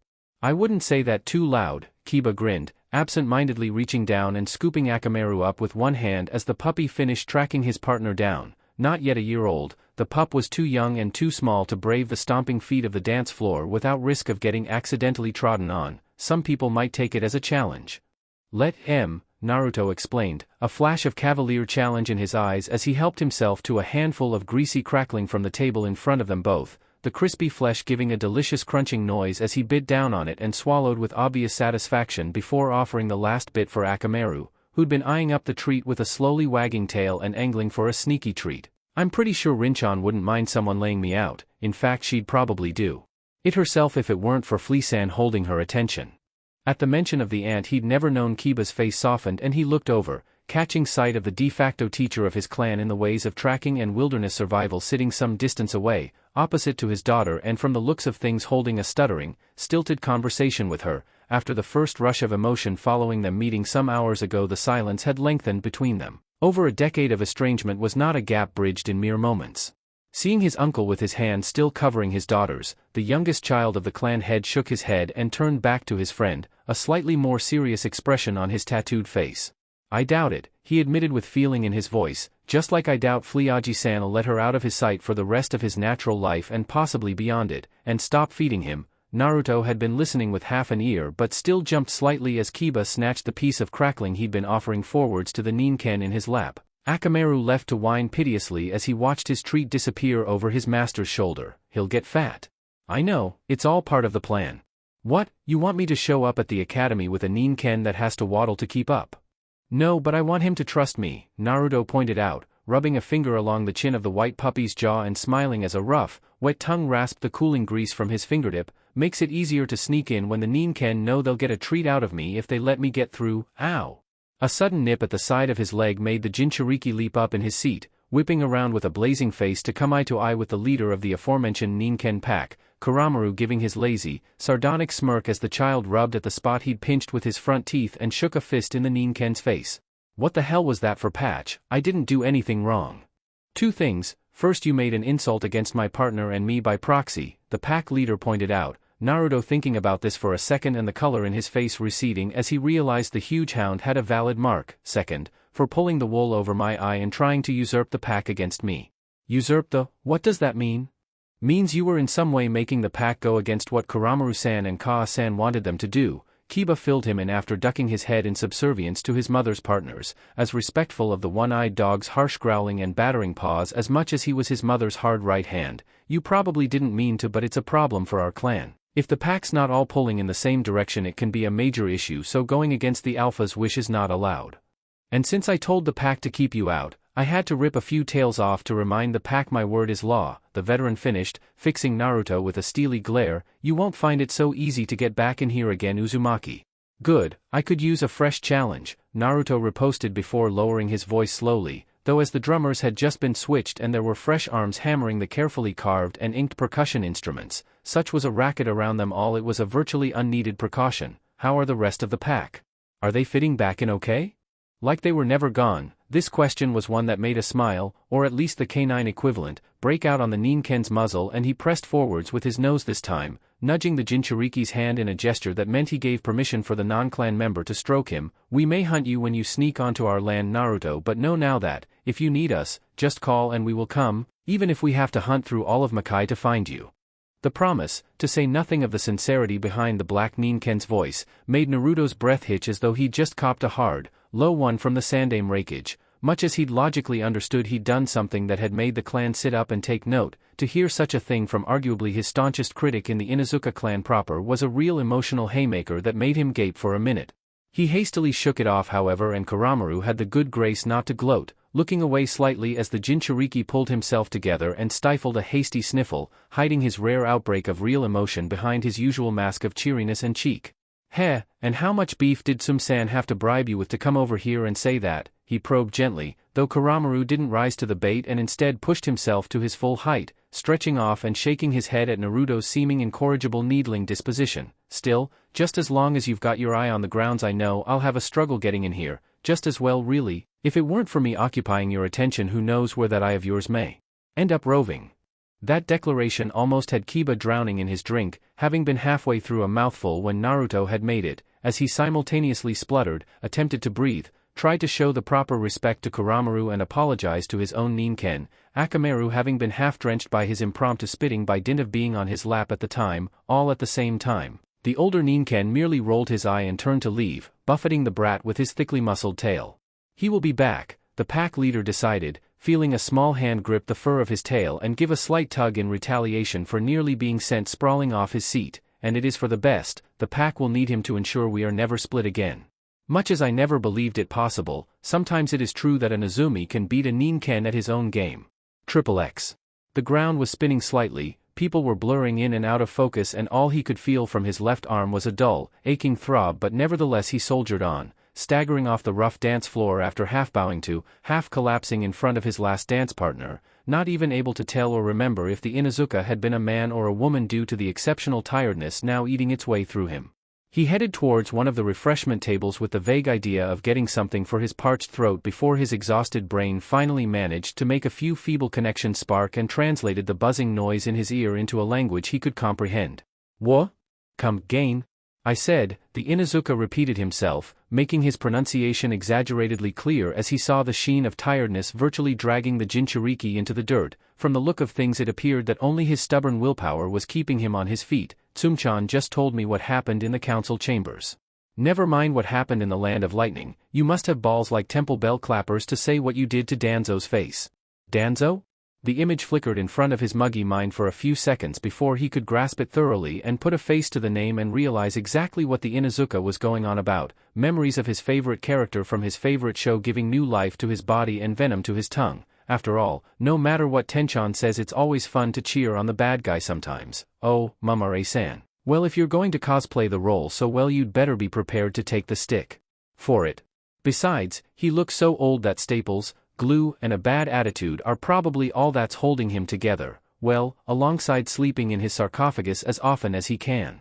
At that proclamation, the Inuzuka before him, who, Naruto belatedly realized, was showing distinct streaks of gray and even white through their usual shades of brown or chestnut and therefore likely to be a member of the clan's advisory circle, doubled over howling with laughter, thumping his knees as the idea of his one-time nemesis intoning dark prayers to totems of evil tickled his funny bone too much. Emboldened by this and with his neural synapses firing due to the injection of humor, his favorite medium of communication bar none, into the air around him, Naruto glanced onto the table and immediately spied what he needed. Before the Inuzuka was able to completely haul himself upright, he found himself looking up at the sight of Naruto bandaging up one eye with a spare napkin, tying it up around the back of his head. Before he could question why he'd done such a thing, Naruto tucked a hand into the zip of his jumpsuit and hunched over, meeting the Inuzuka eye to eye as the two of them appeared to the outside eye to be a pair of hunchbacks coming together over a pot of piping hot tea.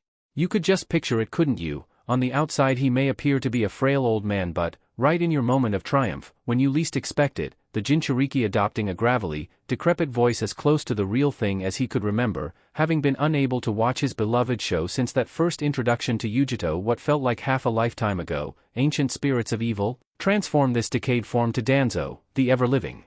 Absolutely lethal. The boy shook his head, knocking off his hastily tied-on eye patch as the older pack member lost it completely, almost driven to his knees in hysteria as Naruto sighed. "I imagine the one thing no one, not even a ninja, suspects is someone who appears to be so close to death." The Shinigami's not so much at the door as crossing the threshold and admiring the hat stand, tapping into a force of evil beyond mortal comprehension and laying waste to all and sundry around him. You okay there?" His concern was perhaps slightly belated, but his heart was in the right place. The person who'd spoken to him at first was all but flat on his back and gasping for precious air, tears glimmering in his eyes as he feebly waved off the Jinchuriki's offering of help, gasping that he'd be fine in a minute. Taking him at his word and knowing that, like the vast majority of his clan, the Inuzuka wouldn't take kindly to pestering for assistance even if he was advancing in years, the Uzumaki decided he was getting a little peckish and started hunting down a snack and perhaps some more of that sweet drink he'd tasted a little while ago. As he left, the clan member staggered back to his feet and watched him go, still chuckling spontaneously as he thought back to the youngster's keen wit and how it had lacerated his normally quite reserved manner. Not for the first time Tsumpups picked a winner most of the rest of us had dismissed, seeing the bright orange speck finally disappear into the rest of the crowd, swept up and probably towards the dancing area by a number of potential partners of both genders. The former clan head who had passed the reins of leadership onto Tsum following the natural loss all Inuzuka who lived beyond a certain age were forced to endure found himself once more agreeing with his successor's earlier decision. Even if some of the others might gripe that she only took such a stance because it was Hana-chan's Ninken that was taken, there's no denying he's got something about him even beyond the abilities he's shown as the mouse. It takes something. Not a lot of people have got to sway the pack against Kuramaru-san, even if it's just a little thing such as letting him pass once in a while. That much was certainly true and worthy of respect. The Inuzuka as a whole were actually governed by a surprisingly stable system consisting primarily of the alpha and, if necessary, a conclave of sorts made up of older pack members that could offer advice. The alpha's word was absolute, but, at the same time, any sensible leader wouldn't make a decree that the majority of their advisors didn't agree with, hence there was relatively little strife within the pack as a whole. For Naruto to upset the apple cart at all was a rather major event, and Kuramaru had been absolutely livid in the aftermath of the abduction. Blood had been shed across the entirety of the Inuzuka lands as he'd lambasted the other Ninken for failing in their duty to try and stop him, and by extension all other intruders, from entering their grounds. That failure may have been responsible for the loss of their young and but for the actions of someone who'd been by his own admission in the right place at the right time, could have been a serious blow to both the clan and the pack of Ninken as a whole. Naruto had weakened the pack without meaning to, and someone else took advantage. That argument had been the central theme for those who had spoken out against Tsun's plan for tomorrow night, but, quite skillfully by his reckoning, the younger Inuzuka had spun that argument on its head to make the point for her case, but because of him we discovered that flaw existed and grow stronger. Failure's the mother of success, and thanks to him we were able to correct a mistake without serious cost, in fact with a bonus to our pack as a whole. You're one to keep an eye on Uzumaki, taking a drink of his own preferred beverage, the man who had been the leader of the Inuzuka clan before his daughter had grown up and challenged him to take the reins as was the Inuzuka way, took a final look at the so-called future Hokage, by now dancing with 3 or 4 other Inuzuka about his own age, all of whom seemed slightly overawed to be in the presence of such a new legend in the clan's annals until his own dynamic personality overcame their nerves, and finished his thought. I look forwards to seeing what you make of tomorrow's ceremony. XXX. The first thought that crossed his throbbing mind when he finally levered open his eyes was that at long last, after years of well-mannered but still less than ideal treatment, even the saintly Gashikuin had lost his temper with the fool trying to ride him and delivered a well-deserved hoof to his face. The second thought, of course, was that such a thing was ridiculous. Much like his Nara owners, the stately old gelding was far too docile to even consider raising his feet to anyone, least of all someone who was trying his best and liked to treat him to the occasional carrot on the times he visited the stables. That certainty in his mind didn't stop him from checking his face for bruises though, just in case. Ooh. There was a symphony of sledgehammers crashing a crescendo in his head, making his fledgling consciousness shiver in shades of red, black and purple as it slowly infiltrated his sore, aching body. At what exact point did last night seem like a good idea? Not even daring to open his eyes for the minute, Naruto simply stayed where he was, clenching his teeth and hissing in pain as he received updates from his formerly comatose body and realized virtually none of it was good news. His head was pounding, his neck complaining like a civilian council member left out of ninja-only discussions. His legs appeared to be weighing up their options when it came to industrial action, and his arms were threatening to take the rest of him to the cleaners for every Rio he'd ever thought about.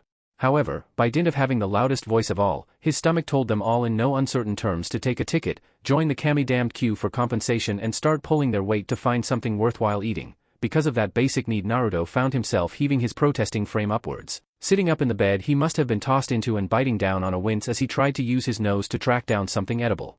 The first thing he discovered was that he wasn't alone in the room. Though it was still dark, he could both feel and see a second lump under the covers and letting out slow, whistling breaths as they slumbered on, biting down a shutter. The Uzumaki moved his hand slowly towards the source of warmth he could feel at the side of him and, after a minute of wondering exactly what he'd grabbed hold of, realized what had happened. Of course, I must have dragged myself or been dragged here with some of the other kids and left to top and tail it for the night.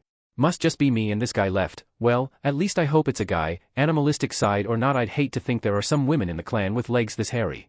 Slowly letting go of the ankle he'd located, the Jinchuriki eased himself towards the edge of the bed, grateful that the ache seemed to be lessening as he adapted to life once more, though the pain in his head refused to lessen. That was probably due to the sweet drink someone in the clan had pressed into his hand the previous night, telling him it was a traditional Inuzuka beverage made with honey the clan purchased from the Aburame, though it appears they neglected to mention the alcohol content. This must be what a hangover feels like.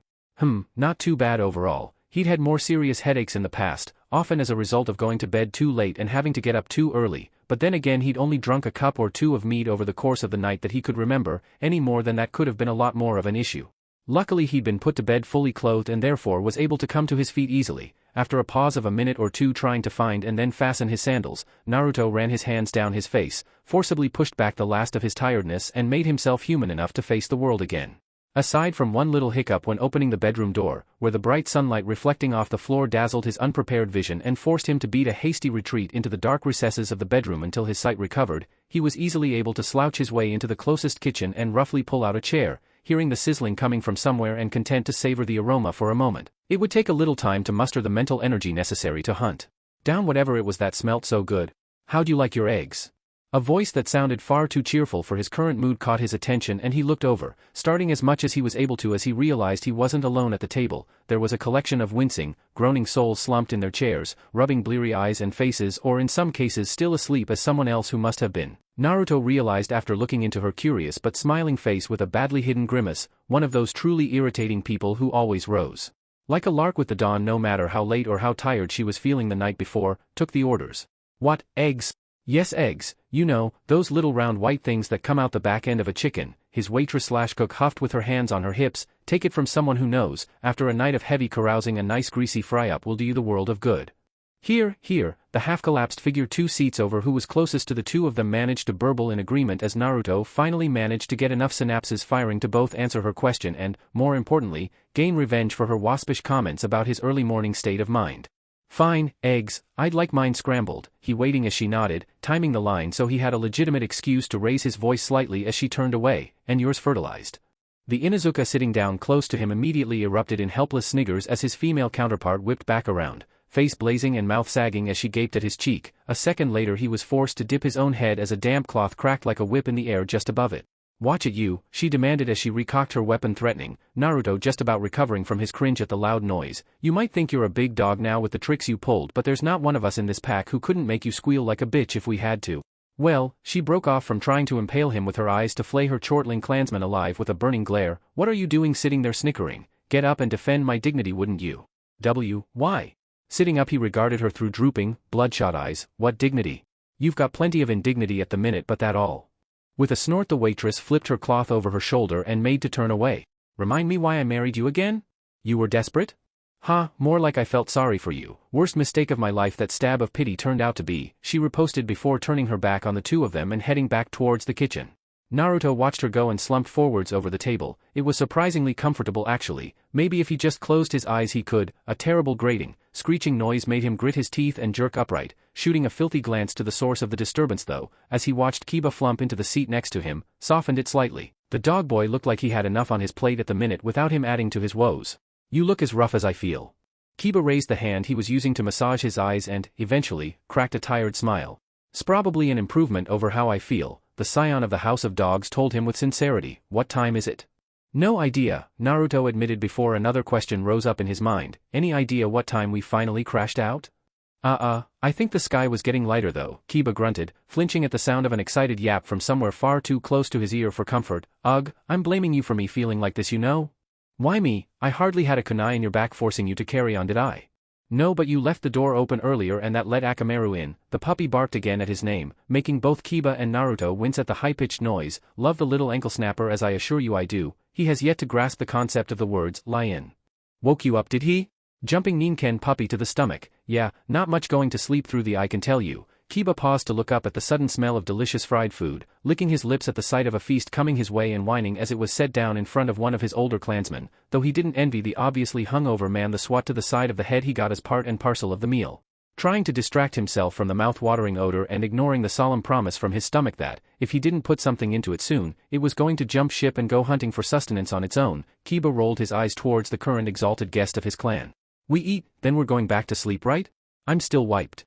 "Me too." At this point something dimly twigged in the back of Naruto's mind as he glanced across at his friend. "Was it your room I was in earlier?" "Yeah, I could smell you when Akamaru pounced on me." He snarled playfully at the Ninken who was pawing at his leg and swung a ponderous arm down to fuss his flank. "They must have chucked us both in there when we passed out." "Fair enough, hopefully I'll be able to get there under my own power after this." Hearing as well as seeing the glorious breakfast heading his way, Naruto heaved himself upright and looked around for some kind of cutlery before pausing, a sudden suspicion seizing him. Just out of interest, no one's going to think it's weird if we crash together again." "Nah, we do it all the time." Kiba waved his concern away as though it were an annoying mosquito. "Pack shares the same den, nothing to be ashamed of. Besides, what happens with the Inuzuka stays with the Inuzuka." "Good, because the second after I've finished this," he immediately began assailing the plate of spectacularly unhealthy food that had been delivered in front of him. Kiba watching on with envious eyes as his stomach growled again. The only place I'm going is straight back to bed. It was a sentiment Tsum's youngest child agreed with as, no more than half an hour later and with bellies so full they were virtually distended, both boys dragged themselves over the threshold of Kiba's room, collapsed onto the bed and were completely oblivious to the world mere moments later. XXX. Is he out? Like a light, turning to Tsum, the Inuzuka housewife who'd been dutifully manning the cooking fires all morning gave a slight bow as she reported on the plan the Alpha had told her about the previous night. If he's up before this time tomorrow morning I'd be amazed. I wouldn't. If nothing else, Naruto's got a knack for pulling a surprise out of nowhere right when you least expect it. She allowed herself a brief second of introspection, remembering the outright shock that had plunged into her like a kunai carved from ice as she'd felt the parchment crinkle under her fingers and seen with a sick kind of disbelief twisting her innards the design written upon it. Everything else forgotten in her mind as she'd rolled the scroll all the way out and even before it had stopped moving, counted the partner seals inked and realized it was real. At the sound of a clearing throat, however, she shook herself off and remembered where she was and what she had to say next. Sorry. I've got the pack watching out for him waking up. Soon as he does and I get back from the council meeting tonight it's on. What if Hokage-sama tries to stop us? He can't. On paper yes, we might not be able to have Naruto if he can give me a damn good reason as to why not, but, Tsum gave a feral smirk, the emotion mirrored by her slightly older clanswoman as she finished her sentence and longed for the night to come so the pack could consummate the final rites. Not even the Kami no Shinobi can stop the Inuzuka sinking their fangs into someone who's done us a favor like this. XXX. Later that day, even as all the clan heads was preparing for the fateful council of war, Sarutobi had convened and were reminding themselves of their points of view and their ideas of what reparations should be drawn, kicking, screaming and bloody if necessary, out of Kumo for their trespass and treachery. A confrontation of a different but no less painful sort was being played out in a nondescript apartment in one of the more secluded areas of Konoha. He'd known this was coming. He was, after all, a genius. How could he not see what was going to happen? But even so he didn't feel ready for it. Even if he had 1,000 lifetimes to prepare, he doubted he'd be able to stand in front of his own front door in any kind of confidence knowing who was inside it. His nose, honed by training with members of his former, but she was former no more, she was back, in Konoha, alive. Teammates' clan and his own summons had picked out her scent, no longer disguised behind the heavy cloak she'd worn the previous night, and even at this range with his monovision he could pick out the picking work, crude and clumsy but still effective, that had broken through the front door lock. The paper bag holding his groceries crinkled in his grip as he heaved down a shuddering breath, realizing that despite his inherent natural cowardice and skill and running towards the enemy and away from the really important things such as the past and its painful memories, this is one time he simply can't run away. Most people, indeed most ninja, who were insane enough to try breaking into Hatake Kakashi's apartment would doubtless scoff at the absolute lack of traps that guarded his domicile as they rifled the place with impunity and counting their blessings that their target was a lazy, perverted slacker who couldn't be bothered to even try and defend his things, never once suspecting that they were thinking such uncomplimentary things precisely because those things were exactly what Kakashi wanted them to think. They wouldn't know, or have any way of knowing that the last thing he always did before leaving his home was to take a look around the whole place with Obito's last, treasured gift, burning the sight of his house into his retina and memory. If anything was out of place, even the strategically placed dog hairs he had strewn around the place in specific patterns and maintained religiously every day, even if his summons hated the grooming, he would know the instant he let himself in. This time, however, he knew someone had broken in and he knew why. With barely a hitch in his stride, Kakashi moved to his front door and, with only a fractional pause, opened it to let himself in. He didn't even need the Sharingan. Rin had obviously seen and deliberately triggered every trap in his apartment despite the fact she'd only gone to one particular area, feeling the weight of failure pressing down ever heavier around his neck like chains around a condemned soul heading for final judgment. The copy ninja carefully placed his groceries in the hallway before swallowing and pushing open the kitchen door. She was facing slightly away from him, tending something on one of the window ledges, and for a brief moment Kakashi could only watch, unable to speak past the lump in his throat. His heartbeat pounded in his ears, ever louder and more desperate as the sight of Rin's back seemed to rob him of the memories of how to breathe before. Eventually, he was forced to relieve his held breath as a long, drawn-out sigh. This of course was enough to alert her to the fact she had a visitor, and she turned around, the sight of her face almost enough to bring a tear to his remaining natural eye. The two stood where they were, not quite sure what to say at the end of over 12 years' separation, a separation that hadn't ended well from what Kakashi could remember of it. In the aftermath of Obito's funeral, Rin had quite rightly been possessed by rage and verbally lashed out at the one who, in her eyes, was responsible. Only respect for their sensei and the Uchiha's family, those few who bothered to attend the funeral of the clan failure at least, had prevented a coffin-side brawl. Kakashi had endured her scorn and withering words with stoic resolution, not quite able to comprehend much more after the Uchiha's last words had shaken the foundations of his world so badly, and unable to absorb any more mental punishment and trauma. Rin's words simply washed off of him like water over a sodden sponge. Though he never had time to confirm his original suspicions, Kakashi had always suspected that Rin had mistaken this shell shock for him hiding behind his usual facade of indifference, and he hadn't heard from her since she stalked away from the graveside, never once speaking to her former teammate, though she did promise to speak to Minato-sensei once more after applying for a transfer to the medical corps. By the time the boy who would become the copy ninja had been able to get his head screwed back on straight and even attempt to reconcile their estrangement, it was too late. Rin's name was on the stone he spent virtually every waking hour paying respect to, another ghost haunting his footsteps, another failure in a life seemingly doomed to repeat its mistakes. Until now when he had the chance to put right at least one small, seemingly insignificant part of his black past, it was a chance not often granted to many men, and Kakashi would be even further damned than he was already if he squandered it. With that thought in mind, he half swallowed the lump in his throat and managed to give a weak smile of sorts. Rin-san. Ah, hello Kakashi-san. The Inuzuka stepped to the side, looking over her shoulder at the object she'd been paying attention to before turning back to him with a semi-abashed look on her face. I can't believe you kept that old shrub. Glancing past her, the Jounin gave a slightly wider smile, Rin able to reach the expressions on his masked face even after their long separation. I try to keep track of all the presents I'm given. The Inuzuka looked to his headband, the obvious slant concealing what lay beneath it, and shuddered for a second, the vision a knife of guilt twisting in Kakashi's mind as she drew on her resolve and managed to speak again. I can guess, but unfortunately we don't all have a spare Sharingan handy at the drop of a hat. This little seedling was the best I could manage at short notice. For which I'm glad, despite their insistence on it being the most powerful jujitsu of all. I've never envied the Uchiha having this eye and a completely photographic memory while using it. There are several sights I can remember that I'd rather not see, your name being carved onto the hero stone being one of them. At this point some mischievous shade of dear Obito-kuin's ghost must have seized on his discomfort as his transplanted Sharingan started to itch, mastering the urge to rub at it. Kakashi let his knees go and collapsed onto his kitchen floor, Rin jumping slightly as the copy-nin bowed to her with a single word on his lips. Gomen. And he was sorry for so many things it would take more time than he had left on earth to name them all. Inhaling the scent of linoleum from his kitchen floor, Kakashi was half expecting her to just step over him and walk out, leave him behind as though he was unworthy of her forgiveness or words. He was unworthy of course, but it would have been nice to feel something like the touch on his shoulder, the sight of Rin's face, kunoichi training still in place as she clamped down on the tears he could see threatening the corner of her eyes, twisted into an expression somewhere between regret and bloody-minded pragmatism as she gripped his shoulder and hauled him upright. Kakashi just about managed to help her, putting one foot on the floor and taking some of his weight off her arms and wounded lower limbs. Finally he was stood upright, looking down at the face of the former genin and opening his mouth to speak, but, before he could get so much as the edge of a word out, a second lump leapt into his throat and rendered him mute. And, judging by the force with which Rin's right patella had thundered into his groin, Kakashi was reasonably sure that this blockage compromised at least one or other of his testicles. As the copy ninja slumped back to his knees, cradling his smashed jewels with both hands, Rin finally let her spleen vent. Though she might have been absent from her clan for many years, some things from the Inuzuka could never be denied, and, as she bent down slightly to deliver a verbal lashing right into Kakashi's vulnerable ears, it appeared that temper was definitely one of them. That was for being such a rules-obsessed, stick-in-the-ass team when we were Genin and Chunin, she bellowed, correcting herself at the last minute as she realized neither she nor Obito had never actually known Kakashi as a Genin. If it hadn't been for Kyubi doing it first, you'd have driven Minato-sensei into an early grave. He nearly went hairless trying to get you to lighten up and see there was more to life than the next mission. Obito-kun, Kami rest his soul, was all that kept our Team 7 sane and in one piece, even if he was a complete clown at times and always late. Though having said that and spoken to some of my clan, I had to laugh when I heard some of your excuses when it comes to not getting to places on time. But going into ANBU, never passing a team as a sensei, what the hell were you thinking? We, the rest of your team, spent years trying to get you to chill out, and the second we go missing you just go back down the same old road. Hatake Kakashi, you are the most hopeless, irredeemably irresponsible man on the face of the elemental nations.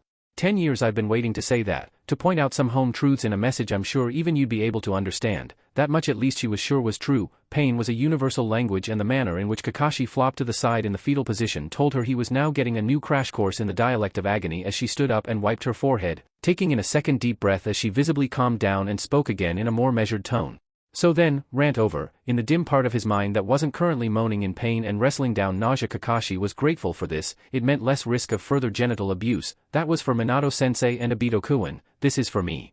With this, Rin dropped to her knees beside the ball Kakashi had hunched himself into and, with eyes tightly shut, ripped off his mask, and the spare underneath it. She could still hear Obito scream of frustration when he realized that his triumph in managing to demask his illustrious teammate had been thwarted by Kakashi's thinking ahead, and slammed her lips against his. The copy Nin went rigid for a moment before, eventually, relaxing into the kiss and returning it, the unfamiliar sensation displacing the pain in his mind until, far too soon, Rin broke away and leaving behind an ache from both his heart and his nethers. That was for me, she repeated, standing up with an expression that suggested she'd just taken a heavy burden off her back, though her eyes stayed closed as she stepped over him. Because I'm a fool, but at least I'm an older fool now, one who can do something about her circumstances rather than just wait for it to resolve itself. As soon as you pick yourself up from your pity party, come and find me. We've got a lot to talk about. With the last strength in him and stifling a groan as the motion jostled his injury, Kakashi rolled over and watched her form depart, glancing over her shoulder with her eyes still shut but a gleeful smirk on her face. You never know, as soon as you put your mask back on, maybe I'll even have my eyes open next time we meet. Unable to do much more than lay where he was and whimper, Kakashi simply watched Rin depart and, as he heard the front door swish softly open then slam, he flopped onto his back and finally let himself go. He wasn't sure exactly why a man who had just had his two most important assets shattered by a surgically placed strike had any reason to laugh, but laugh he did, even as water dripped from his uncovered eye as complete ambivalence tore him down the middle. He was happy, ashamed, mortified and vindicated all at once. At the end of his fit he still wasn't sure what he was supposed to do next, but, as he heaved himself to his feet with the aid of a nearby chair and set his eye on the item that had caught Rin's attention, he realized that, just this once, he had a good reason to let go of something from his past. He also knew someone who deserved and would probably look after it, even without knowing exactly where it came from and what it represented. XXX. So then, it is decided. Coming to his feet with the rest of the council echoing his movement, Sarutobi felt no tiredness in his limbs, only a grim, fatalistic resolve as he looked around each of the assembled faces and was reminded why he'd taken the hat back up following Minato-kuin's untimely death. To protect my village and all those who dwell within its walls, that is the way of the Hokage, the will of fire that illuminates us all and must now burn its way into the maw of the dragon. Village, I will take these demands to Raikage personally the day after tomorrow. I will spend tomorrow arranging the prerequisite bodyguards and appointing an interim Hokage. I have little doubt the Raikage will yield to these proposals, but, should the unthinkable happen, be prepared to shift the village to a war footing, he stated solemnly, his eyes roving around the table and lingering almost imperceptibly on the man who'd be taking the reins in his absence. I should be gone no more than a week. If it's longer and I have sent no word, assume the worst and prepare for hell. Assuming no other business, he waited a few seconds to be sure no one was going to speak. This council is dissolved. He said the words but didn't act on them. Instead, the venerable Sandame waited in his chair and watched the clan heads and his advisors file out, just about masking a smile as he realized one of them hanging back slightly. Seeing her nerves showing and remembering with a slight smile the last time he'd seen her so ill at ease prior to being put at ease by the no-nonsense manner of his wife who talked her brusquely through the ins and outs of pregnancy and labor. Yes, it hurts like hell at the end and makes you look like a beached whale for the better part of the year, but at the end it's worth it, were your exact words, weren't they, Buwikoheim? Sarutobi took a little pity on her and spoke first. Something on your mind, Inuzuka-chan? Hi Hokage-sama. Swallowing her trepidation, Tsum began to explain her position only to fall suddenly mute as the aged man held up a hand. I know, or at least have a shrewd idea what you're going to ask, Tsum, and my answer must regrettably be no. My reasons, his raised voice choked off any protest she might have had before she could voice them, are as much for Naruto's sake as your own. This elliptical logic made Tsum curl her lip. So it's a bad thing for him to have a family? Sarutobi glanced at her askance. More so than the one he's already earned himself? Come Tsum-chan, if I was to even try to mediate a settlement for his formal adoption it would turn into a debacle. For a start, your clan would probably be at war with the Hyuga within a week, to say nothing of the impact on the rest of the council. For me to allow a Jinchuriki to be adopted into a major clan, regardless of whatever favors he might have done to said clan, would be a major political statement of favor that could potentially destabilize the whole of Konoha, and that's before the civilian backlash that would occur. Apart from that, he favored the Inuzuka Alpha with a cunning sort of look, one a gambler who'd been dealt a straight flush might, whereas he leered across a table full of schmucks. I have plans of my own for young Naruto-kun which I will discuss with him tomorrow, plans that can only come to fruition as long as he's not a clan member. Tsum was tempted, sorely tempted, to ask but in the end obeyed her first instincts and merely nodded her grudging assent. Very well Hokage-sama, you've not led us astray so far, so I'll follow your lead on this. So formal adoption's out, but, reminded by a nudge from Kuramaru, she tried her second avenue of attack. What about certain clan traditions?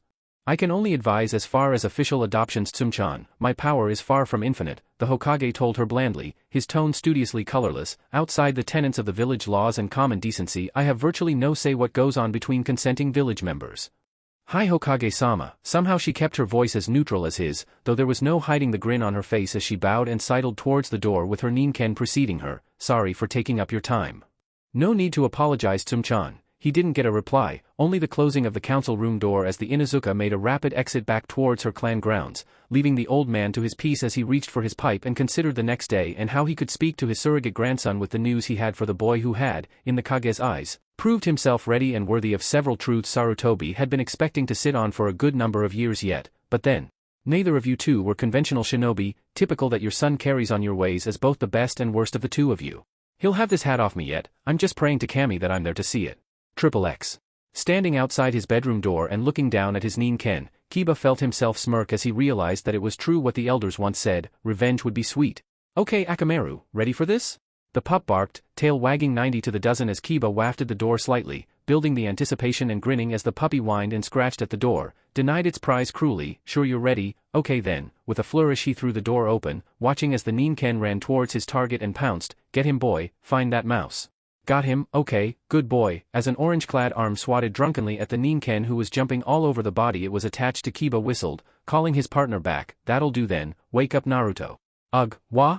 Come on, up and at M. The young Inuzuka plowed on relentlessly, stalking into his room and shaking the figure still swaddled in his blanket. It's getting late, if you're not up soon you'll mess up your sense of night and day.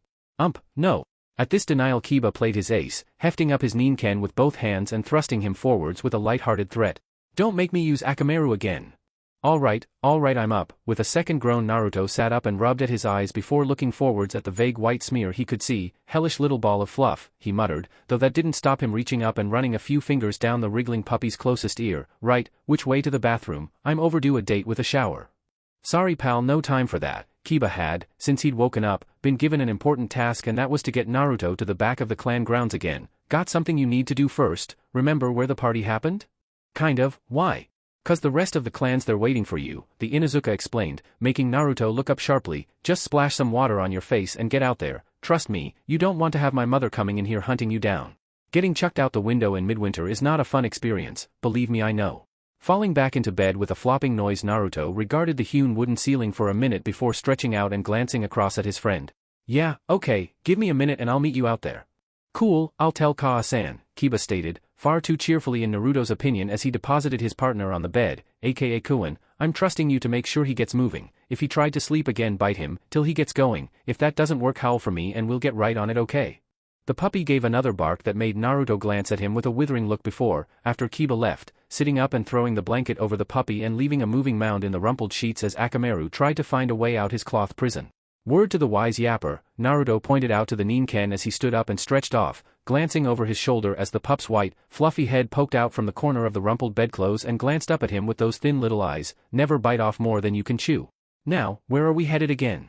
Lucky the water was crisp enough to shock some life back into his system and Akamaru's directions, though excited and prone to sudden dashes and changes in direction, were easy enough to follow, blinking back the glare of a sudden sunlight. And it looks like it's going to set in an hour. Man, how long was I out?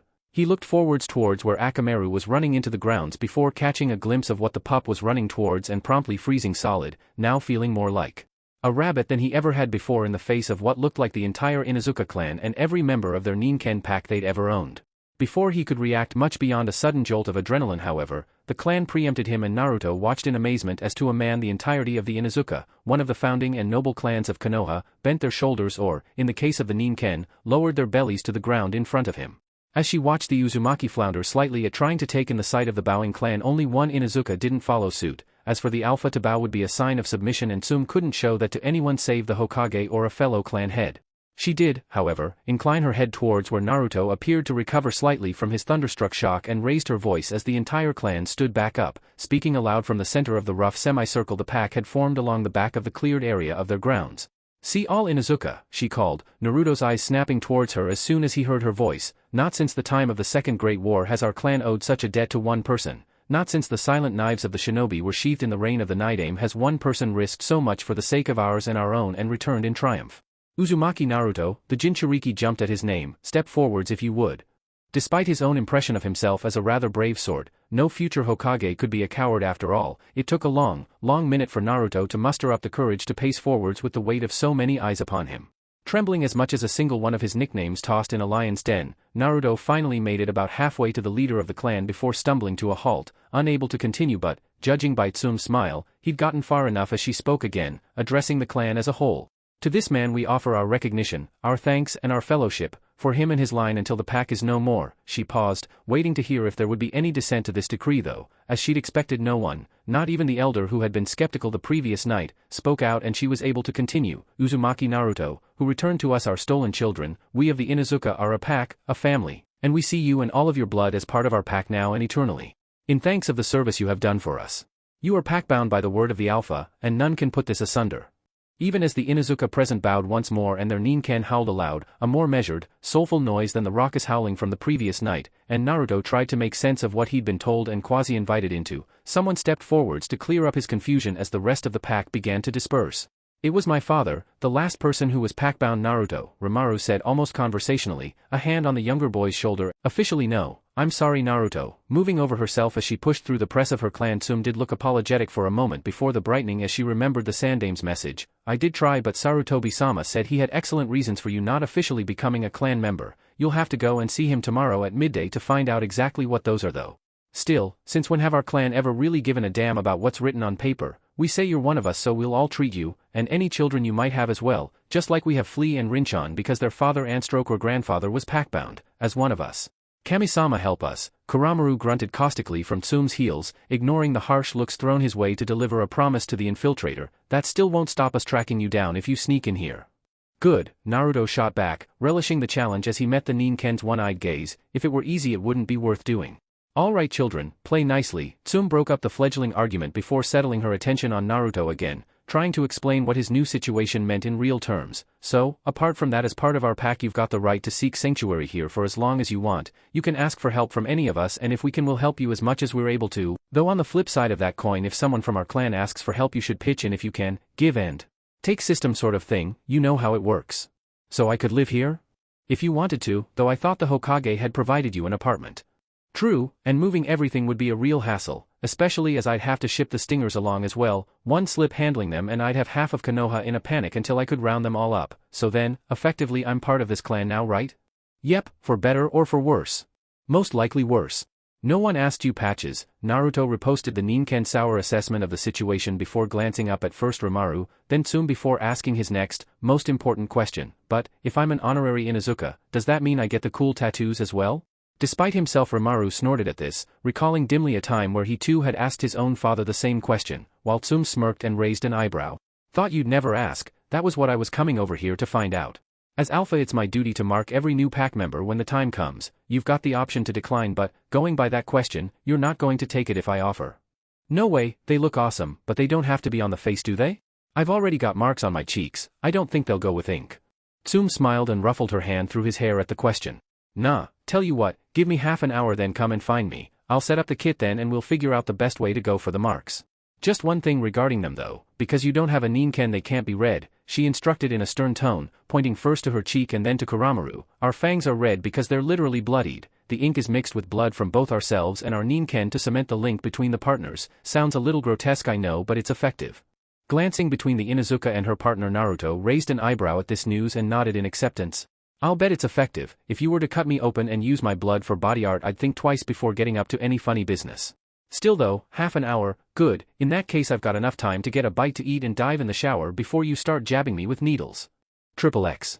Luckily the actual process went smoothly and didn't quite hurt as much as Naruto had feared. Just Tsum, Rimaru and his daughter and Hana, who as Alpha-elect when her mother was forced to step down from the role had to learn how to perform the duty, were present and, after confirming that Naruto couldn't really have his cheeks done, decided on where to place the bite mark.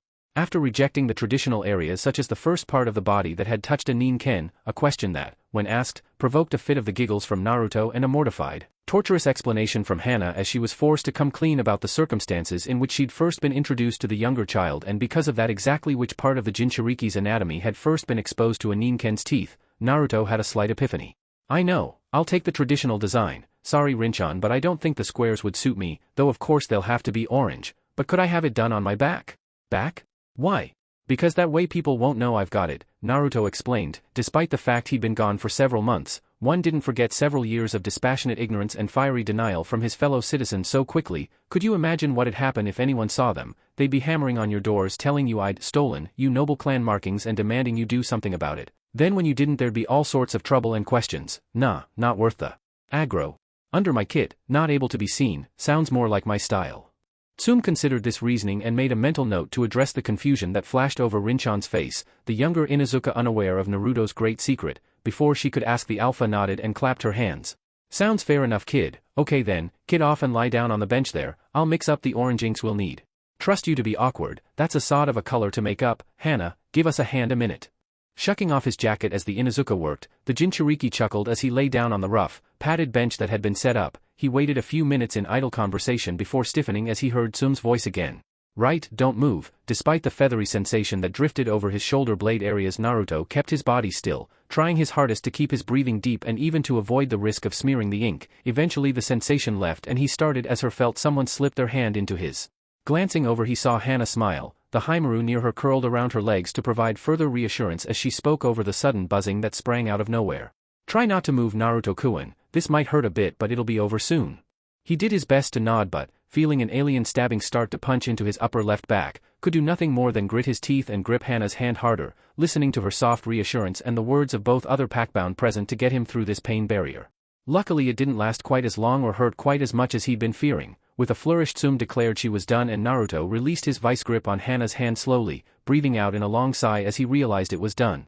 Right, that should do it, Tsume told him as he stood up, slapping his wrist softly as he reached for his jacket. No, don't wear anything for the rest of the day or it might get inflamed. Just take it easy for now, no showers until tomorrow morning and you should be right as rain by then. Main meal's a few hours from now, just show up to the kitchen then. Until that point I'm sure that other rugrat of mine's hanging around somewhere. I'm sure you can get into mischief with him for now but stay off your back, understand? Hi Tsume-san, got it. And don't call me San, she grumbled, irritated, not even looking up from where she was disinfecting the equipment used to mark the latest member of her pack. You're as close to family as it's possible to get without having been inside me for 9 months, formality doesn't enter into the equation now. Naruto nodded, already eyeing up the distance between him and the door and fancying his odds just this once. Okay, I'll remember that from now on, Bachan. He was just quick enough, herring to the door and diving through it just as a pot of ointment slammed into the floor just behind his heels as Tsume snarled at his retreated, recently tattooed back before letting out a snort of dismissal. Cheeky little bastard, I'm not that old, not a word you. Rimaru protested his innocence. I didn't say a thing. You didn't have to, I can read you like a book, the alpha informed him with a sharp look before glancing sidelong at her daughter, a saucy smirk on her lips. So then Hana-chan, you know his limitations but I'm sure you could find some way of contorting around them if you're still in the mood you were last night? Grimacing at yet another reminder of the unfortunate slip in her usual behavior, Hana glowered at her mother. Are you ever going to let that go? What do you think? The eldest of Tsume's children groaned, the action mirrored by her partner's tails drooping as she helped her mother put the equipment away. This is going to be hanging over my head for decades if not the rest of my natural life. She said nothing, merely nodding as she watched Rin being led away into the clan house by her father, probably to have her mind taken off Naruto's unusual circumstances and why he wouldn't want his new clan affiliation to be known. Once the father and daughter duo was gone however, she started at the sound of Tsume's voice again. I have to say this though, Hana-chan, had he been a few years older, or even a genin, I probably wouldn't have stopped you. That declaration made her blink and blush at the same time, though rather than shout and recoil in disgust Hana instead took a more mature route to the truth and cocked her head slightly. Can I ask why? Why? I thought that would have been obvious. Tsume did indeed appear to be generally perplexed by the question as she answered her daughter's question. If a man's prepared to go to those lengths for a girl he barely knows outside of an acquaintance, imagine what he'd do for a girl who loves him and may one day become his wife.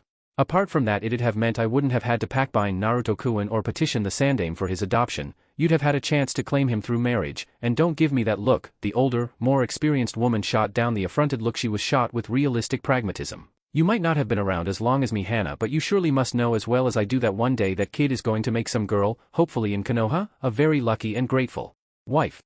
Just a shame Kiba wasn't born a girl.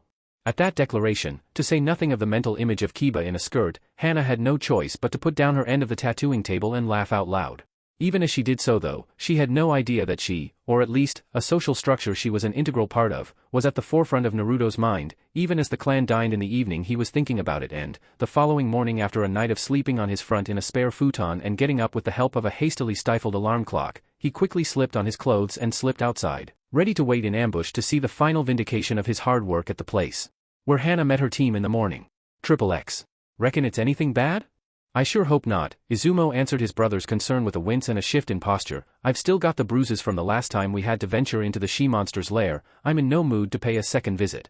Don't speak ill of your teammate, The gruff voice of Tain-sensei cut into their conversation, the bandaged face of the Jounin as always muffling his voice slightly, but the two genin had more or less learned to decipher his garbled speech. I had a message from the Inuzuka clan yesterday morning. Hana's absence was due to important clan business that had just cropped up, and her presence as the next clan head was essential.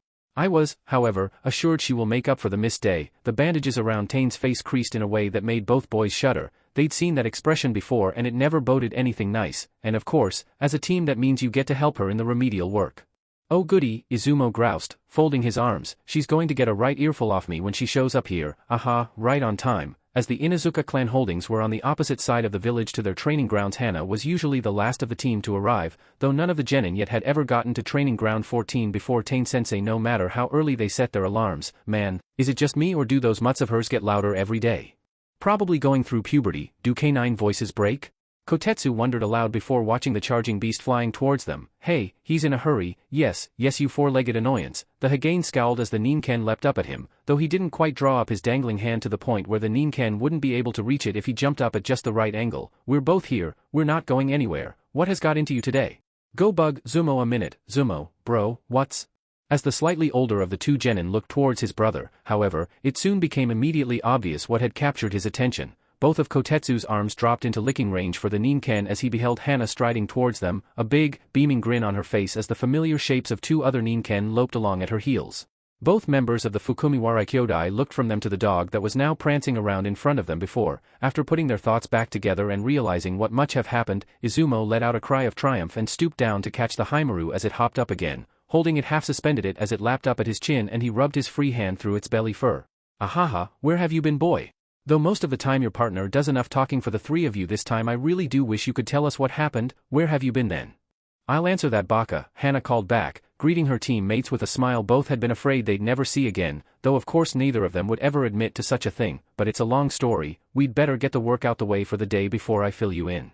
For a moment neither boy answered, frozen in a stationary tableau until, dropping the Ninken he held, Izumo stepped forwards and, surprising himself as much as he did Hana, he wrapped the Inuzuka up in a tight hug. Hana stiffened, then relaxed in his compassionate embrace, grateful just this once for having been paired up with her classroom antagonists as she slipped her arms around the bottom of his ribs, speaking as he felt a hot, wet lump in her throat as she heard him speak. Good to have you back, wolf girl. Hana growled playfully at the nickname, once hated, now more a long-suffering term of endearment between people who had somehow, almost in spite of mutual loathing, had become important to her. Shifting her arm slightly as she felt Kotetsu muscle his way into the fray, all three teammates were together for a long moment before Hana eventually pulled away, smiling softly as she looked between the brothers before the expression hardened slightly and she drew herself up to her full height.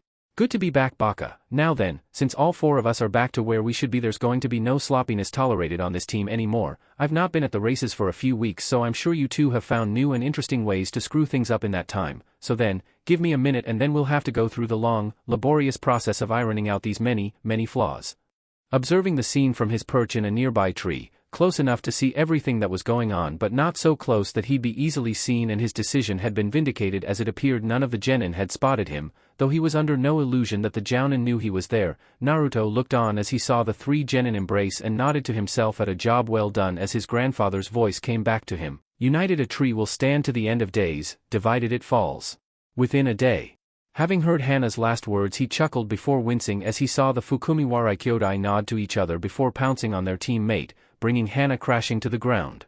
Shaking his head, the Jinchuriki left the area with the sounds of his ears full of Hana's shrieks of laughter and desperate curses against her teammates as they took their revenge for her slander, and she writhed to be free of their tickling fingers. The excited woofs of the Haimaru as they decided what the two legs were up to looked like fun and they didn't want to be left out, and, very faint but still recognizable, the distinctive slap of palm meeting forehead at high speed as the Jounin sensei of the team beheld the ruck of arms, legs and tails before him and wondered how in the name of Kami he was supposed to make head or tail of the mess in front of him. XXX. Overall, Naruto decided, it had been a good few days, more than enough to determine that his trip into Kumo had been well worth the effort and sleepless nights. Out of it, he'd had a party thrown in his honor, the undying loyalty of one of Konoha's best-known and respected clans, and, most importantly of all, he had the closest thing he'd ever had to family in his life. The tattoos on his shoulder blades tingled slightly at the memories before, on his way to the Hokage Tower and having about a half hour to kill before his midday appointment, he recognized where he was and decided to take a slight detour, pushing open a very familiar door. The Uzumaki walked into the shop as though walking on air, looked around with a smile and, seeing someone he instantly recognized, raised a hand in greeting. In later years he would wonder exactly how Tenten was able to recover from her outright shock and then knock his formerly buoyant mood, to say nothing of the rest of him, absolutely prone without him even being able to see her move.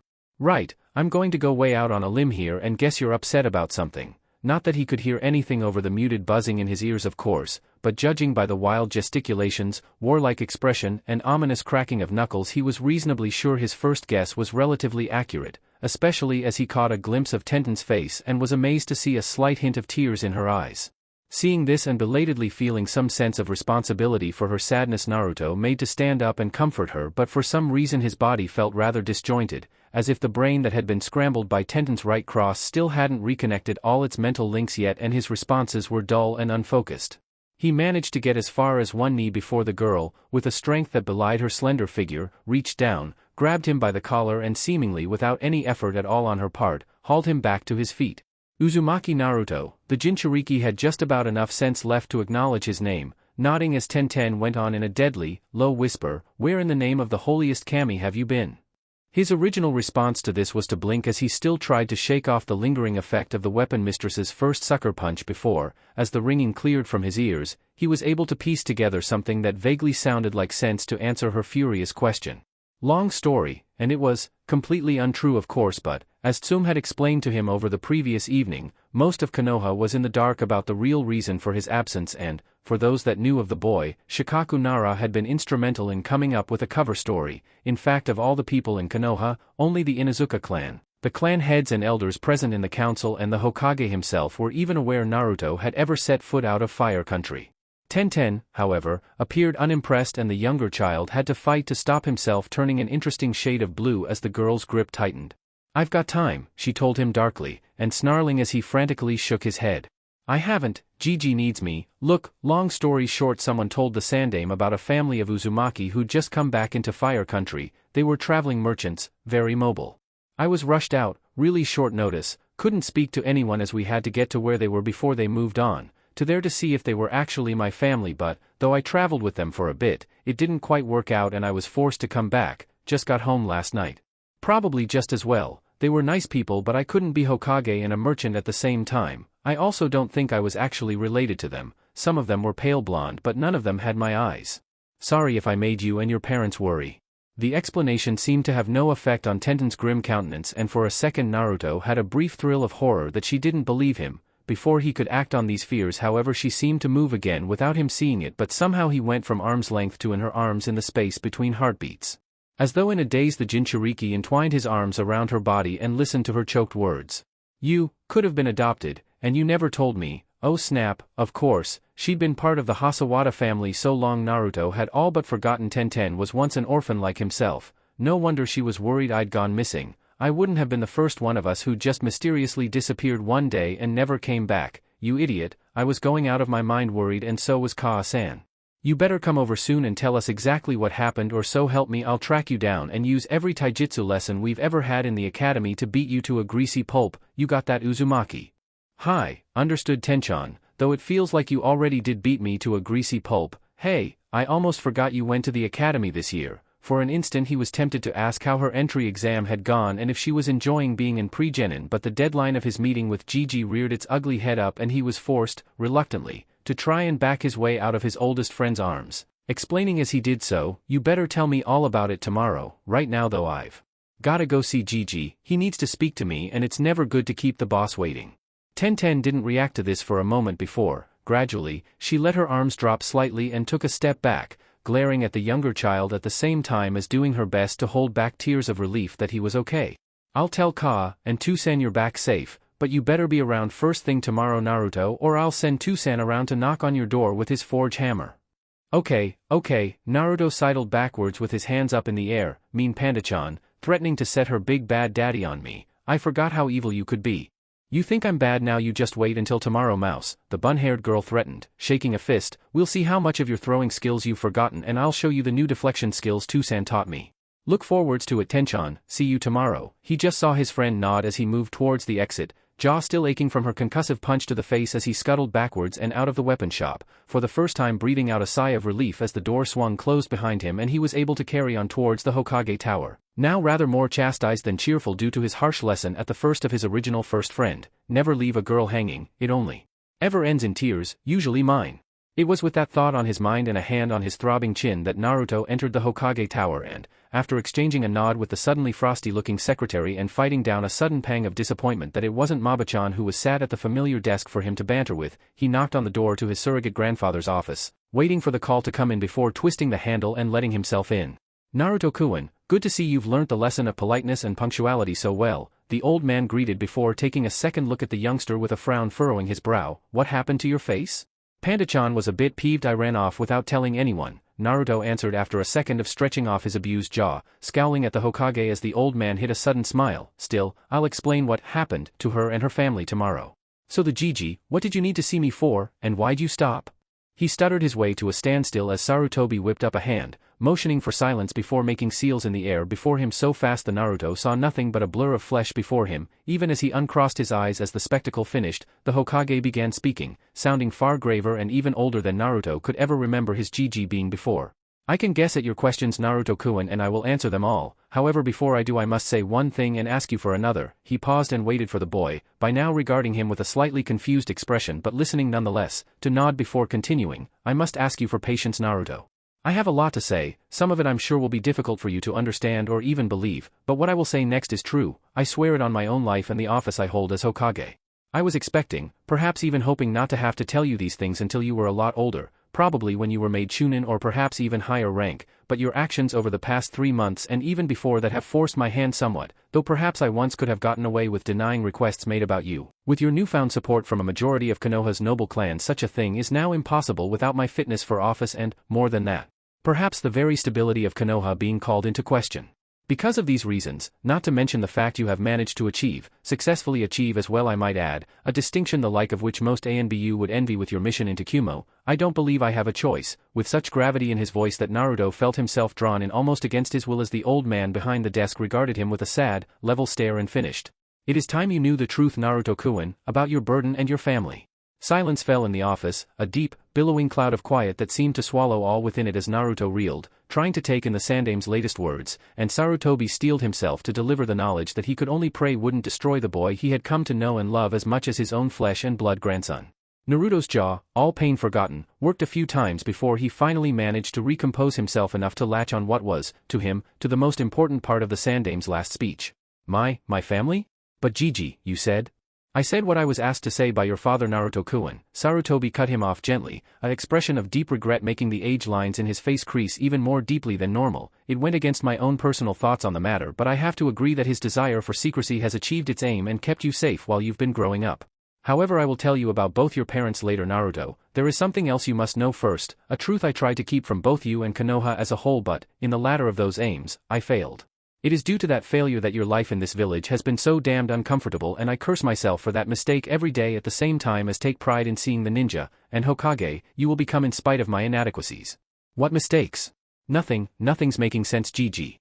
Tell me, Naruto, the Sandame went on, ignoring his ward's confusion as he knew all would be made horribly clear in the next few minutes. What do you know of the QB?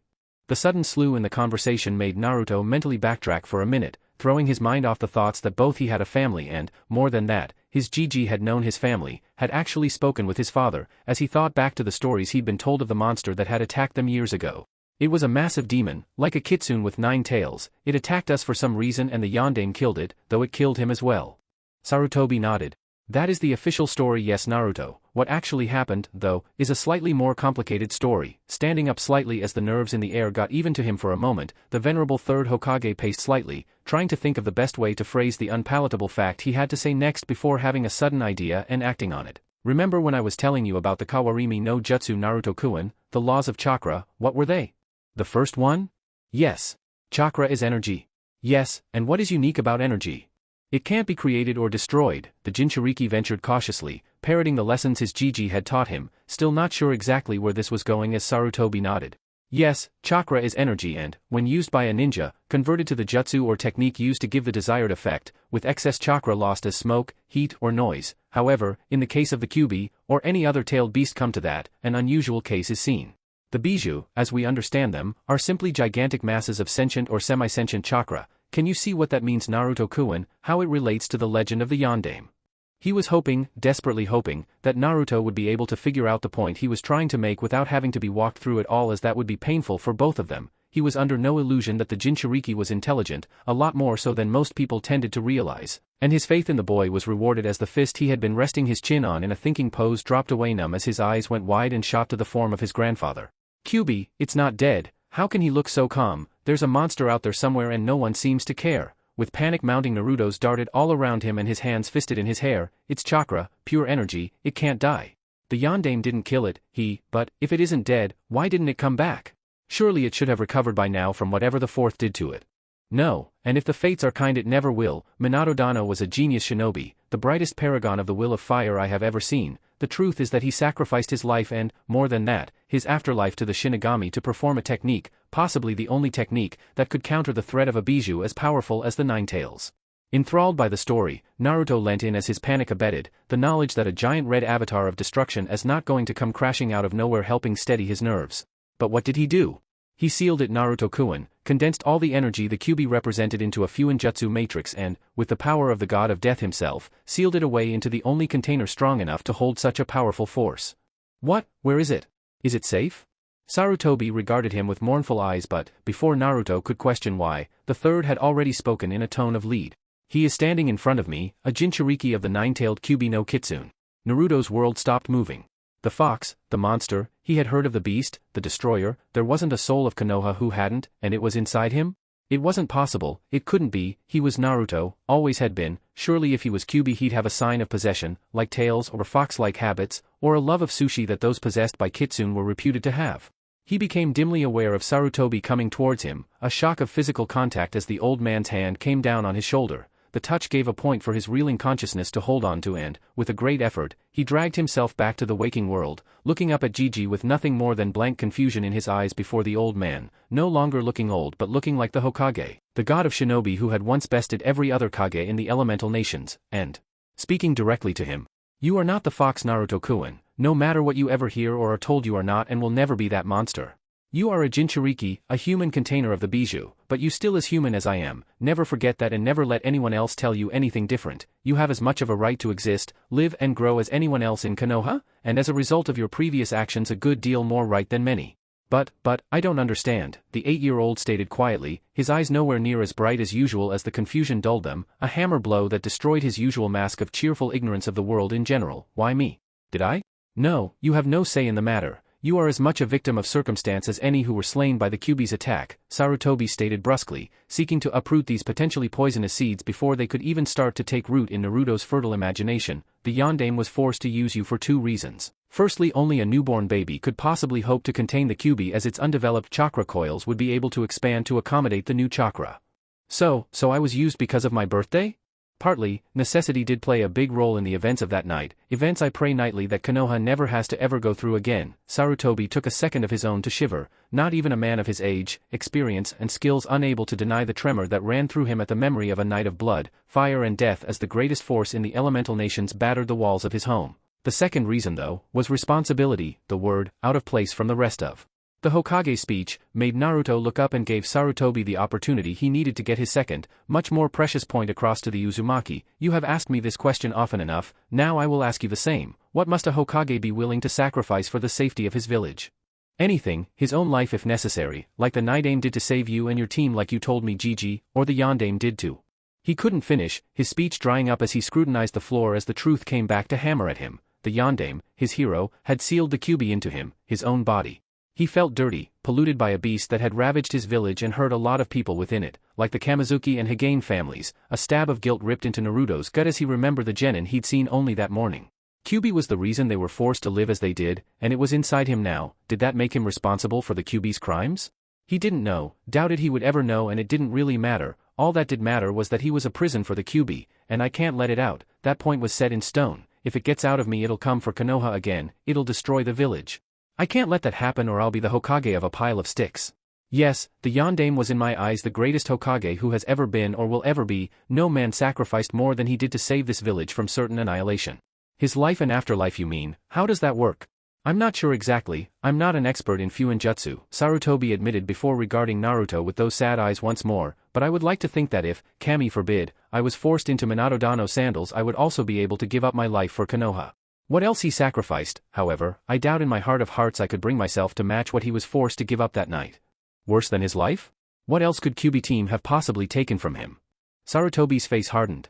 Nothing yet, and as long as I'm alive it never will, he assured the boy in a flinty voice before it softened and he breathed out a long sigh, focusing on Naruto again. But think for a moment, Naruto-kun, if you were Hokage, what would you consider more important than your own life, perhaps even the entire village as well?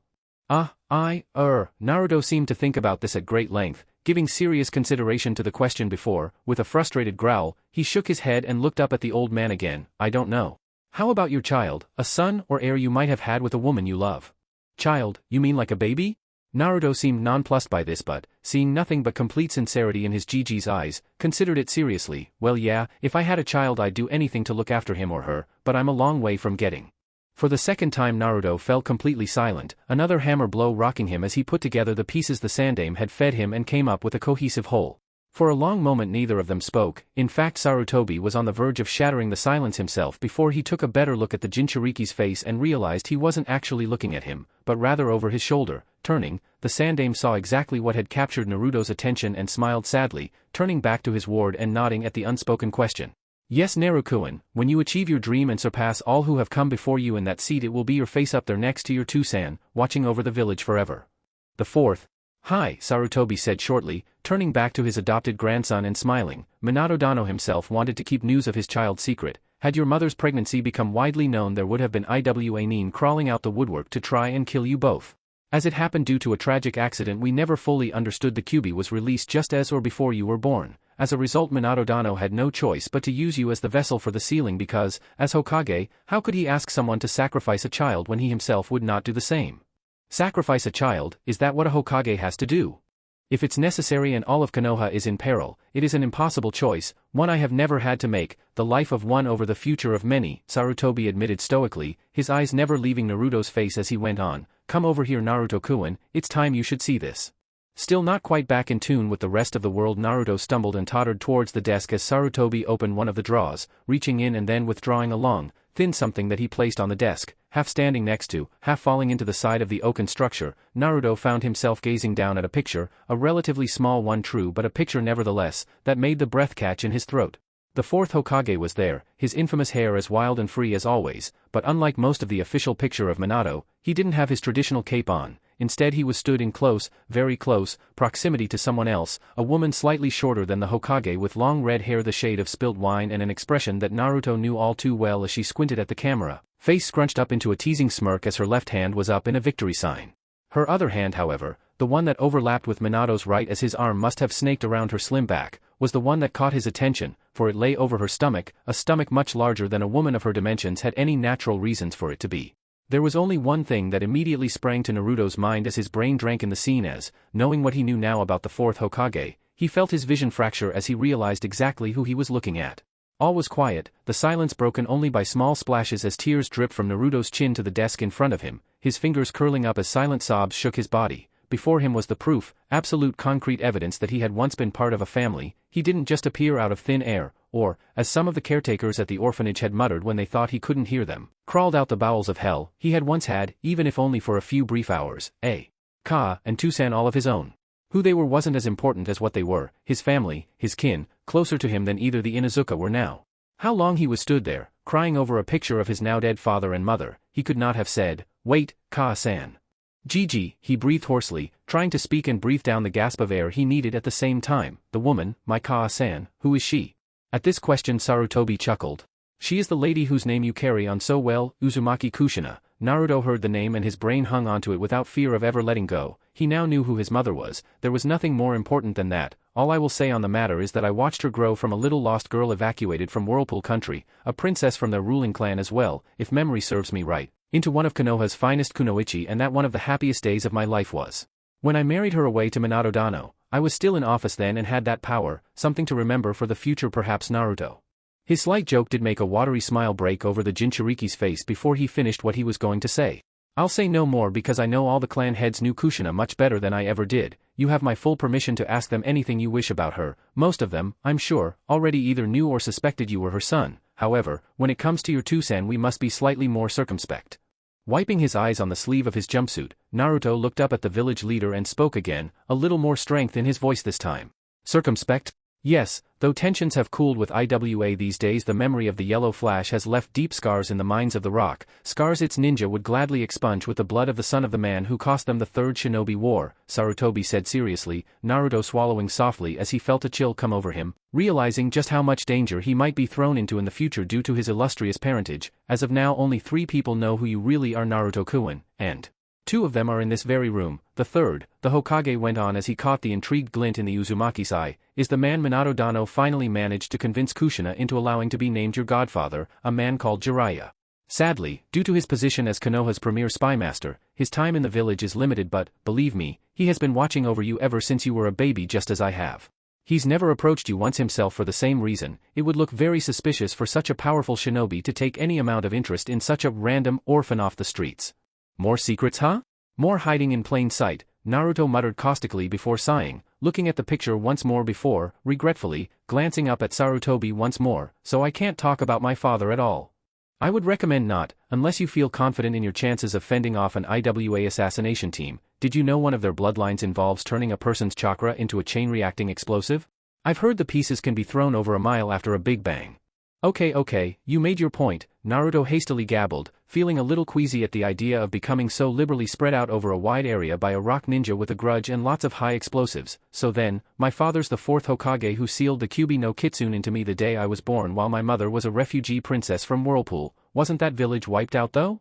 To Konoha's great shame and mourning, yes, though they gave the Kumo bastards a bloody nose they'll never forget, Sarutobi snarled, remembering the angry, liquid fire that had coursed through his veins when the news had belatedly come through of the surprise attack on the Leaf's great ally and the devastation the self-destruction of the village hidden in the tides had wreaked on their attackers, almost having Kumo's active strength in a single stroke, a habit you look to be carrying on.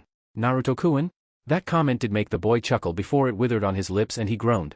So then, I actually do have a family, but I can't really talk about it because it's a ninja thing and I contain the most powerful beast in the elemental nations. Hey, shouldn't I have a seal on me somewhere because of that? You said the 4th used Fuinjutsu to do it. One of the reasons I was actually grateful you took Maruta-san up on his offer of his slightly off-white jumpsuits, Naruto-kun. Lift up your jacket and channel your chakra, the Sandaime instructed, himself slightly curious as he hadn't seen the design of the Shiki Fuin in several years. That should make the seal appear. With a hint of trepidation, Naruto did as he was bid, tucking the hem of his jumpsuit jacket under his chin and rolling his eyes down as he called upon his chakra once more, wincing as he realized that 3 months without a chance to practice with it at all had set him back sorely. More handprints on the wall it looks like then.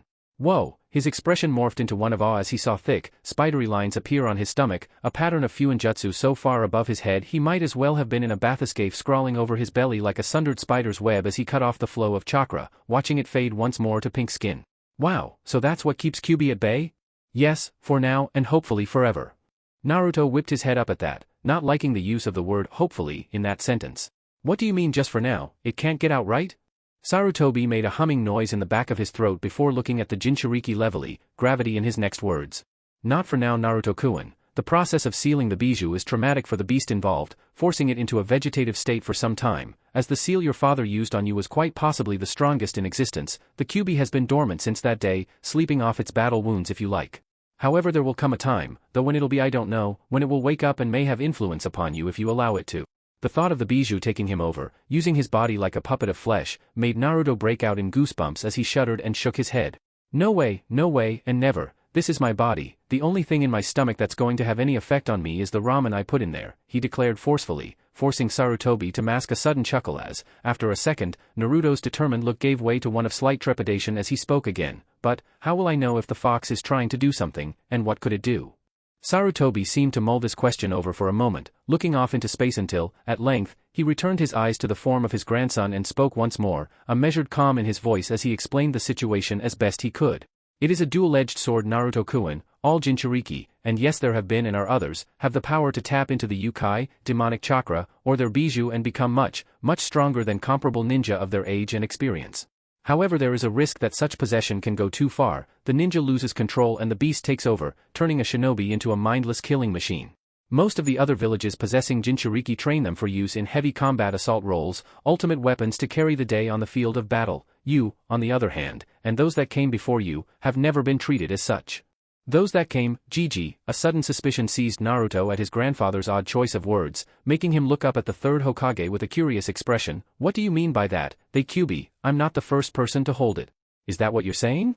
It is exactly what I'm saying, Naruto-kun. This is the last thing I needed to say to you, the final secret that you must know, Sarutobi informed him, replacing the picture back in its drawer for the time being prior to it being resealed in the most secure and restricted area of the Hokage Tower. There have been to my knowledge 3 Jinchurikis of the Kyuubi, the third of which stands before me. He acknowledged his grandson with a nod and a smile before moving on. The first was the wife of our first Hokage, Mito-sama, the only one who managed to gain anything more than instinctive control over the beast at all, while the second was the woman who married the fourth.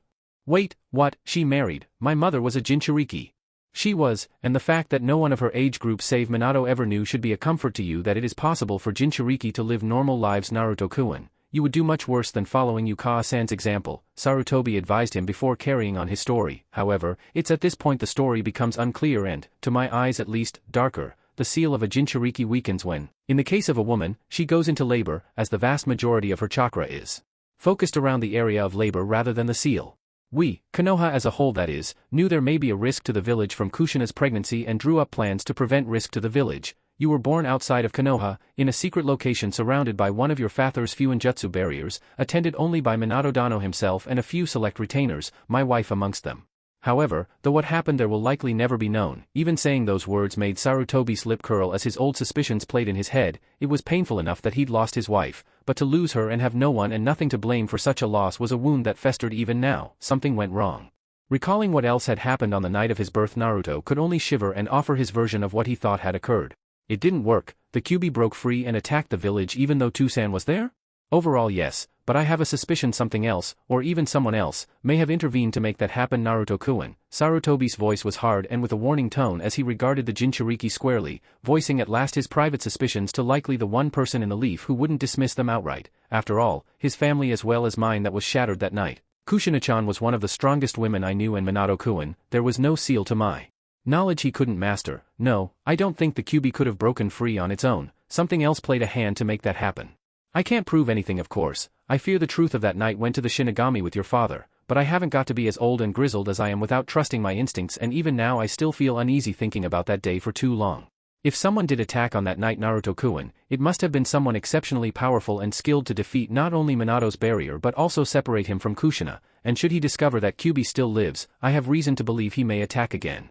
The thought of that, a shinobi who rivaled even the Yellow Flash in power, was enough to make Naruto quake slightly, though to his credit he kept his composure as best he could and licked dry lips before asking the weighted question.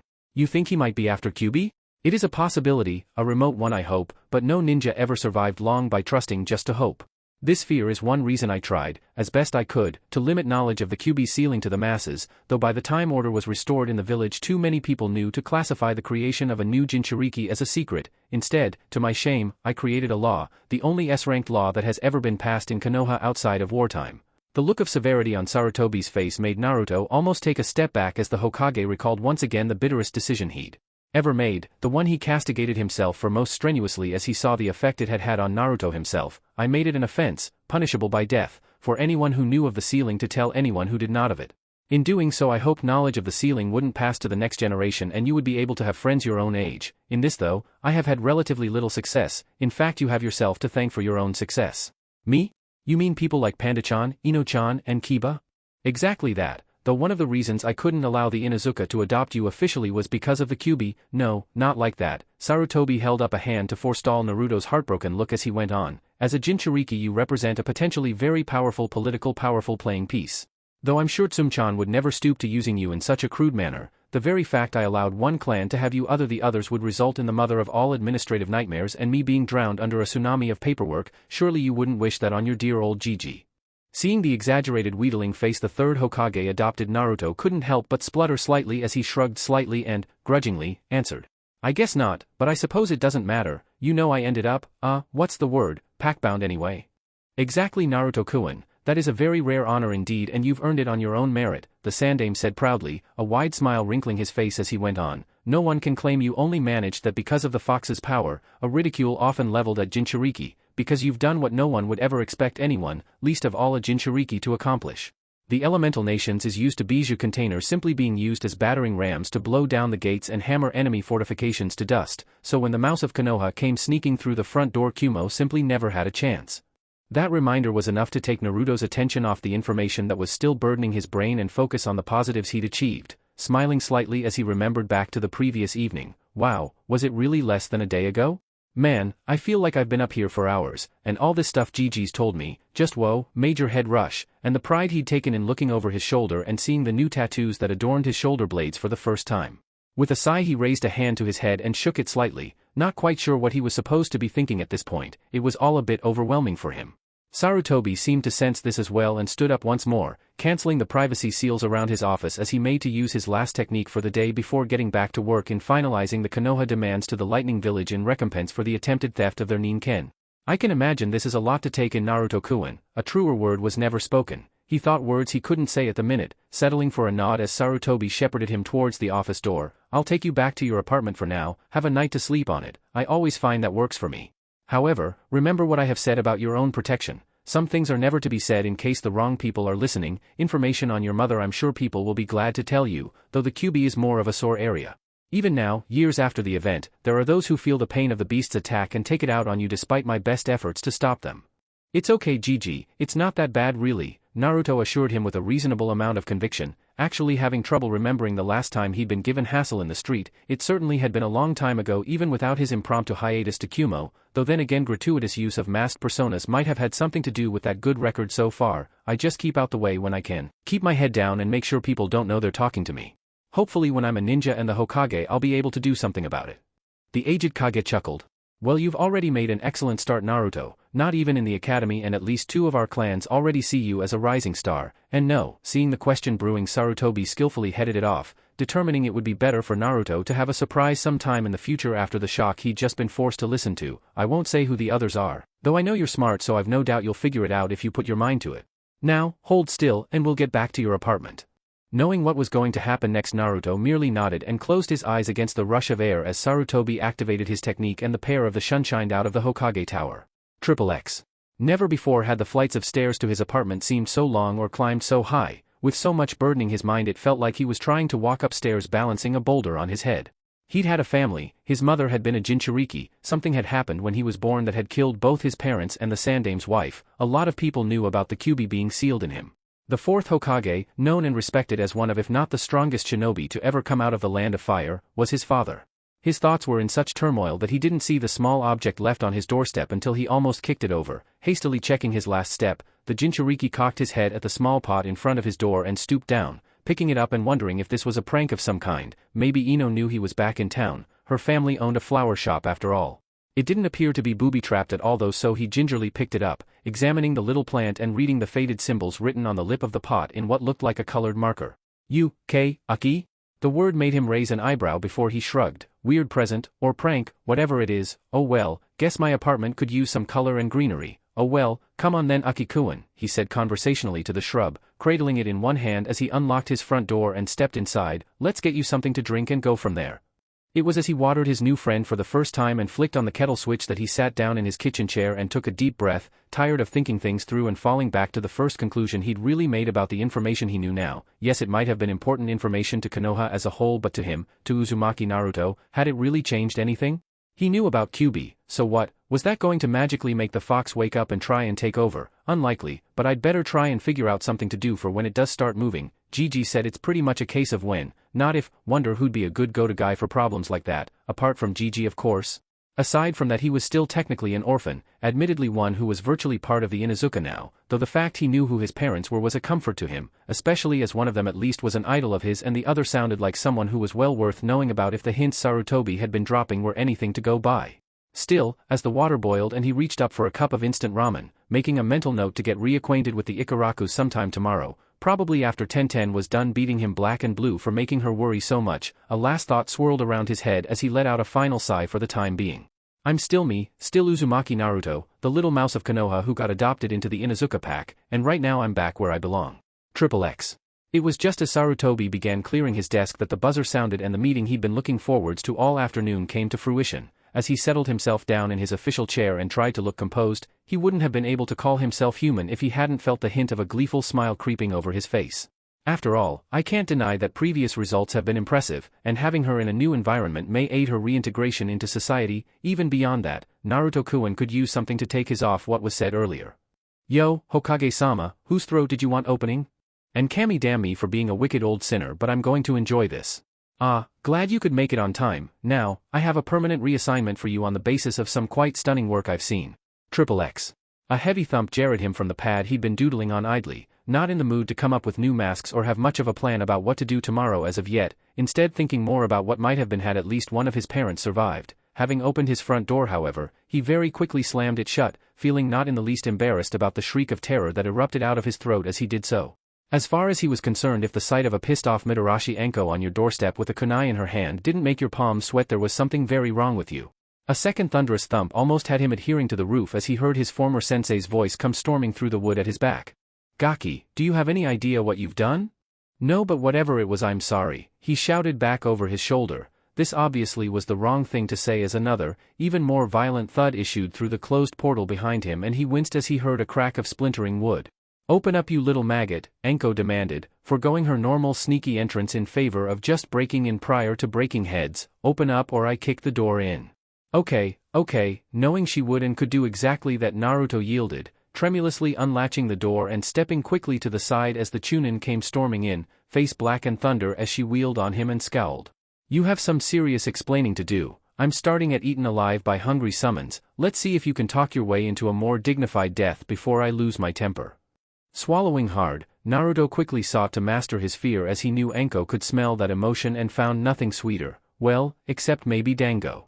Enko-san, what a surprise, I was just boiling some tea, he managed shakily, his wobbly grin enough to give her a moment's pause and allow him to carry on. Please, just go through to the living room and I'll bring it straight in.